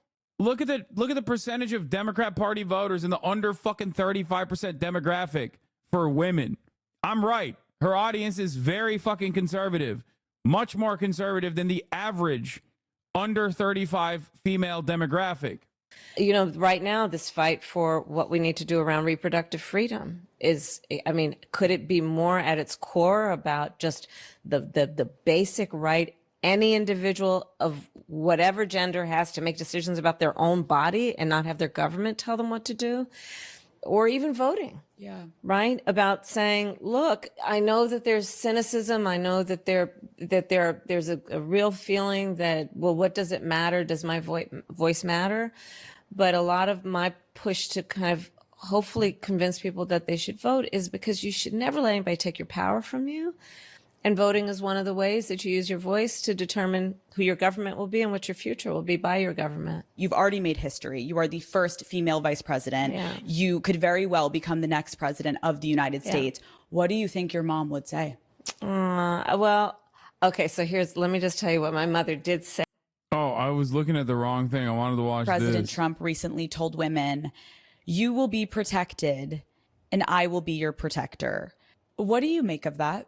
So he who, when he was president, hand-selected 3 members of the United States Supreme Court with the intention that they would undo the protections of Roe v. Wade.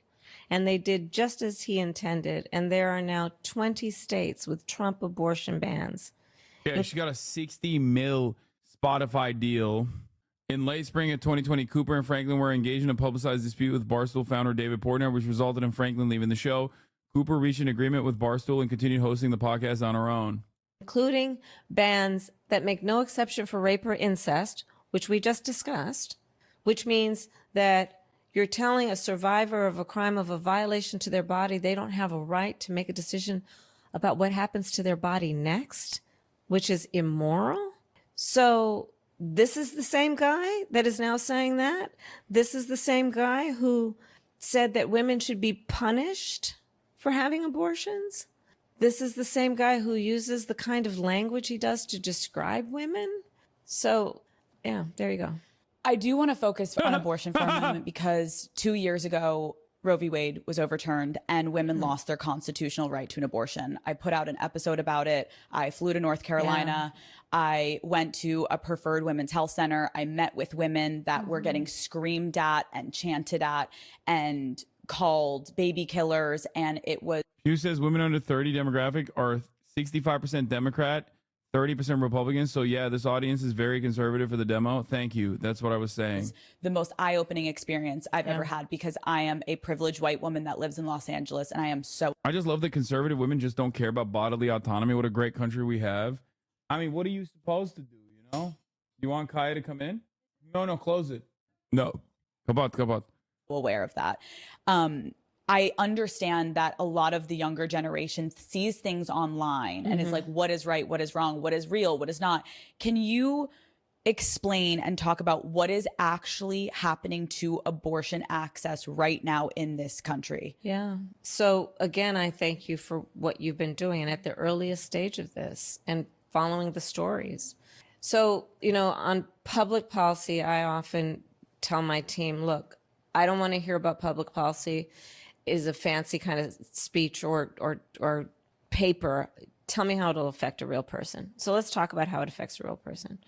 The majority of women who receive abortion care are mothers. So if she's in a state, and by the way, every state in the South, except for Virginia, has an abortion ban, okay? So imagine she's in a state with an abortion ban. 1 out of 3 women are, by the way, in our country. And she's a mom. So she's going to have to figure out, one, God help her if she has affordable childcare. God help her if she has paid leave. And then she's going to have to go to the airport, stand in a TSA line. Please tell me this white woman redeems herself by asking about Palestine, please. I doubt it. I don't think that this is, no. Sit on a plane next to a perfect stranger to go to a city where she's never been to receive the care she needs. She's going to probably have to get right back on that plane because she's got those kids. Her best friend's probably not with her because that's who's taking care of the kids. to get back in that TSA line, to get back on a plane, to go home.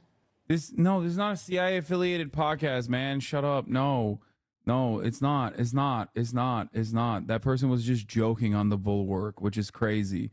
Holy shit. Now I'm spreading misinformation. Jesus Christ. No matter how much I corrected it, I'm joking. Oh, okay. Well, thank God you're joking. But others, please understand, this is not, Bill Kristol is not involved in call her daddy. And that's all if they can even afford the plane ticket or the bus ticket. Exactly. Because when Roe v. Wade was overturned, I remember my DMs were flooded with thousands of women begging me to help. And it's overwhelming. And I can't even imagine, I'm saying that in front of you, but it's overwhelming. And I remember people begging me like, I just need to afford a bus ticket so I can get out of this abortion desert that I live in the South, so I can get to a state. But they can't even afford, you know what I mean? So it's like these people are literally landlocked into a position that they don't want to be. And here's the thing. Here's the thing is that you don't have to abandon your faith or deeply held beliefs to agree. The government shouldn't be telling her what to do. If she chooses, she'll talk to her priest, her pastor, her rabbi, her imam, but not the government telling you what to do. And that's what's so outrageous about it, is a bunch of these guys up in these state capitals are writing these decisions because they somehow have decided that they're in a better position to tell you what's in your best interest than you are to know what's in your own best interest. It's outrageous. It's outrageous. I mean, Daddy Gang, to put it in our TikTok terms, I have seen girls on the street walk up to men and be like, do you know where a tampon goes? Do you know how many tampons we use? Do you even know how, do you know what a X or Y or Z is of a part of our, and they don't know the answer. I was the first vice president or president to ever in office go to a reproductive health care clinic, ever. Really? Yes. I didn't know that, but I guess that makes sense. That shit's crazy, by the way. That is actually fucking nuts. God damn, the Democratic Party is so fucking unimaginably conservative. What the fuck, dude? I remember a fucking time when unironically people were just like, yeah, we can't be funding, we can't fund abortion clinics, dude, with federal funds. Like, this country is so goddamn captive to the most insane right-wing sociopaths, dude. Holy fucking shit. One of the best issues on the ballot and one of the best audience to discuss it with, to be honest. Yeah, I mean, this is not a bad podcast appearance, especially if they're talking about abortion, reproductive rights, how she will defend it, all that shit. It's not bad if you want to win the election, because the reality is every move in this direction counts for the election. This is the exact opposite of going to fucking Wyoming and doing a fucking country is over party with Liz Cheney, and you celebrate Dick Cheney endorsing you there. Like, this is the exact opposite of that. This is at least in the smart direction in terms of campaigning. Mm-hmm. To your point. And yet the men are making the decisions about our bodies. And here's the other thing about this point, it's about IVF treatments and access. It's about access to contraception, which is very much at risk with these folks. Remember the stem cell research bans? Of course I remember. That's back when online atheists used to fucking hate the Bush administration because they were anti-science. And then they literally adopted the Bush administration's most aggressive stance against Islam and decided Obama was too pro-Muslim and maybe a Muslim himself. Every single person online they used to fucking despise, with the exception of Kyle Kulinski, okay? Every single online atheist. And I know all this because, I, at least at that point, was obviously familiar with the Young Turks, Kyle Kulinski was one of the only fucking atheists online, annoying atheists online, who didn't fall into that trap. Every single atheist online who didn't fall into that trap. Every single one. I mean, he was always anti-IDPOL, and that's fine. That's whatever. But he was never doing it in a mean-spirited way. Thank you for giving Kyle the respect that he deserves. I mean, it's hard. It's hard to do that with his haircut, but yeah, secular talk, right? His hair is cool, fam. I mean, I've liked Kyle for years. Okay, come on, I love Kyle. Listen, Kyle Kulinski was one of the very few outspoken online atheists that didn't make that transition from the Bush administration to the Obama administration and like totally fucking decided like Islam is the greatest enemy of the Western world and the Western world is superior and we must defend it unconditionally. It is about, back to the point about reproductive health clinics. You know what those clinics also do? They do PAPs. They do Kyle Fieri gonna take you to secular town? Stop. breast cancer screenings. They do HIV testing. And they're having to close in many places with these bans. So think about the fact that for anyone who has gone to one of these clinics, you understand that it is sometimes the most trusted place where people receive that kind of health care because they walk into those places that are generally staffed by people who create a safe place for people to come in without judgment. So anyone seeking any kind of reproductive health care and wanting to go to a place where they feel safe and without judgment, these clinics have often been the place that people can go. And many of them are having to close because of these laws. I was raised Catholic, and abortion is a sin.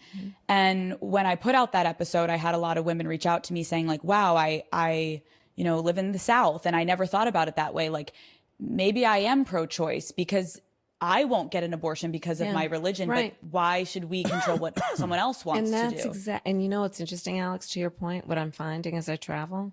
People who before 2 years ago, before Roe v. Wade was overturned, people who felt very strong about that they are anti-abortion, are now seeing what's happening and saying, I didn't intend for all this to happen. And I think that's also why in state after state, so-called red states and so-called blue states, when this issue has been on the ballot, the American people are voting for freedom. Because ultimately it's about, look, this is not about imposing my thoughts on you in terms of what you do with your life or your body. It's actually quite the opposite. It's saying the government shouldn't be telling people what to do. Hi, Daddy Gang. Thank you so much. Being born is a sin to Catholics until you get baptized. Yep, went to high school in the DFW. It's like an odd mix of secular housing and weird evangelicals. Someone in my creative writing class wrote a poem from the POV of a baby getting aborted, and it was so fucking weird. Like, who thinks of that? Freaks, man. Hi, Daddy Gang. I'm here with the vice president, and she's being so slay. Oh, here. There's no reward for being stupid. And then finally, you can't make this stuff up.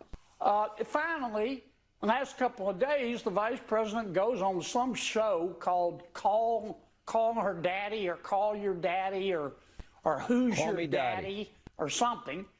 Call Me Daddy. I like Who's Your Daddy better. And I like Who's Your Daddy better. Next time, you don't like the police. Next time you get into an altercation, call a crackhead. Oh, Choice, dude. I hate this fucking freak. I hate him so much. And among other things, she's talking about tampons. There's no reward for being stupid. And then finally,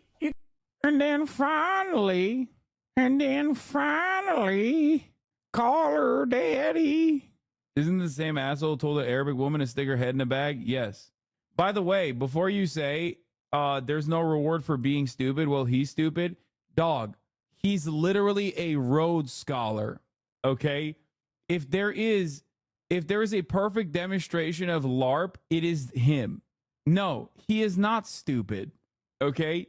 He, much like many of the politicians, especially on the Republican side, are incredibly well educated, oftentimes from fucking Harvard and Yale.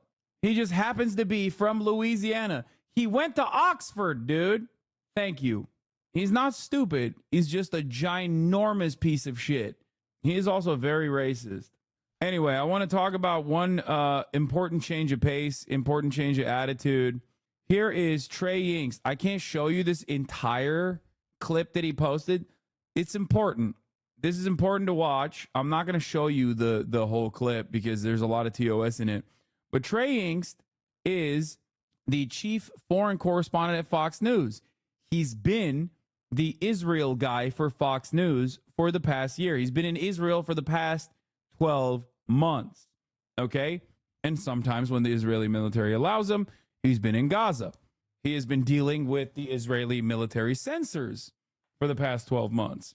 He actually came out on October 8, one day after the October 7 in memoriam things that people were doing, and posted this on his motherfucking... He is pro-IDF. Of course he's pro-IDF.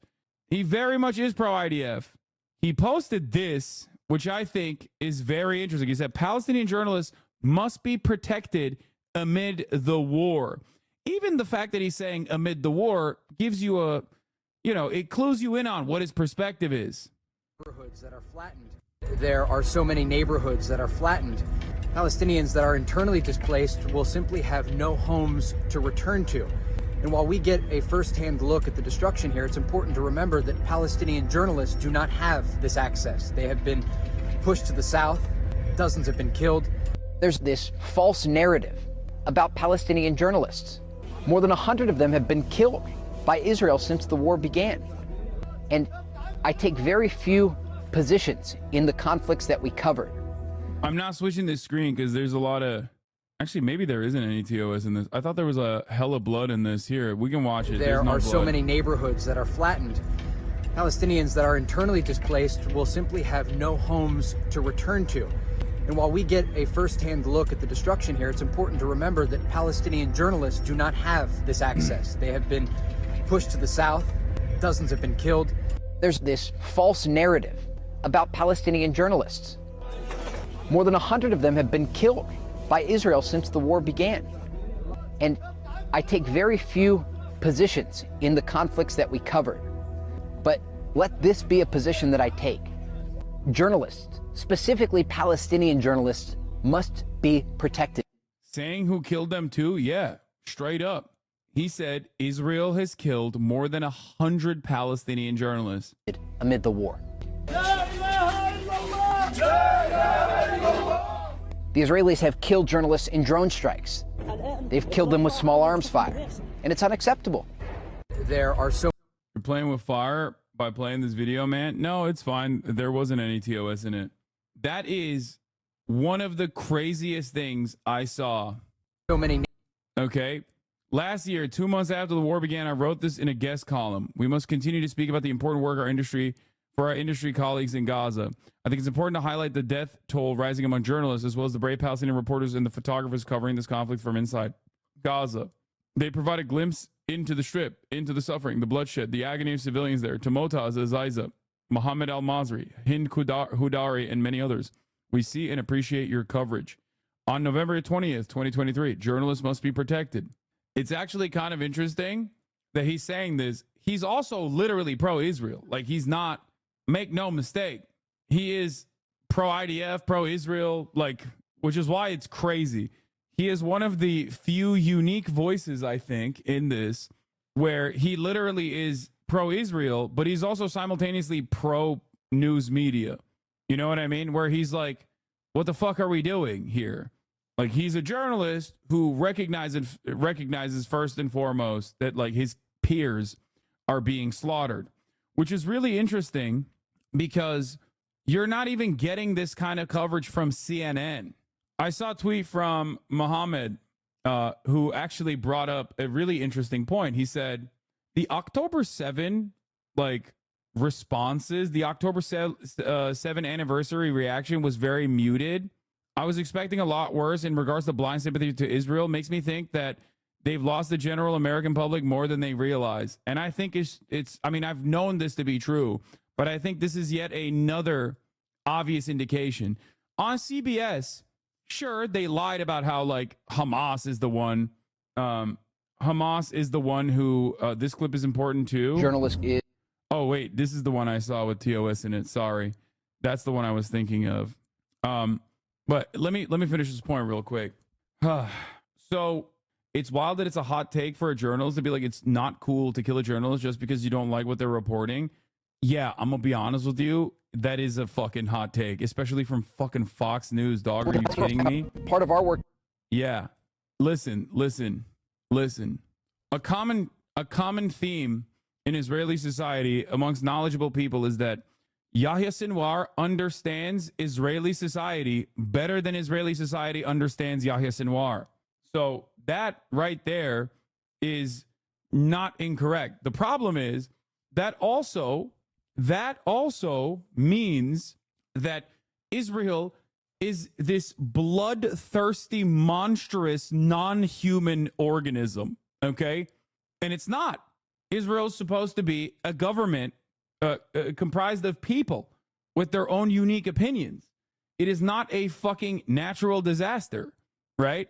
So Israel had every opportunity not to behave in this barbaric way, in this monstrous way. And if they did so, like even Blinken fucking tweeted about on October 10, after meeting with Hakan Fidan, Turkish foreign minister, Israel must restrain itself and not act in a rash manner, just like Joe Biden said on October 10, I believe, when he said, what happened in Israel is incomprehensible. It's unimaginably violent. It's an atrocity. It's a disaster. But Israel must not repeat the mistakes that America did after 9/11. That's what Joe Biden said on October 10. These motherfuckers are obviously very knowledgeable. They knew what was going to happen. Everyone knew what was going to happen. And then Israel was like, nope, we're going full tilt. We're doing it. Anthony Blinken immediately deleted his tweet calling for restraint. And Joe Biden flew to Israel and bear hugged Netanyahu. The bear hug strategy began. And at no point did America rein in its attack dog. Okay? You don't need to be like this profound prophetic individual to recognize that Israel was going to use October 7 as an opportunity to basically finish its genocidal ambition in Gaza and do as much land grabs as possible in the West Bank. What was truly unique in this process was how many people were made to recognize the atrocities that came before October 7. Okay? If you wanted to maintain Israel as an apartheid state with genocidal ambition, what you should have done in order to mitigate this pariah state status for Israel was to rein it in, was to rein Israel in, do some targeted strikes, take a couple kills, level a couple blocks like Israel has done before. Time and time again, Israel has conducted military campaigns in a similar fashion. They've done sieges on Gaza before. Many of you had no fucking clue that even happened before October 7. Why? Because that is easier to button up.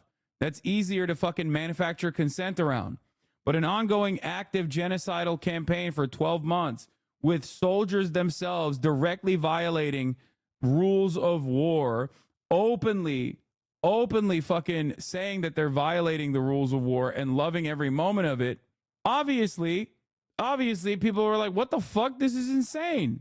Mershar's argument is that they don't want to maintain an apartheid state because they know that is unsustainable.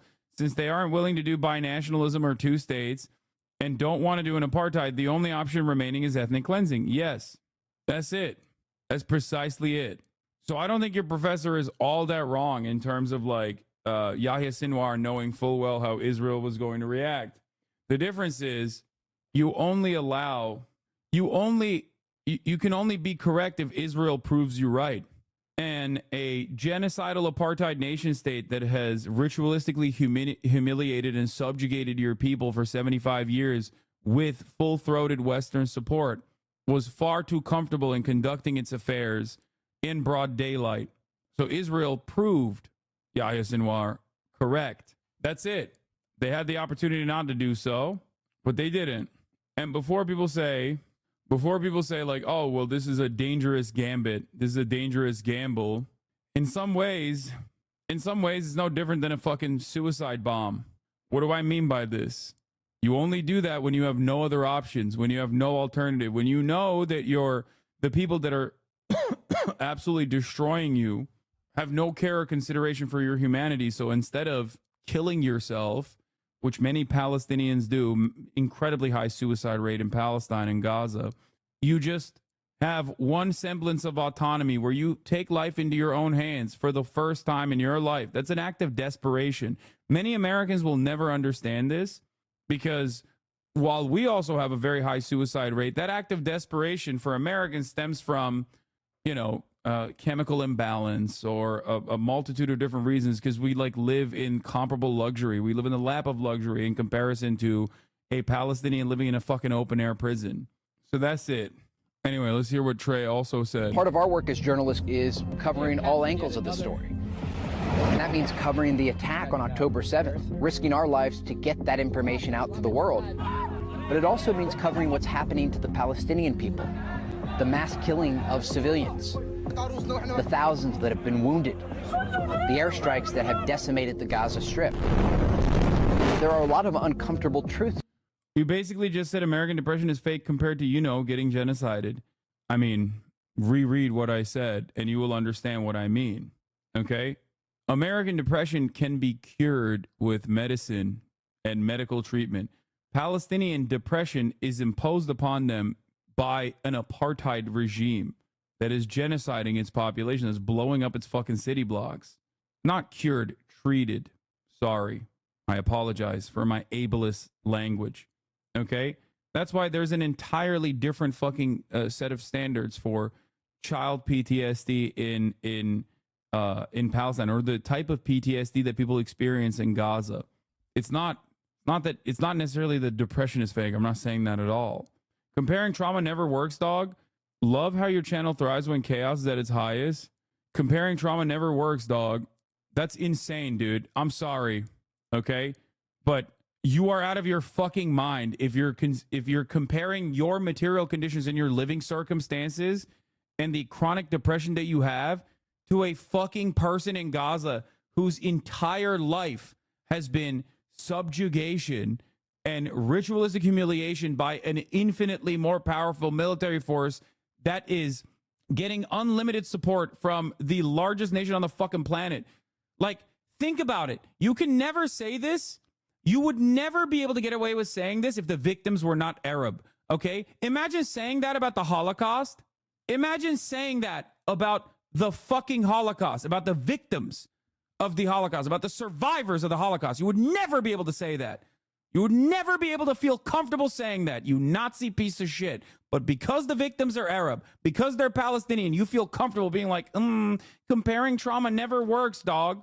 Get the fuck out of here, dude. You stupid ass bitch trying to use emancipatory social justice warrior language in here to fucking woke police. Suck my fucking dick, dumbass.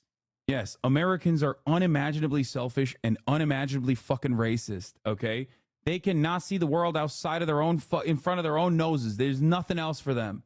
Imagine using language that is supposed to invoke empathy in an effort to fucking undermine victims of a genocide. That is so psychotic, dude. You are a psychopath. You are the friend who's too woke, okay? Literally. That's incredible. I've talked about this quite a bit, and it bears repeating, okay? A lot of people in these sorts of spaces masquerade as empathetic people. They use emancipatory language. They use psychology terms when all they are doing is being a narcissistic, stubborn little fucking joy killer, annoying piece of shit. And they think the more annoying I am, the more woke I am, the more social justice points I get. Okay? Suck my fucking dick. Go try that shit at a more elementary understanding community of social justice. Okay? Don't come in here and try to do that fucking shit in here. I'll slap the fuck out of your fucking statement, dumb bitch. Motherfucker thinks he's Tumblr right now. He thinks he can fucking groom some Discord kittens in here, bitch. I hate these dumb fucks who straight up use this kind of terminology, like liberals who do this kind of shit. Why doesn't anybody think about me? This genocide of the Palestinians is making me feel a certain way. Nobody wants to think about my trauma. Nobody wants to think about my trauma. Don't tell me about Afghanistan. It was Afghanistan every time I heard the door, keys to the door, or whatever the fuck that dumbass tweet is. Excuse me, can we stop talking about boycotting Kellogg's? Can we stop talking about boycotting Kellogg's? I have a food sensory processing disorder that makes it so that I can only eat Kellogg's Frosted Flakes. Me. That's exactly the type of shit that a lot of like progressive Zionists use too. Excuse me, you're covering a genocide. Excuse me, Palestinians are using a slogan that makes me scared. It's crazy. It's like when people say all lives matter, when people said Black Lives Matter, we knew immediately what the fuck that was. We knew that that was a fucking hog that was trying to deflect away from the main point of contention, basically adding their own version, their own personal understanding, centering their feelings in this conversation when their feelings are irrelevant. Progressives who are otherwise Zionists, progressives except for Palestine, do this shit on a regular fucking basis. We don't allow that in here. You can suck my fucking dick if you think you can get away with this selfish nonsense. Okay? Yeah, in a way, it is no different than civilian disaster relief. Oh, how dare FEMA stop me from saving these people? I need me and the Christian boys, the good old boys in the Christian Rangers Club are going to go and fucking infiltrate the National Guard and figure out where people are putting down toilet paper. I'm going to do that too. Anyway, let me finish this. About the conflict. But I'm not here to make people feel comfortable. I'm here to tell them the truth. That's it. Part of our work. Yeah, the response from Zionists on Twitter to this piece from Trey Yingst, this like moment of courage from him, is literally to be like, lol, you're a joke. You were defending Hamas press before. Tell the difficult, painful truth regarding your honorable profession being hijacked by jihadists donning press vests. It's like, there's something very funny about this where like they're using George W. Bush neocon language in 2024. It's like, yeah, the press is jihadist. They are the jihadist press. It's so funny. That's some serious chutzpah to post this right after accusing Israel of targeting journalists without even acknowledging how often these so-called journalists are actually terrorists in disguise. By leaving that out, you're not reporting the truth. You're distorting it. I know it must be traumatizing to witness the devastation of war, peace through strength, as peaceful consequences. The bully in grade school keeps bullying until Palestinians are paying a terrible price for their hatred of Jews in Israel. But Israel must guarantee their people that atrocities Hamas perpetrated on them can never happen again. I know I would do my best to protect my family from evil. Bro, Deborah, Israel is evil. Israel is the evil organization here, okay? If you think child killing is evil, then Israel has killed a shit ton of children, a fuck ton more than Hamas ever did, okay? You used Israel to write your book so you could then turn around and stab it in the back. Well done. Even the journalists that held hostages or joined Hamas, nobody's going to buy your book, you fucking muppet. Show me a war where civilians were not harmed. Why is Israel held to a different standard? It's great. Screen name, Awesome Jew. Handle, @JewsAreTheGoat. Walking Felix bit. I know. Yeah. The truth is important, but you're not telling it objectively. Hamas and their Ministry of Health are liars and complicit for most of the civilian deaths. Journalists like you are why I avoid mainstream media. Dude, I am in awe. I love the idea personally of a guy who was like a diehard Israel supporter who's like, mainstream media is not for me. It's like, where are you going to get the most streamlined pro-Israeli propaganda? If not, like, American mainstream news is unironically to the right of Israeli mainstream news half the fucking time. Because as we've discussed many times over, Israeli press doesn't need to craft this like delicate balance in its broad readership that might go, ooh, that's a bit too much. That's a little bit too much killing of innocent civilians for me. They're fucking thirsty for that shit. So obviously, Israeli news media does better, more honest reporting about the fucking situation inside of Israel and inside of Gaza half the fucking time than American news. Because Western press straight up has the other side of the story where they have to like play a tightrope. They know the audience, if they offer accurate and objective reporting on the matter, their audience is going to become rabid Israel haters. Breaking, Milton hurricane is expected to wipe out the headquarters of the U.S. Central Command MacDill Force Base in Florida, where most of the aircraft supporting the Israeli occupation depart from this base to Iraq, Syria, Cyprus, the Gulf, and Turkey. They already moved the airplanes, unfortunately, for the record, just so you know. They literally have, I'm hearing, wait, hold on. I'm hearing from on-the-ground real-time reporting that Hurricane Milton has said the Shahada and is firmly and committed to the emancipatory struggle of the Palestinian people. Hurricane Milton is saying, we will dismantle the Zionist entity piece by piece. What? Mohammed Milton. Oh, shit. Dude, how much... is really funny to think that, like, you know how a lot of Zionists will say, like, they will take so much of the anti-Semitic conspiracies and just, like, swap Jew for, Hamas or Iran. Like, they'll straight up be like, Iran controls the media. Hamas is paying these campus protesters to protest against Israel. Like, they're about to be like, not Jewish weather machines, sweetie. Actually, Hamas weather machines. They're like, it wasn't. Many people have falsely smeared Jews and said it's Jewish space machines or Jewish space lasers and Jewish weather control machines. It's actually Hamas weather control machines and Iranian weather control machines. Pneumatics, thank you for the 50 gifted subs. Hurricane Milton, Hamas hurricane, terror. It is a hurricane. It is a hurricane doing terror.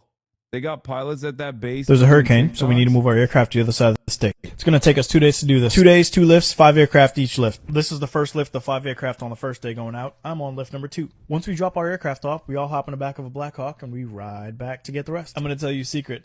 Army helicopter pilots hate being in the back of the aircraft, especially when we're going through the clouds. 6 a.m. showtime on day 2 to move the last ones. I'm on the early lift today. Today should go pretty quick. This one is the one I'm taking. We do a brief talk about how we're going to do this done. Everybody goes out and pre-flights their aircraft, and everybody's ready to take off by 8 o'clock. It's kind of cool seeing you and all the boys getting ready to go. We're getting ready to confuse the hell out of air traffic control because technically we're not multi-ship. Each aircraft has their own flight plan, but we're trying to head in the same direction at almost the same time. We stagger our takeoffs by about 30 seconds. That way we're flying same way, same day, and we land at about the same time, but we're not causing too much chaos. The good part about today is Army airplane... Good morning, Tampa.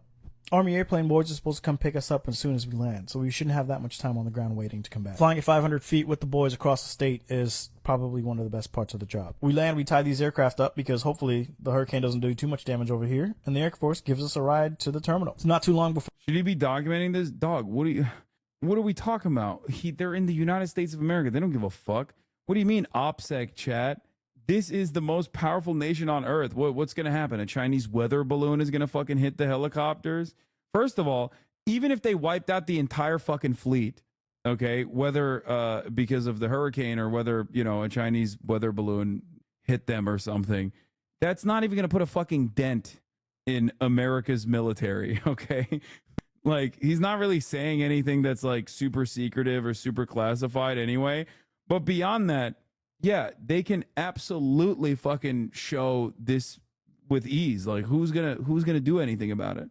Long before the Army fixed wing guys lands to pick us up to take us back to base. Everyone's always asking, does the Army have airplane pilots? Yes, we do. This is them. And their job is to kind of support however they're needed. A lot of times it's VIP, but sometimes missions like this is a good change of pace for them. We call them C-12s, but the civilian version is called a King Air. Not gonna lie, they're nice. Usually after you've done your time flying helicopters and beating the crap out of your back, you hop over and you fly C-12s. We're trying to get into Tampa. Everyone else is trying to get out. It's a quick 30-minute flight and we're pretty much back at the base. This steep approach angle is pretty interesting. And it's a little bumpy on the way in. I lied. It's a lot of bumpy on the way in. Once we land, these guys will drop us off, drop our gear off. They'll take back off and get out of here too. It's a long day for... Chad doesn't realize we have complete and total control of the airspace on this entire half of the planet. Yeah, you can have there's a reason why you can put American military bases on Google Maps, okay?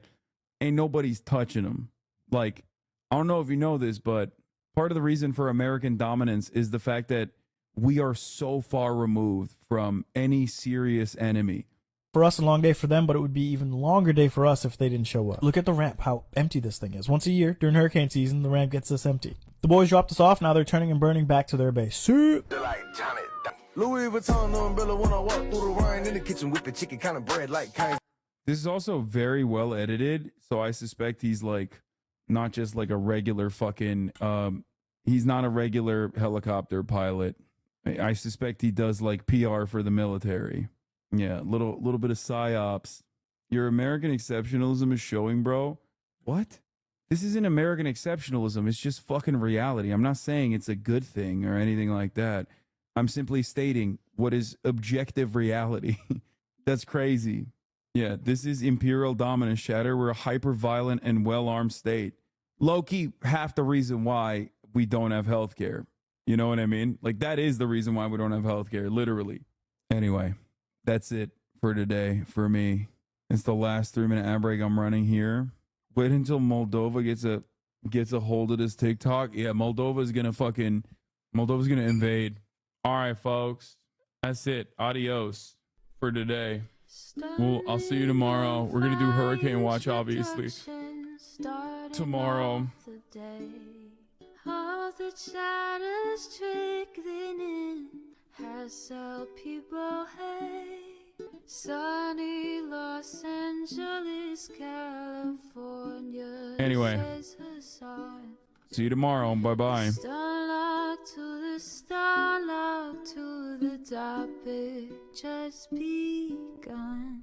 There is again a sun is streaming, her sun is streaming. There is again her sun is streaming, her sun is streaming. Review in the P.O. box, Uncle Uger's face. Sudden Discord agitprop, great names take on break. Tiny Bernie Sanders, LGBTQ Air Force. The whole left at your fingertips, Ane at your door. H3 crowded debate, the Young Turks online show. 3 full fucking years of this, plenty more to go. 90-day fiance talks of champagne bourgeoisie. A Trump rally live reaction, a mass riot at DC. Live reaction, a mass riot at DC. There is again, her sun is streaming, her sun is streaming. There is again, her sun is streaming, her sun is streaming.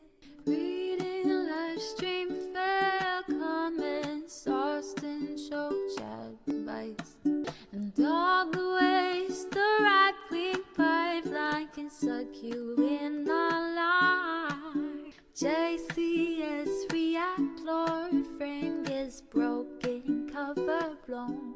A full-blown mass pandemic, monster streaming at your home. Total radicalization coming out to find. The system you were taught to trust in was broken the whole time. All these daily streams, whether big or whether small, have helped me and so many find the meaning through it all. There is again, her sun is streaming, her sun